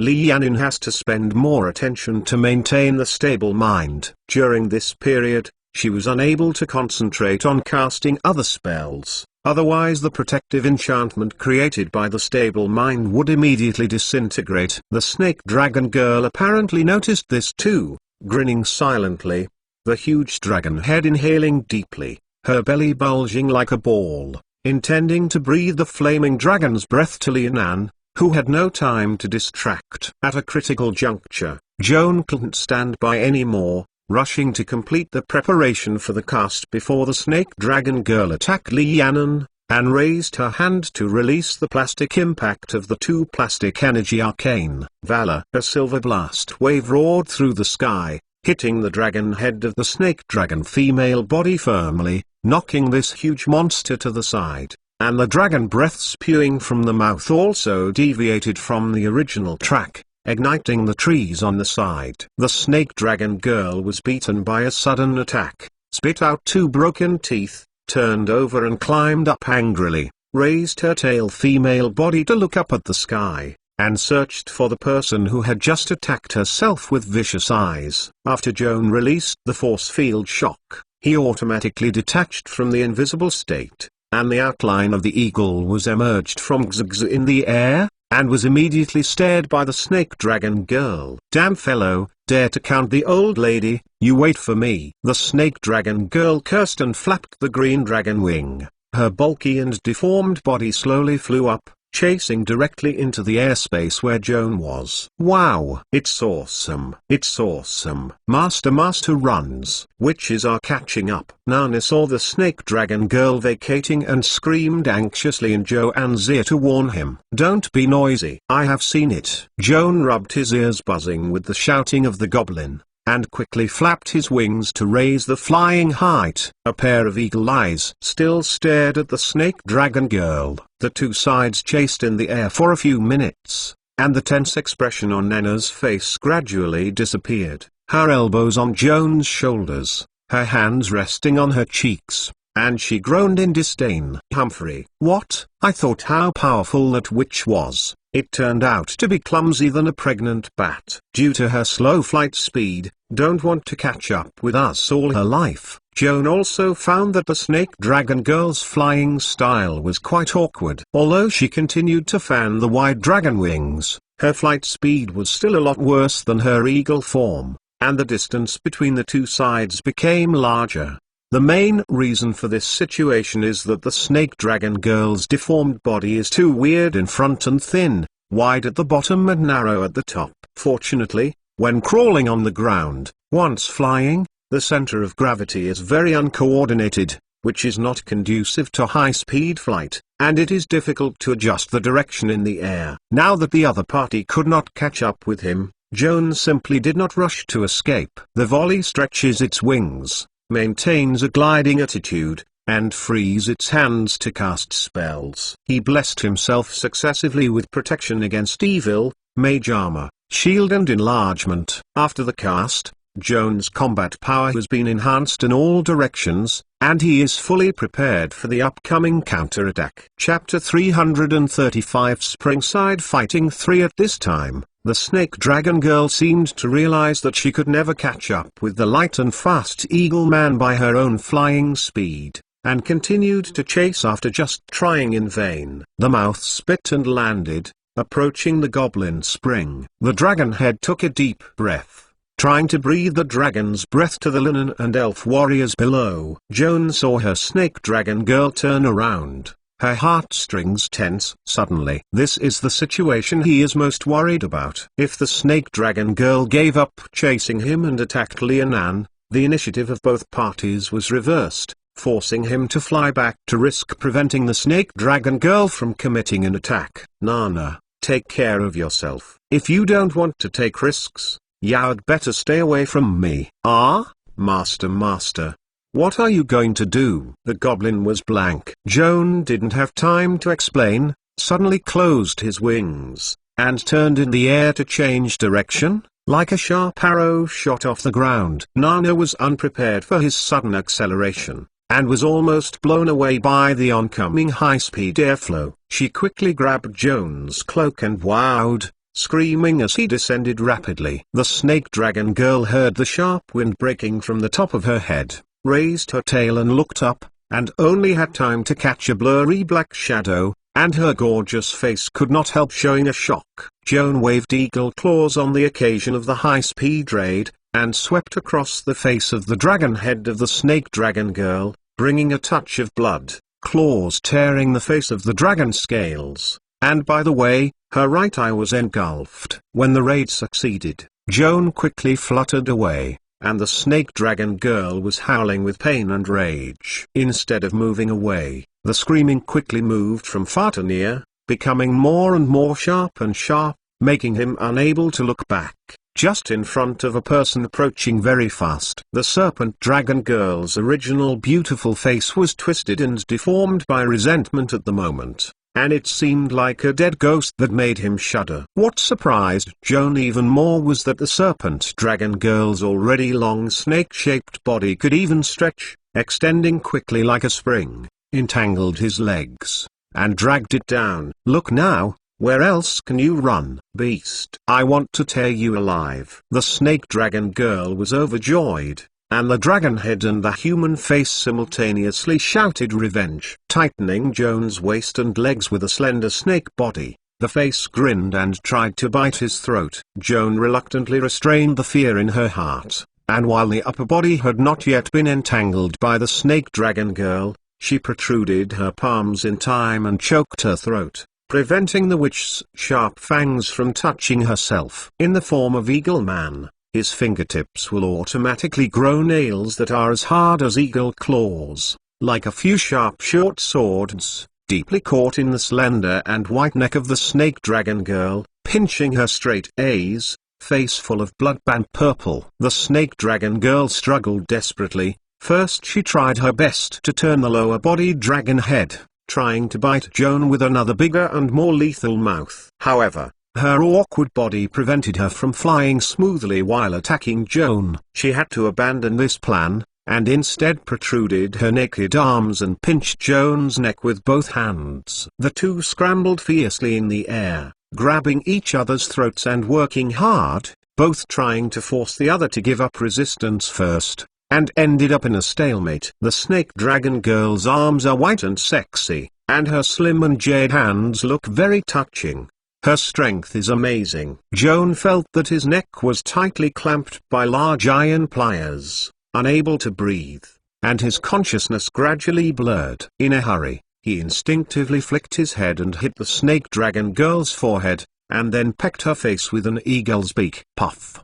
The hard and sharp eagle's beak hooked heavily on the snake dragon girl's face. She first cut a wound of flesh and blood on her beautiful face, then poke deeply into the eye socket and peck her right eye. A thick, transparent jelly-like substance mixed with blood spewed out of her eye sockets, dyeing Joan's face scarlet, and it became more terrifying. The snake dragon girl was blinded again, and her facial muscles twitched violently. The throat that was strangled by the eagle claws could not make a scream. She opened her mouth in vain and tried to tilt her head backwards, lest she would be blinded by Joan. The lower eye. Just then, Joan's hood shook gently behind him, and the little fairy Nana got out, and suddenly jumped to the snake dragon girl's face, holding the sword in both hands, struggling into the witch's eye socket, turning her left eye blind. The snake dragon girl trembles like an electric shock, leaning up on the face, freeing up a hand to try to catch the goblin who sneaked on her. However, her human face was blind, and she failed to catch Nana the first time, after which she had no chance. The goblin fluttered away alertly, watching her catch her arms in vain. The sword of Nana successfully helped Joan reduce the pressure, and at the same time inspired him. He suddenly remembered that he still had a magic guide available, and tried to turn his head to face the face of the snake dragon girl with his right eye, and meditated on the start of the enchanted eye mantra. Joan's prosthetic eyes suddenly became hot, and red pupils appeared in the depths of his pupils. Then a hot beam of light burst out, and a chirp shot hit the snake dragon girl's face. The high temperature caused by the magic explosion instantly scorched the snake dragon female face, and the carbonized flesh shrank sharply, exposing Bai Sensen's facial skeleton. Seeing that her face was burnt, Joan refused to loosen the palm that was holding her neck tightly, and then shot two debilitating rays successively with a prosthetic eye to reduce her strength. Two pale rays with negative energy fell on the snake dragon girl one after another, instantaneously evacuating her body temperature, making her feel cold and physically exhausted. And finally the fingers that held Joan's throat relaxed. Joan took the opportunity to break free, struggling to kick her off. Originally, I wanted to take advantage of the chase, but the transformation technique was about to reach the time limit. I had to give up chasing the snake dragon girl and hurriedly landed on a nearby tree to catch my breath. The two debilitating rays of the snake dragon girl company were very strenuously cut by 5 points, and the remaining physical strength could not even support the bulky body to maintain balance in the air. Dragging a long wail, falling from 100 feet above the ground, on the ground smash a big pit. I don't know how many bones were broken.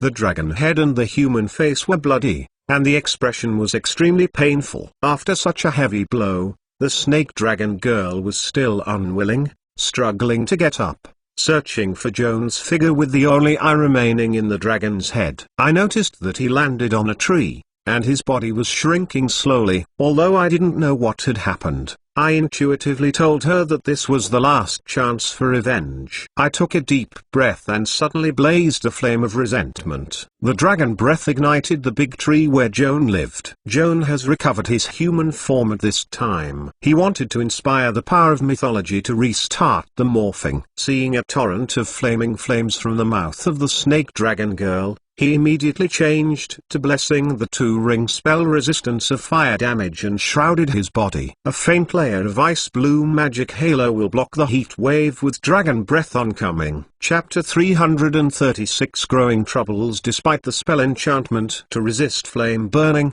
Joan knew that he had not escaped danger. The big tree beneath his feet was surrounded by flames, like a huge torch burning, and the choking smoke and heat waves prevented him from breathing. In such a high-temperature zone, the protective spell will soon exhaust the magic power, before Joan must try to escape from the fire. Joan's hand reached into the storage bag, and he wanted to take out a feather, and turned into an eagle again, flying away from the burning tree. However, when his finger touched a branch, he immediately changed his mind and turned.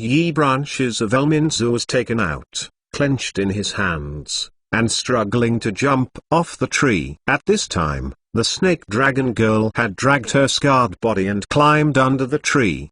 The dragon's head glanced at Joan jumping from the treetop, opening her mouth in ecstasy, waiting for him to fall into his throat. However, she did not expect that the thin figure swelled sharply on the way to falling, and became a taller and stronger tree man than she. The tree's heavy body roared down like a meteorite, crashing heavily on her back. The severe pain in the back made the snake dragon girl almost breathless, and she could barely hear the cry of her spine fracture. Before waiting to come back to the gods, the tree man who had fallen from the sky already stretched out a huge palm twisted by countless branches, forcibly opened her mouth in a brutal way, struggling to lift the upper jaw, and at the same time with the roots Bigfoot stepped on her jaw. The tree man's hands and feet exerted force at the same time, and with a click, the dragon's head and jaws were dislocated, and continued to tear forcefully until her mouth was torn to the root of the ear. The throat of the snake dragon girl's black hole is exposed to the bright sunlight like a geyser. The blood, together with the moan of despair, followed by one, spitting out of her throat. When Nana led Lianan in a hurry, the snake dragon girl already exhaled under Joan's feet, and her body was still twitching unconsciously. How did Master become a big tree again? Nana flew around the tree man and asked with a surprised face, "Are you an eagle man or a tree man?" Joan quietly put away the branch of Ilminster, and the tree changed back to its original appearance. Tell Nana by action that he is neither an eagle nor a tree, but a human. Wow! Master has changed again. Nana glared all over, yelling excitedly, "I like your young face. It looks more lovely than the eagle or the tree." "Okay Nana, you are going to play elsewhere. I want to talk to this lovely mage alone." Lianan walked over, her long red hair draped over her shoulders at random, her beautiful eyes with a smile, and she looked deeply at Joan. "Sir Lianan, I'll stay here and listen to you chat, okay?" The goblin begged. "Too noisy, and staying here will always intervene." Lianan gave Nana a disgusted look, and then said, "Besides, you are too bright, which will destroy the atmosphere of my chat with Joan." "Humphrey, ignore you." Nana pursed her mouth, turned her head away, and flew away, her tiny body twinkling like a lantern going away. Lianan withdrew his gaze and took a step closer to Joan. He looked into his eyes and said softly, "I didn't expect to meet you again, and it was when I was most embarrassed. Anyway, thank you for helping me get rid of Drop the Snake Dragon Girl and save me and all the residents of Fairy Spring." Joan shook her head, indicating that she didn't need to be so polite. "You saved my life from the Snake Dragon Girl's mouth, and now I have helped you once. We are even." Lianan listened to him and laughed loudly. "I thought you went to school in the city and had the opportunity to make more friends. The personality will change somewhat. The result is the same as before, and you will not chat as before." Joan embarrassedly wondered what to do, and thought for a long time before saying, "You haven't changed much." Lianan smiled and patted Joan's arm, as if to appease him and relax. He wanted to say something. Although he said it straight, there was no need to worry about offending her. I have met many talented human friends, but unfortunately human life is too short. From their appearances to their minds, they have undergone a rapid change from time to time. Sometimes they get better, sometimes they get worse. However, change, meeting again after a few years will always make me feel strange, and the relationship will become rusty. Lee Yannon sighed and looked up at Joan again, her eyes very tender. Joan, in fact, you have always maintained the status quo. Maybe we can be friends for a lifetime. Unfortunately, the lifespan of your elves is much longer than that of our human beings, and they will not age in their lifetime. Maybe I will become a stumbling old man next time I meet. Joan felt some melancholy for some reason. At his age, he is in a transition period from teenager to youth. The process of growth is always accompanied by more and more troubles. Since no one can get rid of the fate of life and death, what can remain unchanged forever? My friends don't just look at their appearance. I can feel that you have a wonderful quality that attracts me deeply. Even if you become old, this quality will not disappear. Lee Yannon looked at Joan with a fascinating tone, with a hint of dreamy charm when he spoke. Although I don't know what that is, I am sure that one day you will become a great person. Thank you for your encouragement, although I don't expect to be a big man. Joan grinned reluctantly. Lee Yannon's words made him aware of a serious problem. He never seemed to have a long-term plan, and did not consider any life goals. The only thing I want is to keep learning new spells and constantly improve my ability to cast spells. The standard of success in the secular sense is not how many spells he has learned, but what he does with the spells he has learned. Use magic as the capital of prosperity, or a means of benefiting society. Joan doesn't have a clear idea about this. For him, hard study is not to realize the value of life, nor to make the world better, but simply likes magic. With so much effort, just to satisfy his curiosity, Joan couldn't help feeling ashamed of his narrow and selfish outlook on life. However, he was even more ashamed that even if he realized this, he did not set up his ambitions at all, and strived to become the ambition of mankind. Perhaps, as Lee Yannon said, people like him can't even say a word that is flattering. It can only be a monster that can't fit into the crowd. Chapter 337, which Seg 1. Lee Yannon found that Joan's face was gloomy, guessing he was in a bad mood, and patted his shoulder to distract from the topic. Stop talking about these boring things. Come with me, there are good things for you. Joan nodded and barely pretended to follow Lee Yannon to the snake dragon girl's body. Lee Yannon walked around the enemy's body, and finally stopped in front of his dragon head. Gently raising your hand, the two electroptical blades obliquely inserted at the waist automatically eject the scabbard, turning into two streamers to shoot at the body of the snake dragon girl. Under the remote control of Lee Yannon, the snake dragon girls open the abdomen. A large group of intestines gushed out of their mouths, and Joan felt disgusted in his eyes. He didn't understand that Lee Yannon was purely out of anger or purpose. Just when I was confused, I accidentally found a ball of green spheres that slipped out of the snake dragon girl's cut abdomen. Found it. Regardless of the blood, Lee Yannon picked up the green ellipsoid that was as big as a bowl and showed it to Joan happily. This is the snake dragon girl's egg. Joan approached and observed that the eggshell held by Lee Yannon was green in color, thin and translucent. Through the light, the egg was full of viscous liquid, and a small embryo was suspended. Although the embryo's limbs are not yet fully developed, it is not difficult to see from the fuzzy outline that its body is very similar to the snake dragon girl, and it also shows three characteristics of dragon, snake and human body. Much of the snake dragon girl's life will conceive her own offspring, but the egg will only fully mature at the moment of the mother's death. Lee Yannon held up the green monster egg and explained it to Joan. If we leave the body of the snake dragon girl, the egg will hatch in her body within a day, and the larvae that broke out of the shell take the mother's body as food and continue to eat the flesh, and the body grows quickly.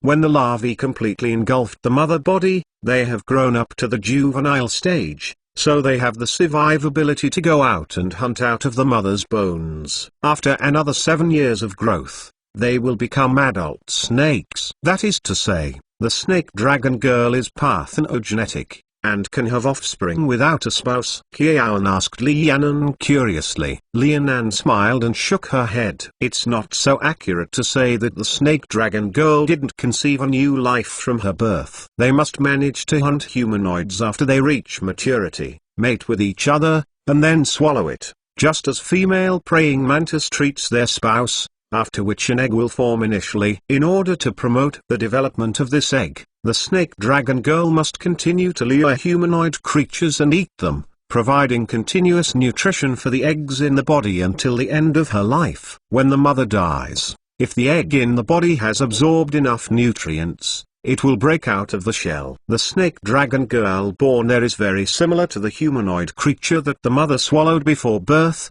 such as a snake dragon girl. Changling. Then the human part of its descendants is like a female elf. It is for this reason that most snake females prefer to trap strong and beautiful prey in order to provide their daughters with better genetic talent. As for the ugly and insignificant creatures such as goblins, they disdain to catch and eat, lest they pollute their genetics. Factor. Giving birth to imperfect offspring. The secret stories that Lianan told about were not even recorded in the Vare's monster book. Joan heard it with relish and was deeply impressed by the size of the world. Miss Lianan, since the snake dragon girl can only give birth to one egg throughout her life, and can only conceive and mature after she dies, is the number of this race declining continually, even if they die unexpectedly? No matter how long they live, I am afraid they are not far from the day of extinction. Joan said thoughtfully. First of all, I have to admit that the fertility of the snake dragon girl is indeed very low,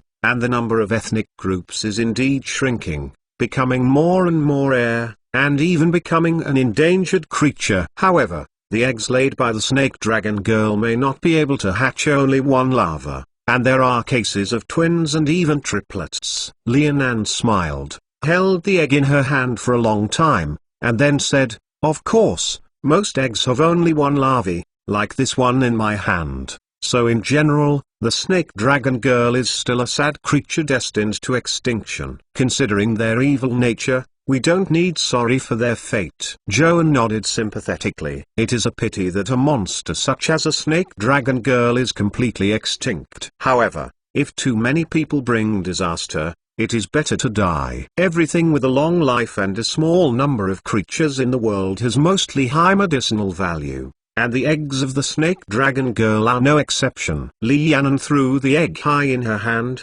and when Joan worried that she would break it, she grabbed it again and smiled and said to him, "Come all here, why don't you come to my house and sit down and help me turn this egg into a magic alchemy?" How amazing. Keep it secret first, and you will know it after successful refining. Lianan winked at Joan playfully, freed his left hand to hold his arms, and raised a telescope at his feet, and in a flash took him back to the forest hut where he was hiding. When she arrived home, Lianan was busy with her life, preparing the alchemy equipment one by one, and then put the egg end of the snake dragon girl into a ceramic reaction kettle, accompanied by a variety of herbs, heated by magic ignition. Joan was responsible for helping Lianan to process the medicinal materials, and found that there were many herbs in her family, which are rare varieties he had only seen in books before. These medicinal materials were not available even at Yangbo, and Joan looked at the heat and cheeked Lianan to give him some. Lianan readily satisfied his request, and her generosity did not stop there. The ceramic cauldron was bubbling and the complex alchemy reaction continued for 2 hours before it ended. When Lianan lifted the lid, an indescribable strange fragrance flew out immediately, including the snake dragon girl's eggs. All the herbs have been cooked into a pot of green and viscous liquid, which looks like herbal porridge. Lianan quickly poured the potion liquid into 2 wooden bowls, and handed Joan a bowl, urging him to drink while hot. Joan held this bowl of greenish-grey color, which looked a little disgustingly muddy, and couldn't stop talking. However, seeing Lianan gobble up and drink himself, He no longer hesitated, gritted his teeth, and poured his sticky liquid into his stomach. Somehow, as soon as he drank this bowl of porridge, Joan felt his eyelids were heavy and could not help but want to doze off. Turning her head to look at Lianon, she realized that she was also yawning, with a sleepy look. Chapter 338. Which seg too sleepy? Lianon narrowed her eyes and asked Joan. Joan nodded embarrassedly and tried to restrain the urge to yawn. Don't worry, this is how medicine comes up. How long will it take to get sober? Joanne was still a little uneasy. I don't know, Lianon said with both hands indifferently. Leave it alone, and say again after a sleep. But Joanne also wanted to ask, but Lianon dragged him to the next bedroom on his own, and could not help but push him down on the wooden bed. Immediately afterwards, she climbed up and lay beside Joan, pulling the blanket over him and herself. With a big yawn, she caressed Joan's chest and murmured in his ear in the lullaby, "Sleep, sleep, my dear baby." Joan shook his head silently and closed his eyes. He said goodnight to her silently in his heart, and then he was overwhelmed by sleep and fell asleep. Not knowing how long he slept, Joan suddenly woke up, sit up from the bed and find out for a few seconds that the side was empty. Lianon didn't know when she got up. The sky outside was dull and the time had passed. Joan worried that he would oversleep and delay his trip, and quickly got out of bed and put on shoes, and walked out of the bedroom. Lianon was sitting at the dressing table in the outhouse, combing her hair in front of the mirror. When she saw Joan's figure in the mirror, she put down her bone comb and turned back to smile at him. Did you sleep well? Fortunately. How long have I slept? About 3 hours. That is to say, it's almost 7 o'clock in the evening. No wonder the sky is dark. Joan patted his head, annoyed at wasting time. What's wrong with sleeping a little longer? Lianon smiled softly and expressed emotion with a meaningful tone. Someday you will understand that it is a rare happiness to be able to fall asleep when you fall asleep and sleep soundly. Perhaps. Joan didn't want to argue with her on this topic, and hurriedly took her luggage. It's too late. I have to say goodbye to you. Yeah, it's very late. Lianon glanced out of the window, and the vast night was shrouded from above, as if to embrace the boundless earth. She pondered, as if she wanted to keep Joan to spend the night here, but she finally shook her head and gave up the invitation destined to be rejected by him. It's still far from Dillon Town. How are you going? Become an eagle and fly back. How many times can you cast morph? When Lianon asked this question, Joan suddenly remembered that his tuned level spell slot and mythical power had been used up in the battle against the snake dragon girl. Of course, he can still use the energy stored in Tears of God, but this energy can only be recovered a little every day, so he will not use this whole card unless it is necessary. Lianon seemed to guess his mind and came over to gently hold his hand and said softly, "Don't be sorrowful. Wait a minute for me to take you home." Joan remembered that Lianon was good at teleportation. At the beginning, he cast a spell to send himself directly to Leiden Port. A stone fell to the ground and thanked her gratefully. "Before I leave, I have 2 more things to tell you." Lianon smiled mysteriously. "The first is about the potion that we drank from the snake dragon girl's egg. Do you?" "I'm not curious about the effect of that." Joan reminded her of this matter by reminding her,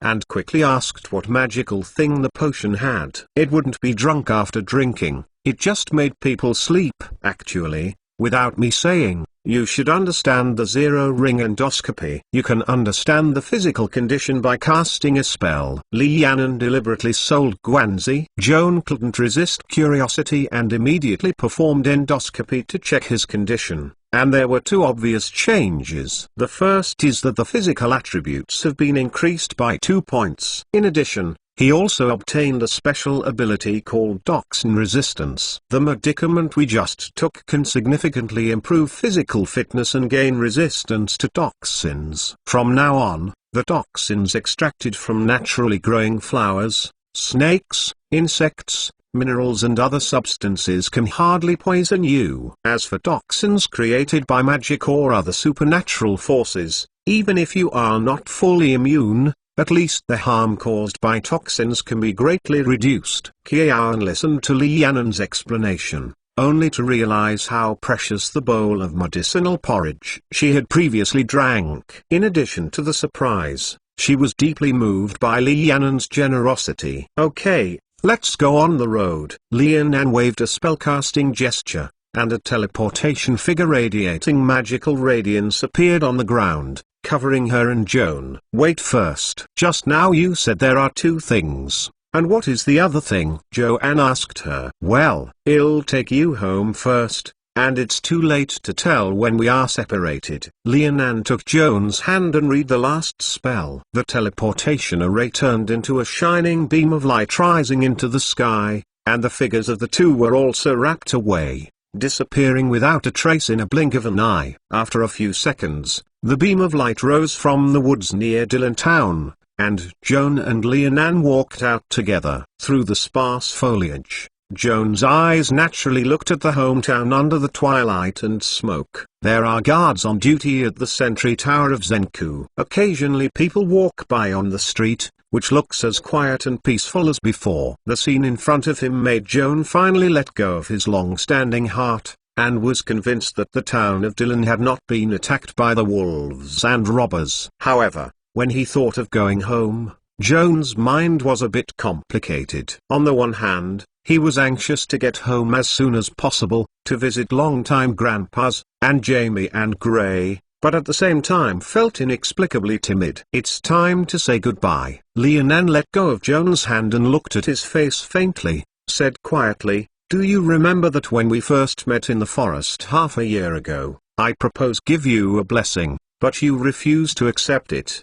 At that time, I didn't know you enough, so I really didn't know what to do. Qian said shamefully. Li Yan'an shook his head and told him seriously, in fact, you made a wise decision at that time, and I did not feel good about you at that time. Joan was taken aback and looked at her in amazement, his eyes full of disbelief. A light dry smile appeared on the lips of Li Yan'an. You once envied our elves' family for a longer lifespan than humans. In fact, goblins will also age and die, and my face will have a late day. In order to delay the arrival of aging and death as much as possible, sometimes I had to do something.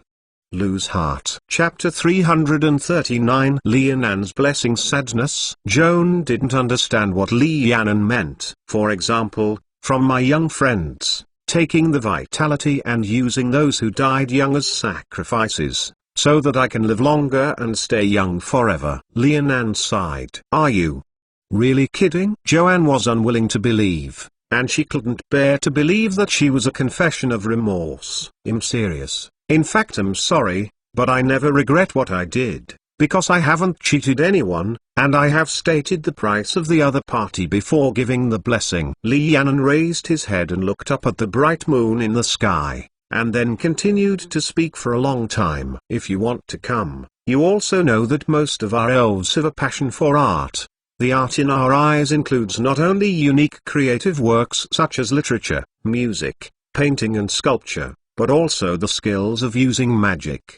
But as a noble elf, I was born with the magic power to enhance the talents of artists, and the education I have received since I was young. I have formed a concept that I think is lofty. I am the protector of art and artists. To date, I have lived for more than 3 centuries. During this long career, I have been carrying out my mission. Except for the occasional seclusion in the jungle, I travel most of the time. I have traveled almost all over the world of Valais and in countless cities and villages. Everywhere I always look for famous local artists and appreciate each other's proud works. If I feel the brilliance of genius, I will try to persuade each other to. I signed a contract to use my talents to enhance each other's artistic talents, so that they can create more beautiful poems, more beautiful music, more touching scrolls, and even more powerful casting ability. So what is the price? Joan couldn't help asking. Yes, everything has a price. Li Yan'an sighed softly. If the other party accepts my blessing, I must agree that I can extract part of their vitality at any time, when they are still at the peak of their artistic creation, even if they are thousands of miles away from them. They can feel their glittering soul and spirit through that contract. Passionate creativity. At this time, I just want to appreciate their endless masterpieces, and can't bear to take their vitality. However, with the passage of time, when those once talented artists have gained fame and wealth, intoxicated by the admiration and praise of the world, they gradually lost themselves, forgetting to devote themselves to the original intention of artistic creation, and their inspirations have dried up over time and become mediocre. The reluctantly produced works are also lack of sincerity, just repeating themselves. They themselves and the followers around them may not be aware of these sad changes, but they can't hide me. I have a keen enough sensitivity to discern whether a person is actually creating or deceiving himself, and I never have mercy on those who have squandered their talents. If I understand correctly, you will always execute the contract that was signed when an artist friend could not create a better work, and take his life? Kiawan tentatively asked. Li Yannon nodded and said lightly, it may be cruel to do this, but instead of watching a once talented person gradually degenerate and vulgar, he will end up in the evening and ruin his reputation by himself. It is better to start at the beginning. When I went downhill, I withdrew my blessings and saved them from wasting their lives. In this way, people will not realize that this great artist has exhausted his thoughts, only to sigh that they haven't had time to create more and better works and die early, leaving only the most glorious and brilliant. A masterpiece is a good start and a good end. Joan listened to her and felt shudder at first. Then she couldn't help but agree. There are many examples of short-lived geniuses in the world. While lamenting the demise of geniuses, people are not aware of the genius artists who are fleeting like meteors. If they live long enough, most of them will go downhill. Li Yannon's blessings can enable an artist to explode all his creative talents in the best years of his life, and imprint his best in the world. If a person is willing to accept this dangerous blessing, it shows that he loves art more than his own life, and the end of the genius is premature for him. Is it not what he wants? From this perspective, Li Yannon's blessing is nothing more than an equivalent exchange, perhaps a bit cold, but not to mention evil, let alone curse. All that has been said to you has been made clear. Please allow me to make the request that was once rejected by you again. Joanne, my young mage friend, are you willing to accept my blessing? Joan thought for a few seconds,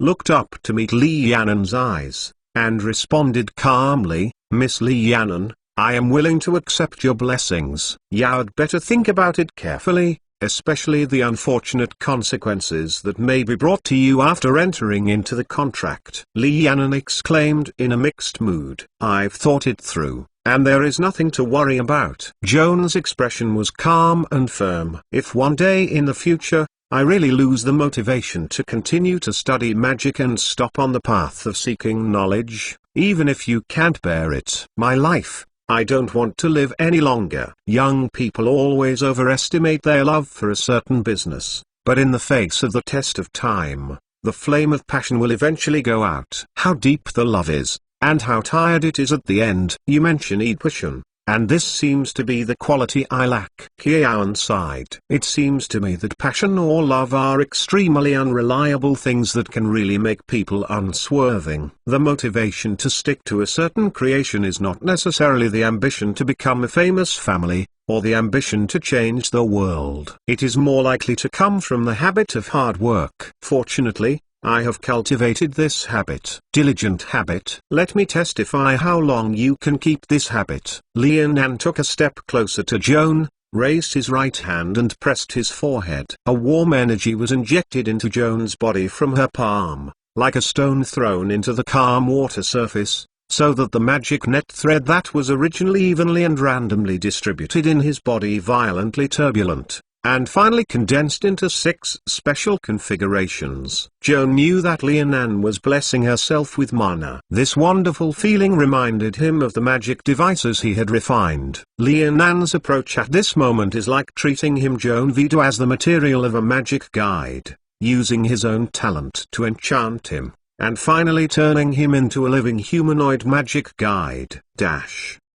P.S allows us to create a work, not the desire to become famous, but the diligent habit. Marcel Proust, Remembrance of the Dead Water. Chapter 340. Sadmana. The high-level enchanting process can indeed enchant flesh and blood and even living souls. But in Joan's opinion, Li Yan'an's technique is obviously better than those craftsmanship.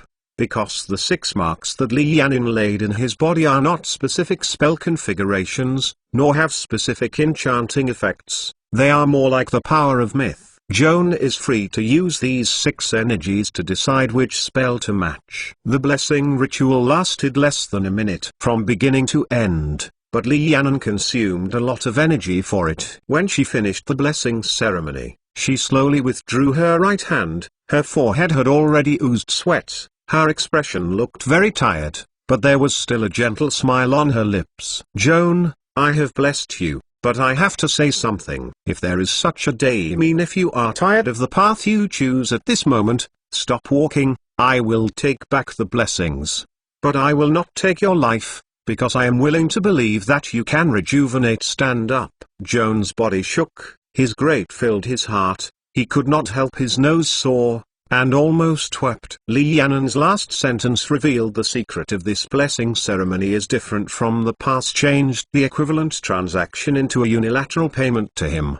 Despite Li Yan'an's deliberate avoidance, Joan guessed that performing this mana blessing ritual required her own vitality. If the 2 parties conclude the contract fairly, then Li Yan'an's blessing at this moment is like a banker issuing a loan. In the future, there will be an opportunity to recover the profit, not only to make up for the vitality consumed by the blessing ceremony, but also to earn. This is Li Yan'an's life-defying secret method that has been used for 3 centuries. But Li Yan'an had some special blessings for him at this moment, and voluntarily gave up the right to claim his life. This is like a banker who decided to do good deeds, generously lending huge sums without asking for interest on a copper plate, even when the principal was repaid. There is no clear deadline. For Li Yan'an, this practice is like sacrificing part of his life to enhance Joan's ability to cast spells. This practice of simply paying without asking for any return made Joan feel deeply guilty.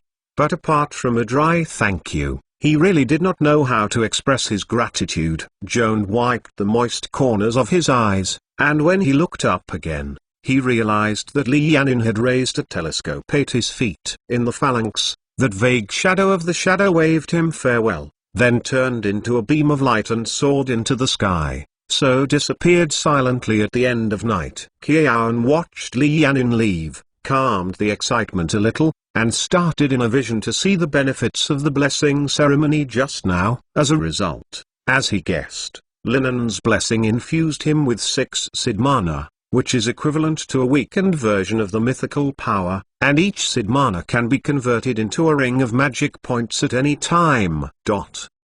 Even more amazing is that these mana can also be combined freely. For example, 2 or 2 combinations can be converted into 3 2-ring mana. 3 or 3 combinations can be converted into 2 3-ring mana until all 6 mana are combined and replaced by 1 6-ring spell slots. Joan's current 2th level spell slot is only 3, gaining 6 Sadmana, which is equivalent to nearly doubling his basic casting ability. The second similarity between Sadmana and mythical power is that there is no need to prepare in advance. Joan needs to cast a spell and temporarily call Sadmana to complete the match. This is actually closer to the warlock casting method, obviously more flexible and free than the magic casting method. In addition to the substantial enhancement of the ability to cast spells, Joan has an additional benefit after receiving the Li Yan'an mana bonus, which is to cover his mythical power. Both Sadmana and mythical power can be used to replace spell slots. Except for Joan himself, it is difficult for others to distinguish the difference between these 2 forces. Therefore, when he had to use mythic power instead of the spell position in public, he could lie to witnesses that he was using the Sadmana given by Li Yan'an, thus avoiding doubts. The barking of dogs in the distance awakened Joan from a long period of contemplation. Looking up at the sky, the night had fallen completely. The bright moonlight sprinkled on the main road leading to Dillon town, and every paving stone was reflective, as if he was making a silent call to his wandering return journey. Qian rationalized the cloak and calmed down the complex mentality of the nerd-tone sentiment slightly, and stepped closer to his hometown after a long absence. Through the familiar streets, Joan couldn't help but quicken his pace, eager to go back to the cabin where he was born and grow up, visit the only relative in this world, old man Guillaume Tell, secretly praying for the health of his old man getting better. Walking along the street to the end, Joan then turned onto the path leading to the back mountain. The houses on the road gradually became sparse, and the trees gradually became dense. When he finally returned to his house, he suddenly stopped and was overwhelmed. His house, the small wooden house at the foot of the mountain, is unknown when it has turned into a ruin. A charred beam was inserted diagonally in the center of the broken wall, like a solitary tombstone. Joan never thought that it would be such a miserable scene to greet his return. His heart twitching. Just as he was stunned, familiar dog barks came from behind the ruins. It was the half-breed winter wolf Jamie, sniffing out the little master's breath, and flew over happily. Joan greeted him, hugged Jamie who flew over, kissed him on his furry head. His depressed mood improved. "Jamie, how are you? Where is Gray?" Jamie seemed to understand Joan's greetings, nodded in a serious manner, and then bit Joan's clothes and tossed, and motioned the little master to follow him. Joan followed Jamie to the ruins, and was surprised to find that behind the burnt wooden house, where the shade of the trees was, a brand new house was suddenly built. The size of the new house is at least twice that of his old house, and it is a two-story building. It looks very impressive. Near the newly built wooden house, Joan also saw another old friend, the greyback Gray. The tall and honest giant was digging through the ruins of the old house, picking out the pots and pans that still work, and carefully collecting them into a large wooden crate. Gray stretched his arms, picked up the heavy wooden box, and turned to the warehouse on the side of the newly built wooden house. It seemed that he would collect the debris rescued from the fire. The barking of the dog and the sound of footsteps attracted Gray's attention, and he stopped and looked back. The moment his eyes touched Joan, Gray immediately raised his arms in surprise, letting the wooden box full of debris fall to the ground and shattered into pieces. Cheering Mott rushing over, he couldn't help but say he hugged Joan, turned excitedly for several laps before letting go of him. Chapter 341 Poison. Seeing that Gray was still so innocent and energetic, Qiao Anji suspended his heart halfway. Unfortunately, neither Gray nor Jamie can speak for him as to why the old house was destroyed and who built the new house. Accompanied by Jamie and Gray, Joan walked to the door of the new house, tentatively knocked on the door, and asked aloud, "Please, is anyone at home?" The room was quiet and no one answered. Joan was still hesitating whether to push the door or not, and Gray stretched out his arm and pushed the door open, striding inside. Joan shook his head helplessly and had to follow it into the door. The lobby on the first floor is very spacious, with daily furniture such as tables and chairs, and it looks brand new. There is a room on each side of the hall, and the kitchen is on the left. Gray pointed to the room on the right side of the hall, trying to explain to Joan. Joan couldn't understand it, walked in and looked at it, and found a thick bearskin blanket on the ground, and a dog kennel next to it, and immediately realized that this was Gray and Jamie's room. "Gray, did you build this house?" Gray shook his head, gesturing to try to tell something. Joan nodded in comprehension and climbed the second floor along the handrail. The staircase is facing a small living room with only a coffee table and 2 armchairs. The 3 rooms adjacent to the living room are the master bedroom, guest bedroom and study. The bed in the bedroom is complete. The only thing that makes Joan feel bad is that although there are 2 rows of bookshelves placed against the wall in the study, it is a pity that the bookshelves are empty and there is not even one book. Joan looked upstairs and downstairs, recalling Gray's move just now, vaguely guessing that the owner of this new house was mostly himself. But he still didn't understand who ruined his old house, and who built this more impressive new house for him near the ruins of the old house. During the 6 months of studying abroad, something seems to have changed at home. As Joan thought more and more inexplicably, he told Jamie and Gray to leave the house, hurriedly leave the new house, went to Haushan to visit Grandpa, and asked about the changes in the family. Joan ran all the way, and it took less than 10 minutes to approach the grandfather's hut. This old house still kept what he remembered, but it was more worn out than when he left home, and it was almost a strong wind that could blow it apart. Joan knocked on the door and waited for a long time without answer.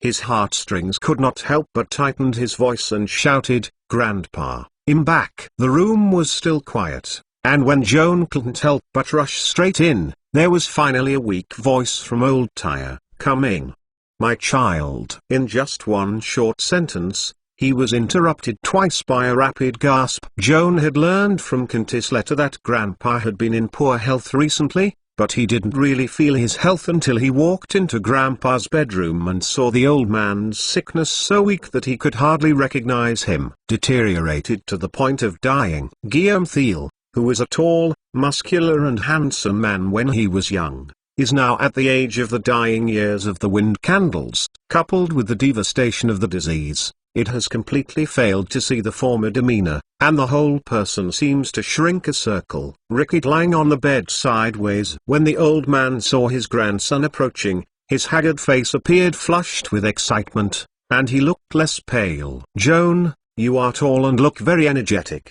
The old man smiled happily, trying to touch his grandson's cheek, but he didn't even have the strength to lift his arm. Seeing her grandfather's weakness, Joan couldn't help but fill her eyes with tears. With the last hint of hope, he quietly performed higher endoscopy to check his grandfather's health, hoping for some comfort. However, the result of the inner vision was a sharp knife in his heart, and tears burst into his eyes. The disease has completely destroyed the health of old man, paralyzing him, and even speaking is very difficult for him, let alone taking care of himself. "You don't need to lie down and take a good rest." Kiao Ankian asked the old man with grief, "Have you asked the doctor to see a doctor?" "Dr. Kalendil came to visit me every day and fed me to take medicine. He is a good person, so considerate of me is probably because of you. Unfortunately, my illness cannot be cured, and I can hardly eat it." Something. The old man's internal organs have been decayed by the disease, and the exhaled breath has a strong rancid smell, filling the dim and small bedroom. This unusually unpleasant breath seemed to be the epitome of death, which penetrated into Joan's body through his nose, mouth and pores, making him realize for the first time in his life that death is so specific and real. And Joan sat by his grandfather's bed and looked at his tormented face. He couldn't help but regret deeply that he failed to fulfill his responsibilities and failed to take care of his old man when his grandfather was still in good health. He was angry, and he really shouldn't be. With an almost atonement mood, Joan knelt in front of the hospital bed, held his grandfather's cold and withered hand, and pressed it against his cheek. The unstoppable tears slowly slipped down the cheek to the old man's hand. Old man Tyr twitched his lips in relief, barely squeezing out his smile, and asked in a weak voice how Joan had been in school, whether he had been bullied by the city people. Kiaon answered them one by one and told his grandfather his truthful experience of studying in the city for half a year. When telling his past experience, Joan suddenly realized a fact that he had been neglected for a long time. Since entering Leiden College to study, the city people he met, including classmates, mentors, Mr. Havel, Xiao Miao, Ake, Teacher Benny, Major Vasa and Sister Castis, were upright. Kind and nice people are also very friendly to him. Joanne must admit that there are many rogue and scumbags in Leiden City, and there are also indiscriminate guys on campus, but he has almost never dealt with such people and has not suffered any losses. I'm really lucky. From his luck to his grandfather's misfortune, the strong contrast made Joan feel more sad and blameful. and only hated that he couldn't share his grandfather's pain. Guillaume Tell listened to Joan's story, and he didn't take a long sigh of relief until he finished talking about his relationship with him half a year after leaving home. A strange light suddenly appeared in his eyes and asked his grandson in a mysterious tone, "Joan, I heard Dr. Kyle and Il talk about it. Have you followed him to learn alchemy?" Joan nodded, wondering why Grandpa suddenly mentioned it. "Are you at Leiden College? Have you continued to learn this craft?" "Of course, this is a required course for the master." "Very good, very good." The old man of Tyre smiled weirdly and tried his best to clench his grandson's hand, shaking, and asked him, "My boy, will you mix poison?" Chapter 342 Begging for Death Poison. Joan felt more and more wrong as he listened, and asked his grandfather cautiously, "There are so many kinds of poisons. Which one are you referring to?" "The more toxic the better, the better. The poison that people will die as soon as they drink it." The old man Tyre replied quietly. The ominous premonition in Joan's heart grew stronger, so he pretended to shake his head calmly. "Grandpa, I won't mix such a violent poison. Take a good rest and don't think about it." "No, my child, you are lying." Old man Thiel burst into excitement and shouted hoarsely, "Joan, now only you can help me get rid of this meaningless, pure pain. It's very simple, only a small bottle of poison is needed." "No, you can't." Joan tried to comfort the excited grandfather, but he was interrupted. "Yeah, I can't. If I still have enough strength to end my life on my own, why should I ask someone for help?" The old man shook his head with a smirk. "Look, I've lived a whole lot of age, and even a dog is not good at the end." "How sad." "Grandpa, it's not like that." Joan couldn't say anything. The last thing he was good at in his life was comforting people, not to mention the need for comfort is his only relative in the world. "Good boy, don't be sad. It's all my fault. My fault." Seeing the grandson weeping anxiously, the old man of Tyre couldn't bear it, and murmured, "Joan, you said, what's the reason why people live?" Joan rubbed his swollen eyes and tried his best to provide his grandfather with a reasonable answer, although this question was really difficult. "People are alive, perhaps to pursue happiness." "Very good. People live to pursue happiness, right? Then look at me and see how I am now. Is there any happiness at all?" "I know very well that I'm alive. I'm not afraid of the disease at all. I just hate the disease is not strong enough to rest me as soon as possible. I can only lie in bed and endlessly breathe, endure boredom and pain, let alone happiness. Even the last dignity of being a man is deprived." A severe cough interrupted the old man's indignant words.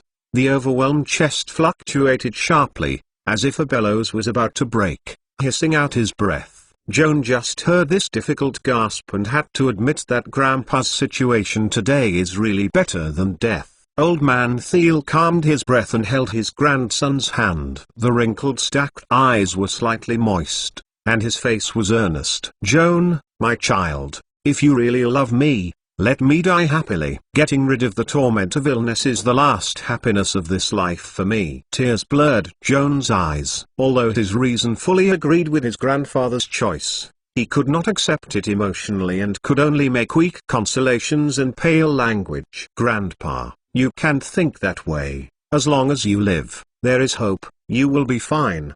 The old man of Tyre smiled and shook his head bitterly, but his voice was bleak. But there was a hint of indifference in the red dust. "I'm old, boy. It's not just sickness and aging that kill me. The disease may be cured, but the life is determined by the sky, and it's useless to be reconciled." "Child, you will one day grow old. You won't be able to get sick, and you will become like me, and you will suffer one more minute for every extra minute of life.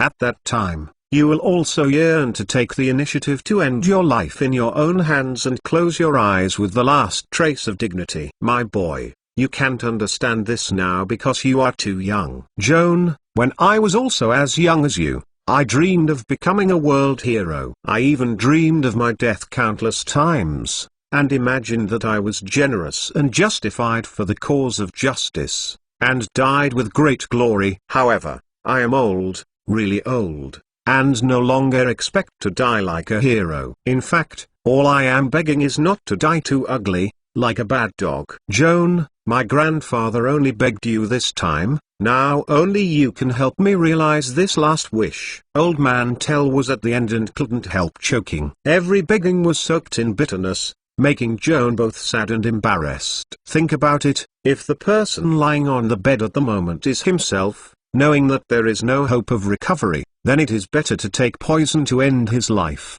so as not to suffer from suffering on the sickbed. However, Joan couldn't bear to succumb to rational judgment, but the same thing was placed on his only relative. Even if his grandfather's illness was not cured, and even if he lived for another minute, he would be tortured for another minute. Joan still preferred him to maintain the status quo until his old man died. This kind of thinking is indeed in line with people's common sentiments, but it is so ruthless when it is investigated further. How can an elderly man who has been ill to live for a few more days benefit him? In the final analysis, it is just to satisfy your nostalgia for your loved ones, and to prove that you have fulfilled your filial piety by taking care of your sick grandfather, thereby reducing your inner guilt, and winning a good name of filial piety in the eyes of outsiders. Yes, Joan had to admit that he did not want to distribute poison for his grandfather, against his will, and forcibly deprived him of the right to end his life. In fact, it was not for the sake of his grandfather, but to satisfy his vanity and to use his family name. Do something mean and selfish. But what about that? Everyone has humanity, and humanity always has a weak side. Joan always feels strong enough and rational enough. Only then did he realize that he was just an ordinary person, and the will of reason would also succumb to weak emotions. I'm sorry, Grandpa. Joan choked back. My heart is disturbed. Would you please give me some time to consider this matter? Old man Thiel seemed to feel the pain and struggling of his grandson at the moment, and an unbearable expression appeared in his eyes, and said weakly, "No, my child, I should say I'm sorry to you. What I asked you to do is too cruel for you, and it's normal to accept it emotionally. You go back and take a good rest." Joan nodded, helped Axiom to deal with the quilt, and turned and walked out of the hut. Closing the door, Joan breathed a sigh of relief, feeling as if he had just escaped from purgatory. His relieved mentality made him wake up suddenly, and he couldn't help but produce a sharp question. If you really care about your grandfather, why do you desperately want to escape from him? Does this mean that his feelings for his grandfather are not so deep? Is his heart disgusting the poor old man who has been tormented by aging and illness, just pretending to be filial? The more he tortured his soul, the more Joan felt guilty, and looked up at the dark night sky, almost suppressed from breathing. Chapter 343 Mysterious Outlander 1. Joan stayed in such a distraught state for a long time, until he was awakened by the cold wind blowing against him. He settled down, walked like a sleepwalk, unconsciously returned to his house, looked at the ruined ruins, and suddenly remembered to ask his grandfather why his house was destroyed. Joan turned to look at the way he was going, and didn't want to go back to disturb his grandfather, so he continued to walk through the deserted street and walked to the door of Dr. Keilendil's clinic before stopping. Joan looked at the window. The faint light made him feel a little relieved, climbed the stairs and knocked on the door. The door of the room was open, and Keilendil's probe came out. At first sight, he suddenly showed surprise. "Joan, you are finally back. Come in and sit down." Joan approached the familiar clinic and took a sip of hot tea from Keilendil. His distracted mood gradually calmed down. "When did you come back?" "I arrived home this evening." "It's good to come back, and accompany Mr. Telmore during the holidays. He has been nagging you." "Doctor, I came to visit you so late. I actually want to inquire about my grandfather's condition." Joan put down the teacup and looked at Keilendil with anxiety. "You tell me the truth. Is there a way to cure my grandfather?" This. Keilendil hesitated for a long time and finally shook his head hard. "Joan, you have also studied medicine. You really don't need to answer this question. You should know your grandfather's illness. Let alone I have no cure, The great druid of the Algonquin Valley has visited him before, and even Mr. Victor's medical magic cannot completely eradicate his root cause. Still is there anyway? Even though he had been thinking about preparations for a long time, when Joan heard his words, it was like hearing the death sentence, still feeling cold, and the world in front of him became very dark. Kyrandil saw his pale face and tears in his eyes, and could not bear to hit him again, but as a doctor, his professional ethics required him to tell the truth. Joan, want to open up a little bit, who can be saved from death in life? Your grandfather is more than 60 years old, and he is regarded as a long-lived old man in our town. And he has raised you up. What else does his old man have? Can't let go of it. Just stay with him more and let him spend this last time with peace of mind. Joan nodded reluctantly, and then asked Kyrandil, Doctor, what medicine is my grandfather taking? I want to help him buy some, by the way. Actually, Mr. Thiel doesn't care whether he takes medicine or not. I once wanted to give him some painkillers, but the old man was very stubborn. Not only did he refuse to take medicine, he also proposed to me a very— Kyrandil thought about it. The phrase, a ridiculous request. Joan looked up at the doctor and asked calmly, does he ask you to help distribute the poison? Kyrandil changed his face, and nodded gently. I refused his request because I had no right to do so unless his guardian also agreed. So this matter can only be discussed after you come back. What did my grandfather say? The old man was very angry after hearing my words. He didn't agree that you, a child, could be his guardian. He also said that his life is his own. No one can decide his life or death for him, not even the only relative. Kyrandil stood up with a wry smile, took a small glass vial from the reagent track, and turned to Joan. This is something your grandfather asked me to help him prepare. After taking it, he will fall asleep and leave the world without pain. Now I will give this medicine to you. As for whether to give Mr. Tell, it is up to you, decide for yourself. Joan held out his trembling hand,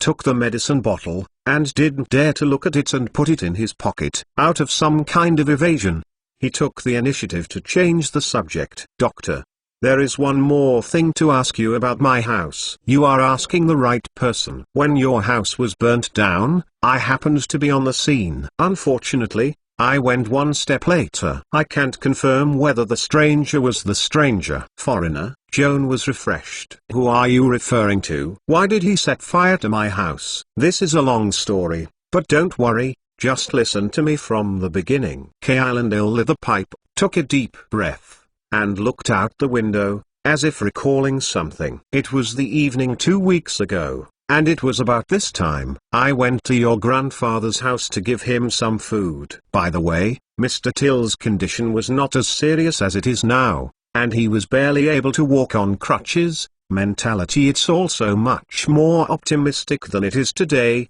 and he said a lot about you. Hearing, he missed you a lot. Even though he didn't admit it, he was always looking forward to your return. Joan nodded, expecting the doctor to continue. I sat with your grandfather for about half an hour, and left after leaving medicine and food. I suddenly heard a roar on the way down the mountain, and saw a pillar of fire rise up into the sky, but it took me a jump. After a while, I saw that the fire was getting brighter and brighter, and I ran towards the place where it caught fire. When I got there, I found out that it was your house that just happened. Joan silently listened to Dr. Kyrandil's remarks. Instead of lifting the doubts in his heart, he deepened. From the doctor's description, the cause of the fire may be a big explosion, but there is no flammable and explosive items stored in his house, so the only explanation is that someone deliberately set fire. However, why did the other party do this? Could the Ku family come to the door? Joan recalled his past experience,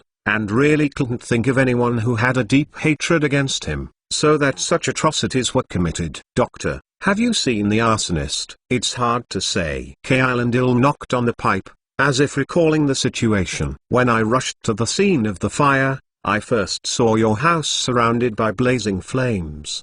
At that time, my mind was full of firefighting, and I didn't notice anyone else nearby until I heard footsteps behind me. I glanced back and saw a weird-looking man coming out of the nearby woods. Before that day, I had never seen this man. I suspected that he had set fire, but there is no conclusive evidence. What does that foreigner look like? Mage Joan couldn't help asking. Very peculiar, with a sallow complexion, long and thin eyes, bare head, bare feet, and a cloak with yellow and black stripes around him. Randall stopped and fell into memory, slowly breathing out his smoke, and then added a detail. This foreigner has a bitter smell on his body. It smelled a bit like an almond extract at first, but I thought about it afterwards, but now it feels more like some kind of insect secretion. Joanne, how are you? All right. Your face suddenly becomes ugly.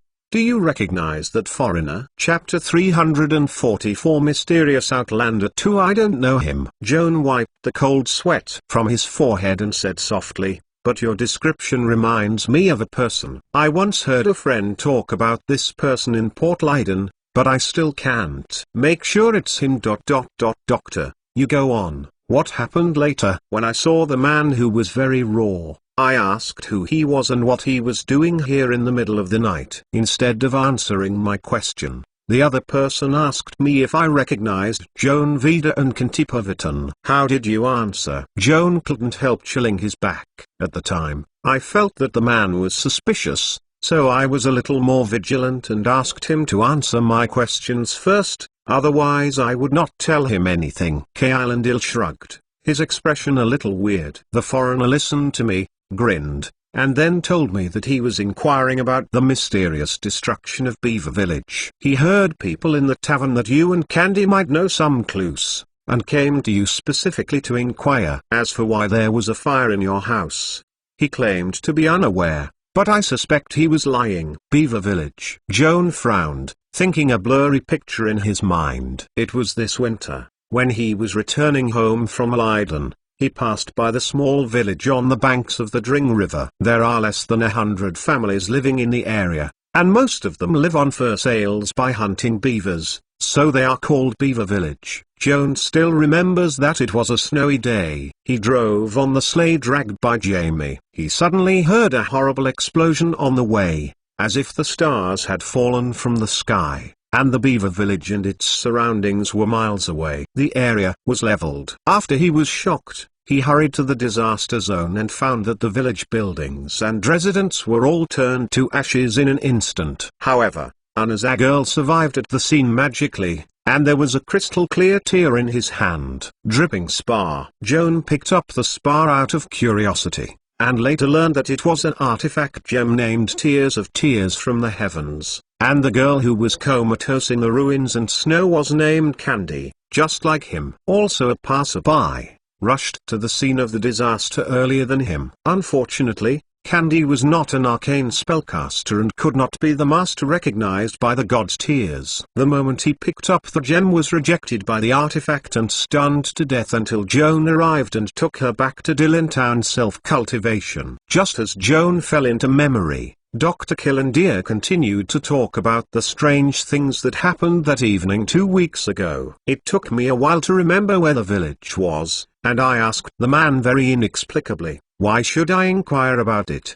Hasn't the village been destroyed by a meteorite? I also incidentally told the foreigner that you and Candy are not residents of Beaver Village and have nothing to do with the disaster that happened there. The foreigners listened to me and showed a weird smile, meaningfully said yeah. The village has been destroyed by meteorites, and the residents of the village are all dead. But my question is, where is the meteorite that destroyed Beaver Village now? You don't know? Mr. Passing By, it seems that you really don't know, but I guess most of the girl named Candy knows. If she doesn't, yes, Joan Vida must know something. To be honest, until now I don't understand what the foreigner meant. He seems to be very interested in the disaster of Beaver Village. If so, he should go to Beaver Village to find clues and run to Ardil. What is the town doing? Randall shrugged his hand. Joan, do you mean that? Joan? Oh, yeah. Joan recovered from contemplation. I guess the stranger was really interested in destroying the meteorite in Beaver Village. He came to me,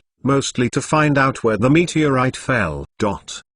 If it's really as you guessed, it's even more incredible. Kailendil shook his head and sneered. The power is strong enough to destroy the meteorite in the entire village. The mass is certainly huge. It must be hundreds of tons. Such a large meteorite can't be easily removed. How could it suddenly disappear? Yeah? Qiao Anyan echoed heartily. In fact, he knew clearly that the meteorite was not big or heavy, and it was in his own hands at the moment. The foreigner really didn't find the wrong person. Doctor, where did the foreigner go? What happened next is even more bizarre. If I hadn't seen it with my own eyes, I wouldn't even believe it myself. Dr. Kailendil held the pipe, and a look of lingering fear appeared on his face. The foreigner, staring at me for several times, seemed to believe that no valuable clues could be obtained from my mouth, and suddenly raised his head and whistled. Shortly thereafter, there was a harsh buzz in the air. A giant wasp, much larger than a vulture, landed from the night sky. Just when I was stunned, the foreigner took off his cloak and jumped on the back of the wasp so naked, the giant wasp flapped its wings and flew him on his back, disappearing into the depths of the night sky in an instant. I was dumbfounded at that time and stood for a long time before I recovered. Just when I suspected that I was just dreaming, I accidentally saw the cloak dropped by the weirdo. Well, at least this cloak, it can be proved that everything I saw just now did not come from a dream. Doctor, is that cloak dropped by the weirdo still in your hands? Joanne asked. Kailendil shook his head, his face more dignified. I walked towards the cloak, hesitating whether to pick it up, and at that moment, the cloak suddenly burst on its own and turned into a large group of wasps rushing at me. In retrospect, most of that cloak was cast by a weirdo, intended to be a trap to kill me. Fortunately, I am a doctor,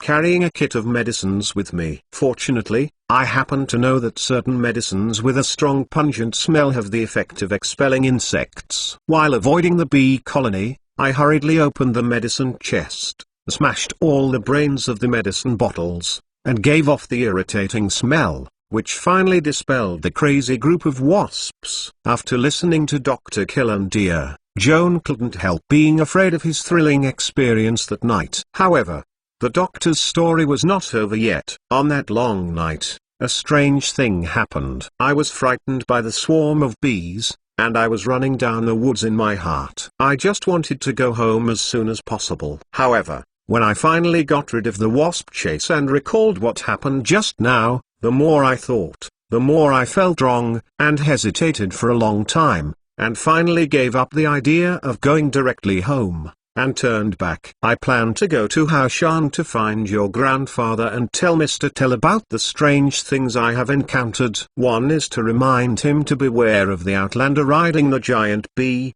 and the other is to ask him to write a letter to you who was still far away in Leiden Harbor, to remind you to beware of the weirdo looking for trouble. Chapter 345 Druid Doctor, thank you for your concern. Joan thanked Kailendil gratefully, but thinking about it, I didn't receive a letter from my grandfather later. This shows that some changes must have occurred that night, which made my grandfather's illness worse, so that he could no longer call animal messengers. Kailendil's next account confirmed Joan's ominous hunch. When he hurried back to the corner of the mountain, he was shocked to find old Tile lying outside the door, with blood on his body, and traces of fighting nearby. Gray and Jamie were watching the unconscious old man crying. I quickly gave Mr. Tyre first aid, and after the diagnosis, he found that he was very badly injured, and finally he was awakened and asked what happened to him. Mr. Thal was very weak at the time,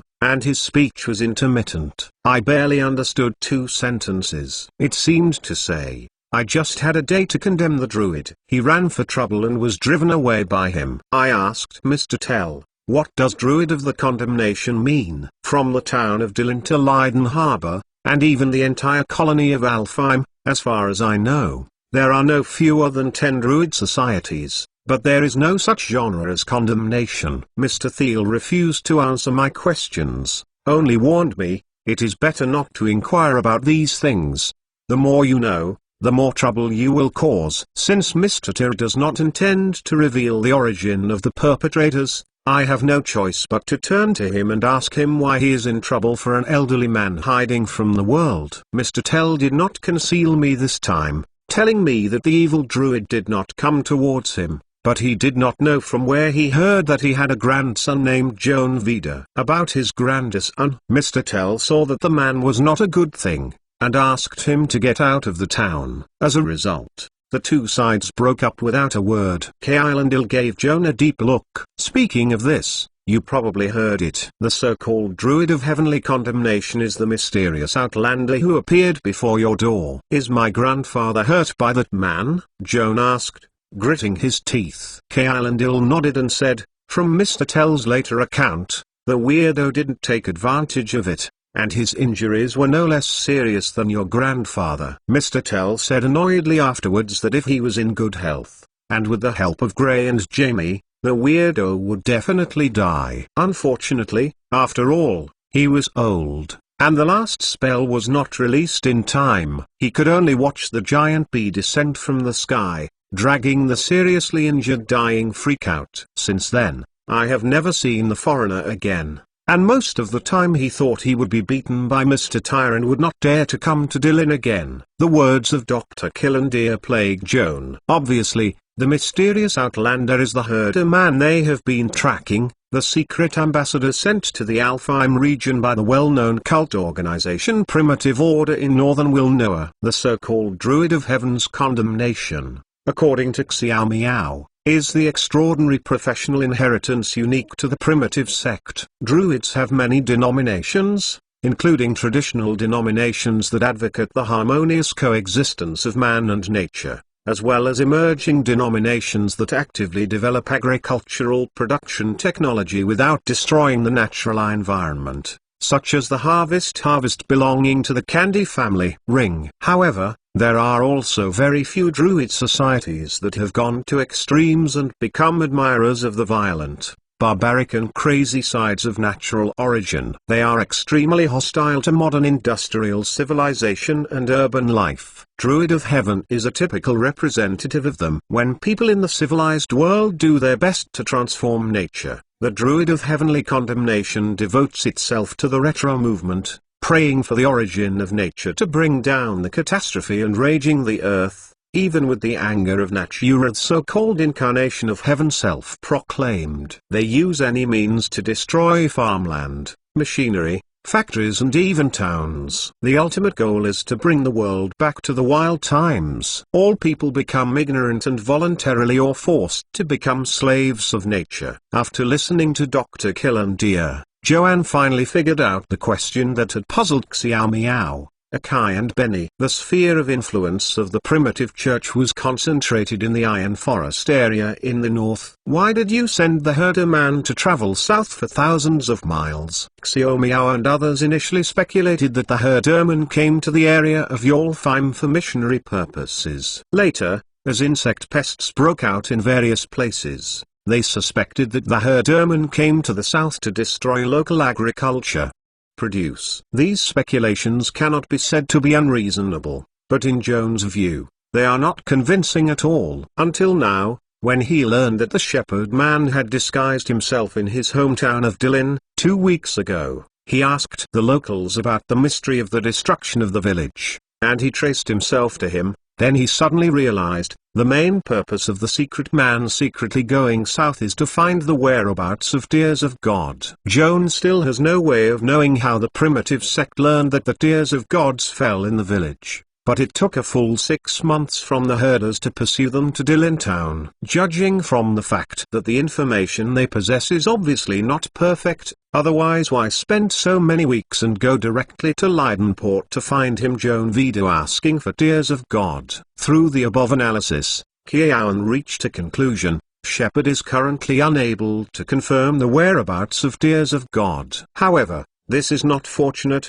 because he has been locked into one of the 2 key clues by the shepherd. If the shepherd doesn't come to him, I'm afraid it's Candy's turn. Qian felt guilty when she thought of the dangerous situation of Candy and the grandpa's rapid deterioration of her condition. But even more helplessly, his situation is also very dangerous. Fortunately, this time, My grandfather shot out and drove away the herderman. In the future, the herderman will come back to his wounds. How can he fight this terrifying cultist? Joan had to admit that, with his insignificant ability, he couldn't contend with the shepherd positively. Once he was found, there was little chance of survival. A strong sense of crisis, like a huge stone pressed against his chest, made him feel difficult to breathe. Actually, you don't need to worry too much. The strange man was injured by your grandfather, and it will not be better in 2 or 3 months. When he recovers from the injury,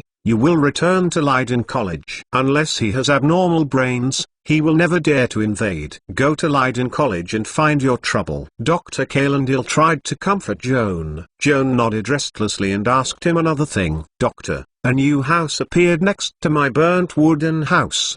Do you know who built it? Oh, of course I know this. Calendil smiled softly. The cost of the materials for the construction of the new house was paid by Mayor Dingdall. Flint led his nephew, Tom, and the enthusiastic lad in the town. The construction is free of charge, and it is finally completed before the summer vacation, so that you will not be homeless when you return. Chapter 346 Reward Notice. Doctor, thank you so much. Joan couldn't help flushing his eyes. You are my student. The teacher should take care of the students. If you want to thank the mayor and Mr. Flint for them. Calendil patted Joan on the shoulder and said with a long heart, Child, don't think you owe anybody.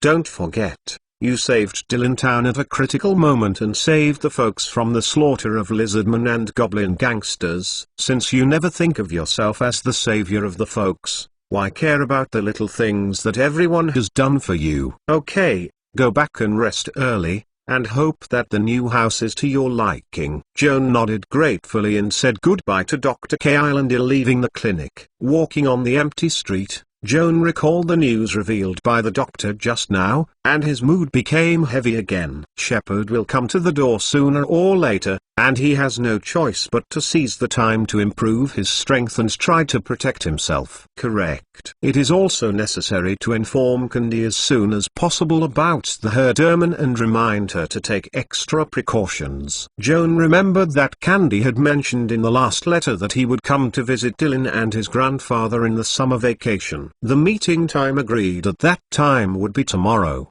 but I wonder if she could come as scheduled. After walking for a long time, Joan suddenly felt hungry in the belly, and then remembered that he had not eaten dinner. At noon, he only drank a small bowl of herbal porridge at the home of Lee Yannon. Now his stomach is empty. No wonder walking Lulai fluttered at his feet. Joan stopped and looked at the shop on the roadside, and found that the grocery store across the street was still open, and the window was warmly lit. So he walked over. The grocery store was the same as he remembered. A curtain of air-dried olive cores hung in front of the open door, and the model swayed under the blowing of the night wind, making a slight noise. Joan lifted the curtain and walked in. He saw an old woman sitting on the armchair knitting sweaters. A chubby orange cat was lying at her feet, fiddling with woolen threads with great interest. Hearing the footsteps, the old woman put on the reading glasses without hurrying, turned her head and glanced at the door,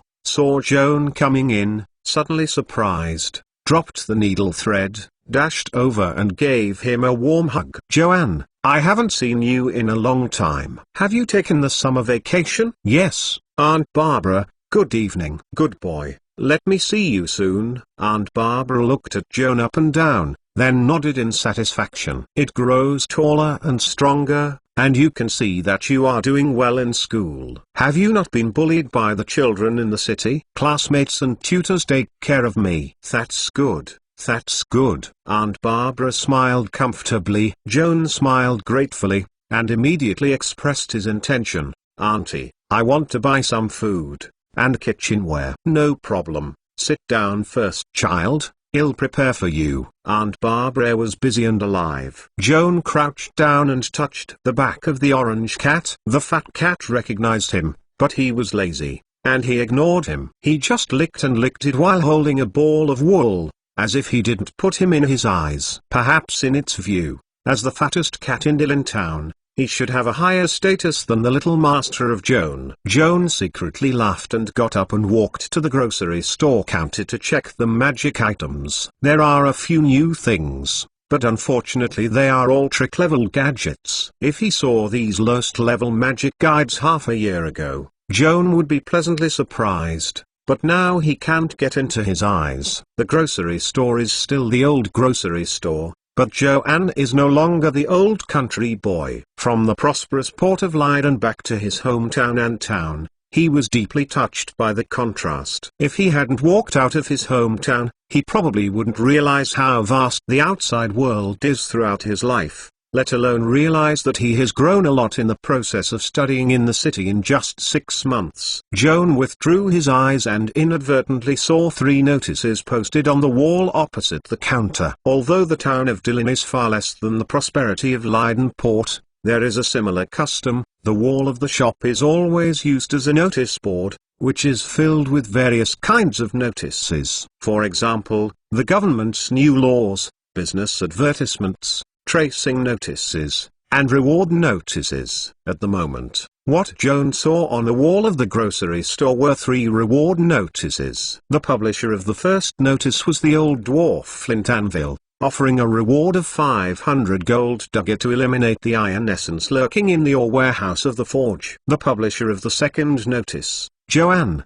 is no stranger, and is the father of Dick and Roger, and the current mayor of Dillon, Mr. Jason Dindale. It is also a reward of 500 gold dagger, asking someone to help eliminate the huge pests that are messing up in the Dingdale sawmill. The bulletin also listed the names of the 3 monsters, namely Big Antler, Bomb Beetle and Poisonous Gas Beetle. Joan frowned as he read the 2 notices. What kind of monster is Iron Soldering Iron? What kind of creature is Gas Bomb Beetle? A full set of Vare's monster book. He can almost recite it, but he can't remember the 2 creatures recorded in the book. Of course, the name listed on the notice is probably just a common name, not a scientific name, but unfortunately, there is no picture, and no more reference can be provided. Joan temporarily put aside his doubts and turned his attention to the last announcement. The publisher of this announcement, Ida, claimed to be a naturalist from the north. The reward amount was as high as 3,000 gold dagger, only for the purchase of fragments of the meteorite that destroyed the village. As a research material, Ida. Joan silently chanted the name and felt vaguely familiar, as if someone had heard it. After watching the reward content twice, his complexion gradually changed. Destroy the meteorite at Beaver Village. Is it not just tears of God? This so-called naturalist, in the name of collecting research materials, offered a reward of 3,000 gold dagger for the purchase of fragments of meteorites. In fact, the real purpose is to find tears of God. Joan naturally thought of the shepherds who came to Dillon town not long ago to inquire about the whereabouts of tears of God, and the light flashed abruptly, remembering that teacher Benny once mentioned that the name used internally by the regiment is Ida. No wonder it sounds familiar. Joan stared at the announcement for a long time, reluctantly straightening out the chaotic thoughts, and turned to ask Aunt Barbara, "I'm very interested in the notice on the wall. Can you tell me what kind of person is the Mr. Ida who issued the reward notice?" "Oh, do you want to earn that bounty too?" Aunt Barbara shrugged disapprovingly. 3,000 gold dagger is indeed a huge sum of money, but I still have to advise you not to expect too much. Based on my years of experience in dealing with people, Mr. Ida, who is weird, is probably not a good person. Chapter 347 Ida Auntie, you seem to have a bad impression of the foreigner named Ida, Joan asked tentatively. I don't really have a good impression of him. Aunt Barbara handed Joan a basket full of bread, butter, ham, cheese and kitchenware, and said angrily, "That Ida, I came to Dillon more than half a month ago. I have seen more foreigners, but no one looks weirder than him. That guy has a yellow complexion like beeswax, bare feet, bare head, and no beard and eyebrows. It looks like a shelled egg. He looks about 30 years old and is still around in a hot day. A thick, airtight cloak, do you say this person is weird? It's really weird. Does his cloak have mixed stripes of yellow and black like stripes on a wasp's belly? Joan asked. That's right. That's the cloak. Aunt Barbara nodded decisively, and then said, this man claims to be a naturalist, but he doesn't look like a scholar in terms of his words and manners. I spent most of the time in the town in the Golden Trout Tavern, and asked everyone about Beaver Village. The gods are on. Beaver Village was smashed into ruins by meteorites as early as last winter, and no one can survive. It is too miserable. Aunt Barbara put down the needlework, praying Goddess of Fortune to bless the safety of Dillon Town, and never suffer the bad luck of Beaver Village. Auntie, why did Ida inquire about Beaver Village? What does this have to do with him? Joan couldn't help asking. I don't know very well yet. I heard people say that the weirdo seems interested in destroying the meteorite in Beaver Village, and he spends a lot of money to collect meteorite fragments. But if someone really took the meteorite fragments and showed him, he always shook his head, and said that it was not what he wanted. Because of this, the little rogues in the town who were idle and dreaming all day long were very annoyed. Ask what the meteorite fragment he wants is. Later, the man described it vividly and said, it looks like a solid teardrop, the texture is crystal clear, which is like a meteorite fragment. It is clearly a gem. It is no wonder that he gave 3,000 gold duggar for a reward. The foreigner, who has been in the tavern for several days, has never been able to get the stone he wanted. Later, he relaxed the reward standard. If anyone can provide clues about the mystery of the destruction of the village, he can also get it from him. Reward money to 10 gold coins. When Aunt Barbara said this, she suddenly remembered something. She grabbed Joan's hand and looked at him nervously. If you didn't mention it, I almost forgot. This matter has something to do with you. What does this have to do with me? Joan asked knowingly. What do you think? What good things can be mixed in the tavern all day? Not a lazy man, but a rogue. These gangs of evil spirits dare to say anything to get some money. One of the drunks was probably drunk. He actually talked nonsense to the foreigner. The only survivor of Beaver Village was a little girl named Candy who was taken by you who happened to pass by Beaver Village last winter. Go back to Dillon Town, live for a while and leave. Joan, that nonsense drunk, didn't cause you trouble? Aunt Barbara asked worriedly. Joan shook his head, barely pretending to be casual. Nothing. You went on to say, where did the foreigner named Ida go? The man stayed in the town for less than a week, and it seemed that there was no gain, so he left in early August. During his stay in the town, he posted notices of rewards in various shops, and also left a correspondence address. Anyone who has news of the fall of the Beaver Village can write to him, promising a reward. Can he show me his correspondence address? Well, just write it here. Aunt Barbara took a note from the cupboard and handed it to Joanne. Red Tomato Tavern in Port Dock Leiden. Handed over to Ida. Joan remembered the address silently, keeping it in his heart, and foreseen that this address could be of great use in the future. If the weirdo just asked the news in the town, it would be fine, but then a weird thing happened, and it was really scary to say it. Aunt Barbara lowered her voice and looked secret. What a weird thing? Joan asked curiously. On one night 2 weeks ago, the shoemaker Lau Bell from the shop next door returned from the tavern and saw a huge wasp flying across the night sky on the road. The giant bee's 2 front paws are still holding a naked man. Old Bell rubbed his eyes and took a closer look. It was not the stranger named Ida. Old Bell, almost scared to urinate his pants, and hurried home to tell his son and his wife about it. The next day his wife told me.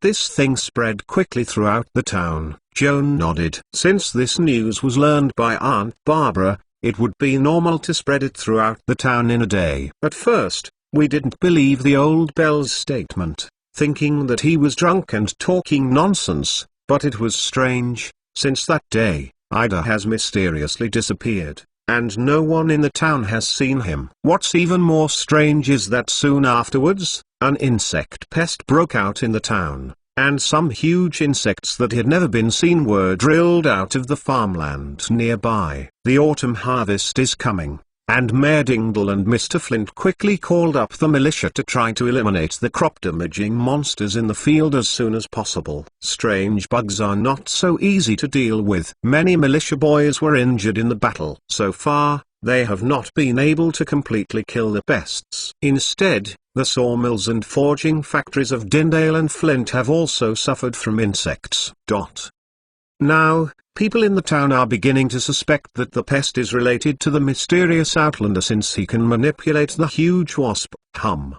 He can also manipulate other monsters, Aunt Barbara said angrily. It can also be understood that the pests occurred in the sawmill. How come there are strange insects in the forging factory? Joan thought more and more that this matter might not be simple, and secretly decided to go to the forge and sawmill to investigate tomorrow. Saying goodbye to Aunt Barbara, Joan returned to her new house with a basket full of food and daily necessities. The night was dark, and Joan was lying in a new bed exuding wood fragrance for a long time, unable to sleep. He couldn't talk about the old house that was out of repair, windy in winter, and rainy in summer. But it was not only his own house, but also the place where his parents lived. Joan slept in the old house, occasionally feeling his parents' breath surrounding him, making him feel warm and comfortable. As the house was burned down, the last traces of his parents' life in this world were also erased. He lived in this brand new wooden house, sleeping in a strange bed, and never felt the warmth of his home again, even the unreal warmth woven out of memories and imagination. Instead, what filled his mind was an unprecedented sense of sadness. Chapter 348 Return of Candy. Long night, 1 minute and 1 second, quietly passed. It was already dawning outside the window, and Joan was still unable to fall asleep. He had to get up and drink a potion with a calming hypnotic effect. This medicine has strong side effects. Frequent use will addictive and even damage the brain. Every time Joan is forced to take it, he will feel deeply guilty and even self-averse. However, besides this, he has no other way to overcome the insomnia of insomnia. If he does not sleep today, there will be no spells available tomorrow, which is the price too big. Joan returned to the bed after taking the medicine, resting his hands on his back with his hands crossed. As the medicine took effect, he gradually fell asleep, between half asleep and half awake. He suddenly remembered what Lianon said a while ago. Someday you will understand that being able to sleep peacefully is also a rare happiness. Under the influence of the drug, Joan fell asleep unconsciously, and did not wake up until dawn. After getting up, he found himself sleeping for 5 hours, more than twice as usual. Even after sleeping for so long, his spirit was not as good as usual, and his head was dull and uncomfortable. Joan suspected that this was a side effect of the sleeping pills and secretly warned himself not to take this dangerous drug again in the future. Although the spirit is not good, fortunately, the spell position is restored as usual. Joan spent an hour completing his daily spiritual meditation, preparing for the spells he might use today. With the increase of the cast level, the number of spells mastered is increasing, and the spell slots are even more insufficient. Every day when preparing spells, I have to dig out my mind to repeatedly screen, and have to give up most of the spells. This is a dilemma that all mages cannot avoid. Joan's situation is much better than other colleagues. In addition to normal spell slots, he also has mythical power, Tears of Gods, and Sid Mana donated from Lannon not long ago. These resources can replace the role of the spell position, and do not need to match the corresponding spell in advance. The casting method is more flexible. Thanks to these conveniences, Joan doesn't need to spend too much time preparing for the spell. He just matches it. Anyway, he has some countermeasures. It was almost 9 o'clock in the morning, and Joan had completed today's spell work. He also cleaned upstairs and downstairs to prepare the room for the upcoming candy. He went downstairs to say hello to Jamie and Gray, and walked into the kitchen to prepare for the late breakfast. Gray and Jamie both eat a lot, and they are 100% carnivores. They eat bread that is not used to humans and go hunting in the Haoshan woods on their own. At this turn of spring and summer, there is game in the woods for them to let go of their belly. Before going out, Joan specifically told Gray and Jamie not to eat by themselves. Remember to bring a few hares or pheasants to stew soup, to make up for the grandfather. Jamie and Gray were good partners, and just a few steps out of the house,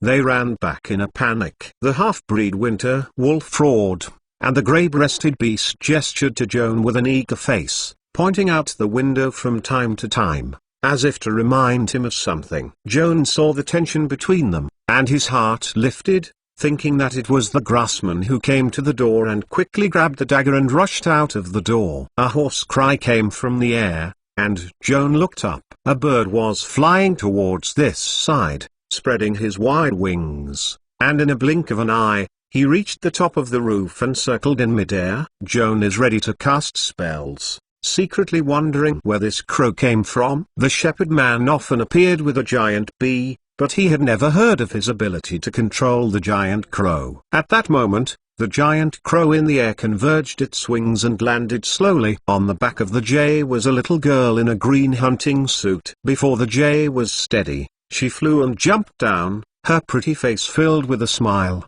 and flew over like a smart deer. "Candy, it's you." Joan looked at the beautiful young figure, and the stone in his heart fell to the ground. Joan, long time no see." Perhaps because of the long-term reunion, Candy seemed a little excited, and ran straight to Joan, taking the initiative to give a warm hug. The girl's delicate body clung to her arms, and Joan couldn't help her heart speed up, hesitated for a moment, and finally hugged her back. The two contacted with each other's eyes, and their cheeks were flushed.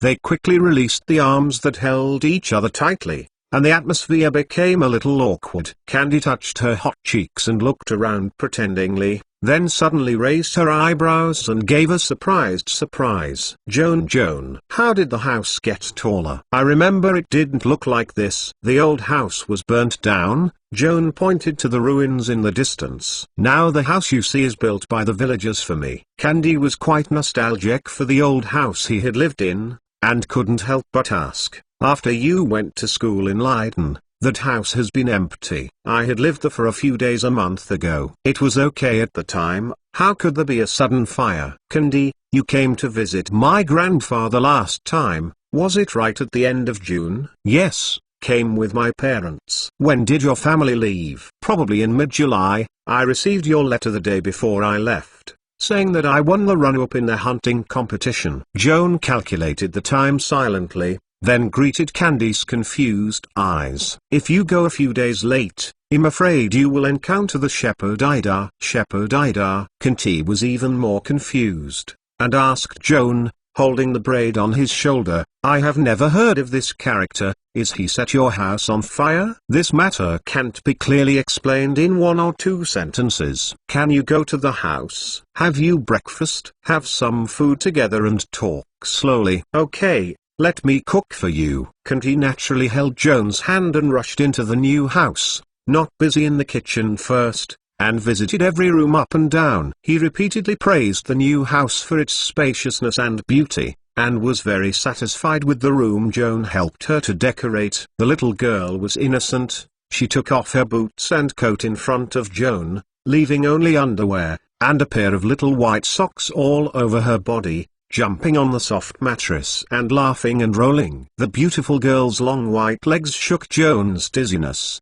Her heartbeat accelerated, and she didn't overdo it in a hurry. Candy suddenly bounced from the bed, with a mischievous smile, and rushed towards his back. Joan had seen her tricks clearly through the eyeball behind her neck. She could have avoided it in time, but she was afraid that she would fall out of the bed and fell off the bed. She stood there and let her pounce on herself. On the back, the backhand hooked the girl's leg bend, full of warm and greasy hands. Candy stretched out his smooth arms, wrapped around Joan's neck, inexplicably became docile, lying silently on his shoulder, rubbing his tender cheek against the side of his neck. Chapter 349. Out of control. Joanne carried Candy and paced slowly in the bedroom. The girl's unique body scent lingered on his nose, making him feel a little fluttering, as if drunk. Unconsciously, she walked to the window, and there was an embarrassed smile from her ear. "Don't be near the window. It's shameful if someone sees me like this." Joan laughed secretly. "So you also know that you are ashamed?" It was hard to say anything on the mouth,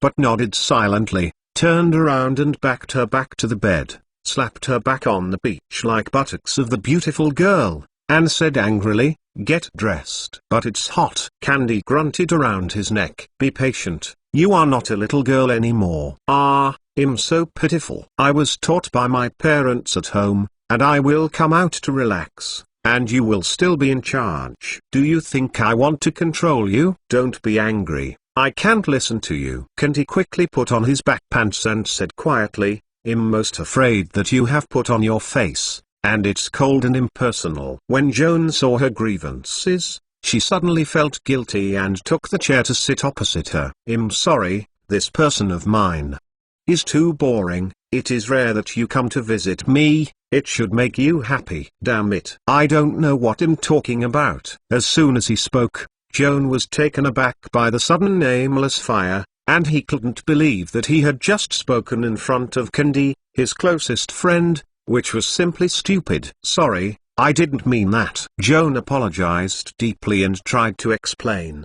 But Candy suddenly raised his hand to cover his lips and stepped closer, staring at him deeply, his dark eyes rippling deep and indelibly tender. "Have you ever lost your mind like this in front of others?" The soft and delicate palm of the girl covered Joan's lips, leaving almost no gap. He didn't want to break this delicate state, so he shook his head gently. "Then I'm not angry." Question marks appeared in Joan's eyes. "Because I know that you are a person with strong self-control and usually do not get out of control. It was just a very rare exception just now, which shows that you have a heavy heart and you are too stressed." Candy threw the dress on his shoulders behind him, his lips slightly smiling. "When I'm in a bad mood, I can't help but get angry. But I only get angry in front of my parents and elder brother, because I know my family will always tolerate my willfulness, and in front of outsiders, no matter how bad the mood is, I still have to keep it graceful." "I guess you are the same,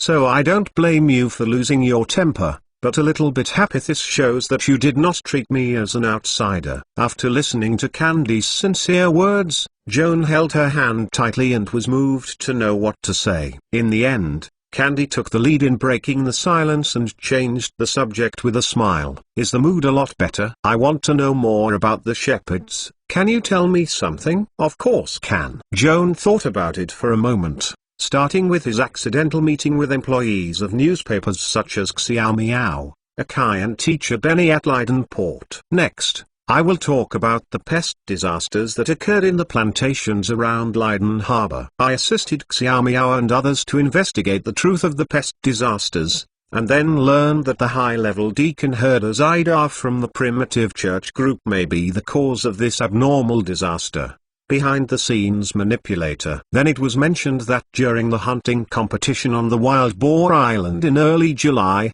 he met the abnormal killer Little Jack. According to reliable information, Little Jack and his elder brother Big Jack are also affiliated with the Prime Church, and it is likely closely related to Shepherd. After returning to the academy from Wild Boar Island, for the next month or so, I didn't hear any news about the activities of the primitives. The strange insects in the farmland around Leiden have been wiped out one after another. We all thought that the pest disaster had passed and there was nothing to worry about. However, things are not that simple. Yesterday I returned to Dillon Town and I was inquired before I learned that the town is also suffering from insect pests. And the occasions of strange insect activities are not limited to farmland and pastures. Even the foraging plants and the sawmill was also severely affected. Just before the outbreak of the pest, the herder Nidar disguised himself and came to the town of Dillon to investigate the whereabouts of the meteorite in Beaver Village under the name of Naturalist. It can be seen that this person is probably the one who put the pest spread to Dillon Town. Joan drank warm milk and continued.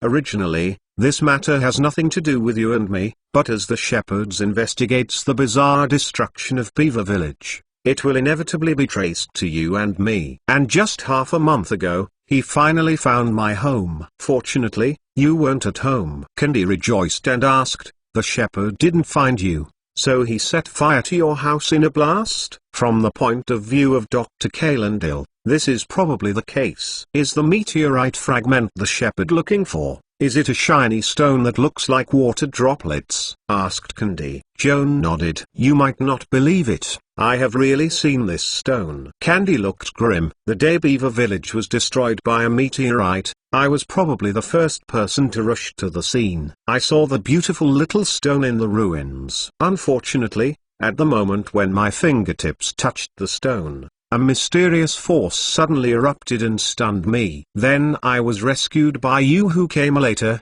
and I never saw that one again." Weird little stones. Joan lowered her head, hesitating to tell Candy the truth. However, before waiting for him to make a decision, Candy took a more logical answer for granted. "The strength of Zenf was very strong at that time. I thought I knew that the small stone would either be crushed at the moment of the explosion, or I wouldn't know where I was so shocked. I don't know why the shepherds have tried their best to find the stone, but that thing must be very important to him. If we fall into his hands, even if he is honest, he will not believe it. He will definitely use torture us and force us to account for the whereabouts of the meteorite fragments." Joan nodded silently, feeling deeply guilty that even Candy was involved in the storm. Candy took the teacup and drank, and then asked Joan, "The shepherd didn't find you that night. Where did he go?" According to Dr. Calendil, he rode the giant bee to the Haushan Lodge to ask my grandfather about me. As a result, the two clashed and suffered a loss. Speaking of Grandpa's injury, Joan's face dimmed. Candy listened to his story, frowning and pondering for a long time. Chapter 350 Amulet of Return. The shepherd man is not badly hurt, and he should not be able to come out to find our trouble within a month or two. However, the existence of this person is a big danger after all. You need to be more careful in the future, Joan whispered to Candy. Candy nodded, and said anxiously, "I have nothing to worry about. As long as I go back to my home, protected by parents and tribes, I can't wait for the herders to come to the door to die. The real worry is your safety. Time Mr. is so ill, who can protect you in the future?" With that said, she took out a slap-sized wooden sign from her pocket and handed it to Joan. "You hold this talisman, which can be used to save lives at a critical moment." Joan took the talisman and looked curiously. The amulet is carved and polished by oak, with simple workmanship, a round appearance, and a circle of wheat-ear-shaped patterns, a total of 12, which seems to correspond to 1 year and 12 months. The back of the talisman is inscribed with complex incantations, exuding strong magic waves. Joan watched it carefully for a while, but failed to recognize the spell enchanted on this small wooden sign, so he cast a look into Candy's inquiry. "This is a talisman of return. The emblem on the front is the so-called Ring of Harvest, the logo of our Green Druid community, and the back is engraved with 8 rings of the natural magical return of mantra. No matter where you are, the holder can be teleported to a specific safety zone by chanting a start mantra. As far as this talisman is concerned, it will be teleported to the Algonquin Valley, Old White under the shade of trees." After listening to Candy's explanation, Joan couldn't help moving slightly. The 8th ring of magic. "If I remember correctly, even your father can't perform such a high level of magic. Who made this talisman?" "Of course it was from the founder of our Ring of Harvest Society, the hand of the legendary Far Eastern legendary druid Valentina." When Candy talked about the ancestor of his mountain, he expressed his inner worship. "It is said that Miss Valentina made a total of 12 talismans of return, which were given to 12 personal disciples. My father was fortunate to get a piece, traveled across the ocean with a talisman to the New World to spread the doctrine of green wild druids, and later passed the talisman to me, and relocated the teleportation to the Algonquin Valley. I can go home easily when I travel abroad." "So this is our..." Joan nodded thoughtfully, then tucked the talisman back into Candy's hands. "You should keep such a precious talisman." But Candy tried to refute eagerly, but Joan waved his hand to stop it. "Listen to me, Candy, you can't hide at home all your life. Lose this talisman, You will lose a safety guarantee when you walk outside. But your situation is more dangerous than mine, you know. The chief goal of the Worman is you. I don't care. Joan shook his head expressionlessly and said, if the shepherd is troubled by all my heart, I just need to be more careful and adapt to it. I can always manage to escape his tracking. Besides, most of my next time, either in the military camp or in the school, with the care of friends, classmates and mentors, the shepherds dare not treat me. In contrast, I'm more worried about your safety. You carry this talisman close to your body. The safety is guaranteed, and I have no worries. It was really hard for him, a man who was born to be speechless and clumsy, to explain so much. Fortunately, it was Candy. Even though the words didn't make sense, the other party could finally understand his intentions. Of course, Candy understands how stubborn the character of Joan is. Since he has made up his mind, it is useless to say anything else. He has to hide his concerns in his heart and obey his arrangement helplessly. At this moment, cheerful barking came from outside the door, and Jamie and Gray returned from hunting. There was a loop of grass rope around Gray's neck, and a total of 4 fat-toed hares were tied. Joan and Candy chatted for a morning, and they were both a little hungry, so they started preparing lunch together. Candy rolled up her sleeves, revealing a pair of Bai Shengxing's arms. She picked up the hares swiftly, cleaned them after cesarean peeling, and threw them into the pot to cook. Joan reheated the cheese and ham sandwich that he didn't have time to eat, and brought it to the table. Shortly after the rabbit meat was simmered, Candy picked out some stewed meat together with the soup in a warm cork bottle, and left it to the old tire who was ill in bed. The remaining rabbit meat and thick soup were served on the table and accompanied Joan to gutfully fill the stomach. After lunch, Joan took Candy to Haoshan to visit his grandfather. When Candy came to Town in July, the old man, Tile, was already ill, but he was in a good state of mind, and was able to walk slightly with a cane. After an interval of just over a month, the old man was bedridden when she saw her again, and she was almost haggard. She looked sour in her eyes, her nose was sour and she burst into tears. Old man Thil showed deliberately coldness to Candy's visit. Maybe he didn't want to be seen by a little girl who was seriously dying, and soon after meeting, he impatiently drove Joan and Candy away, seeming to fear his illness infect them. It happened that Dr. Killendeer came over to see the doctor, and when he saw the old man with a sullen expression, he hinted that Joan and Candy were going away, and that it was enough to leave the old man with care for him. Joan was helpless with her grandfather's bad temper, leaving the broth in the thermos and leaving, holding Candy's hand away from the grandfather's hut. The two walked silently on the way home. Candy saw that Joan was still thinking about his grandfather. He comforted him a few words and asked him what he planned next. I accepted the employment of Major George Vassar. I will report to the night camp in the Dring Valley before August 16th. I will carry out the task of sweeping the wolves and bandits. I will probably not be able to return until the end of September. I also heard that the jackals came from the Brass Pass, and at the beginning of this month, Magni led the 200 Issa hunters to the night camp to meet Major Vassar. They were also employed to fight the raids.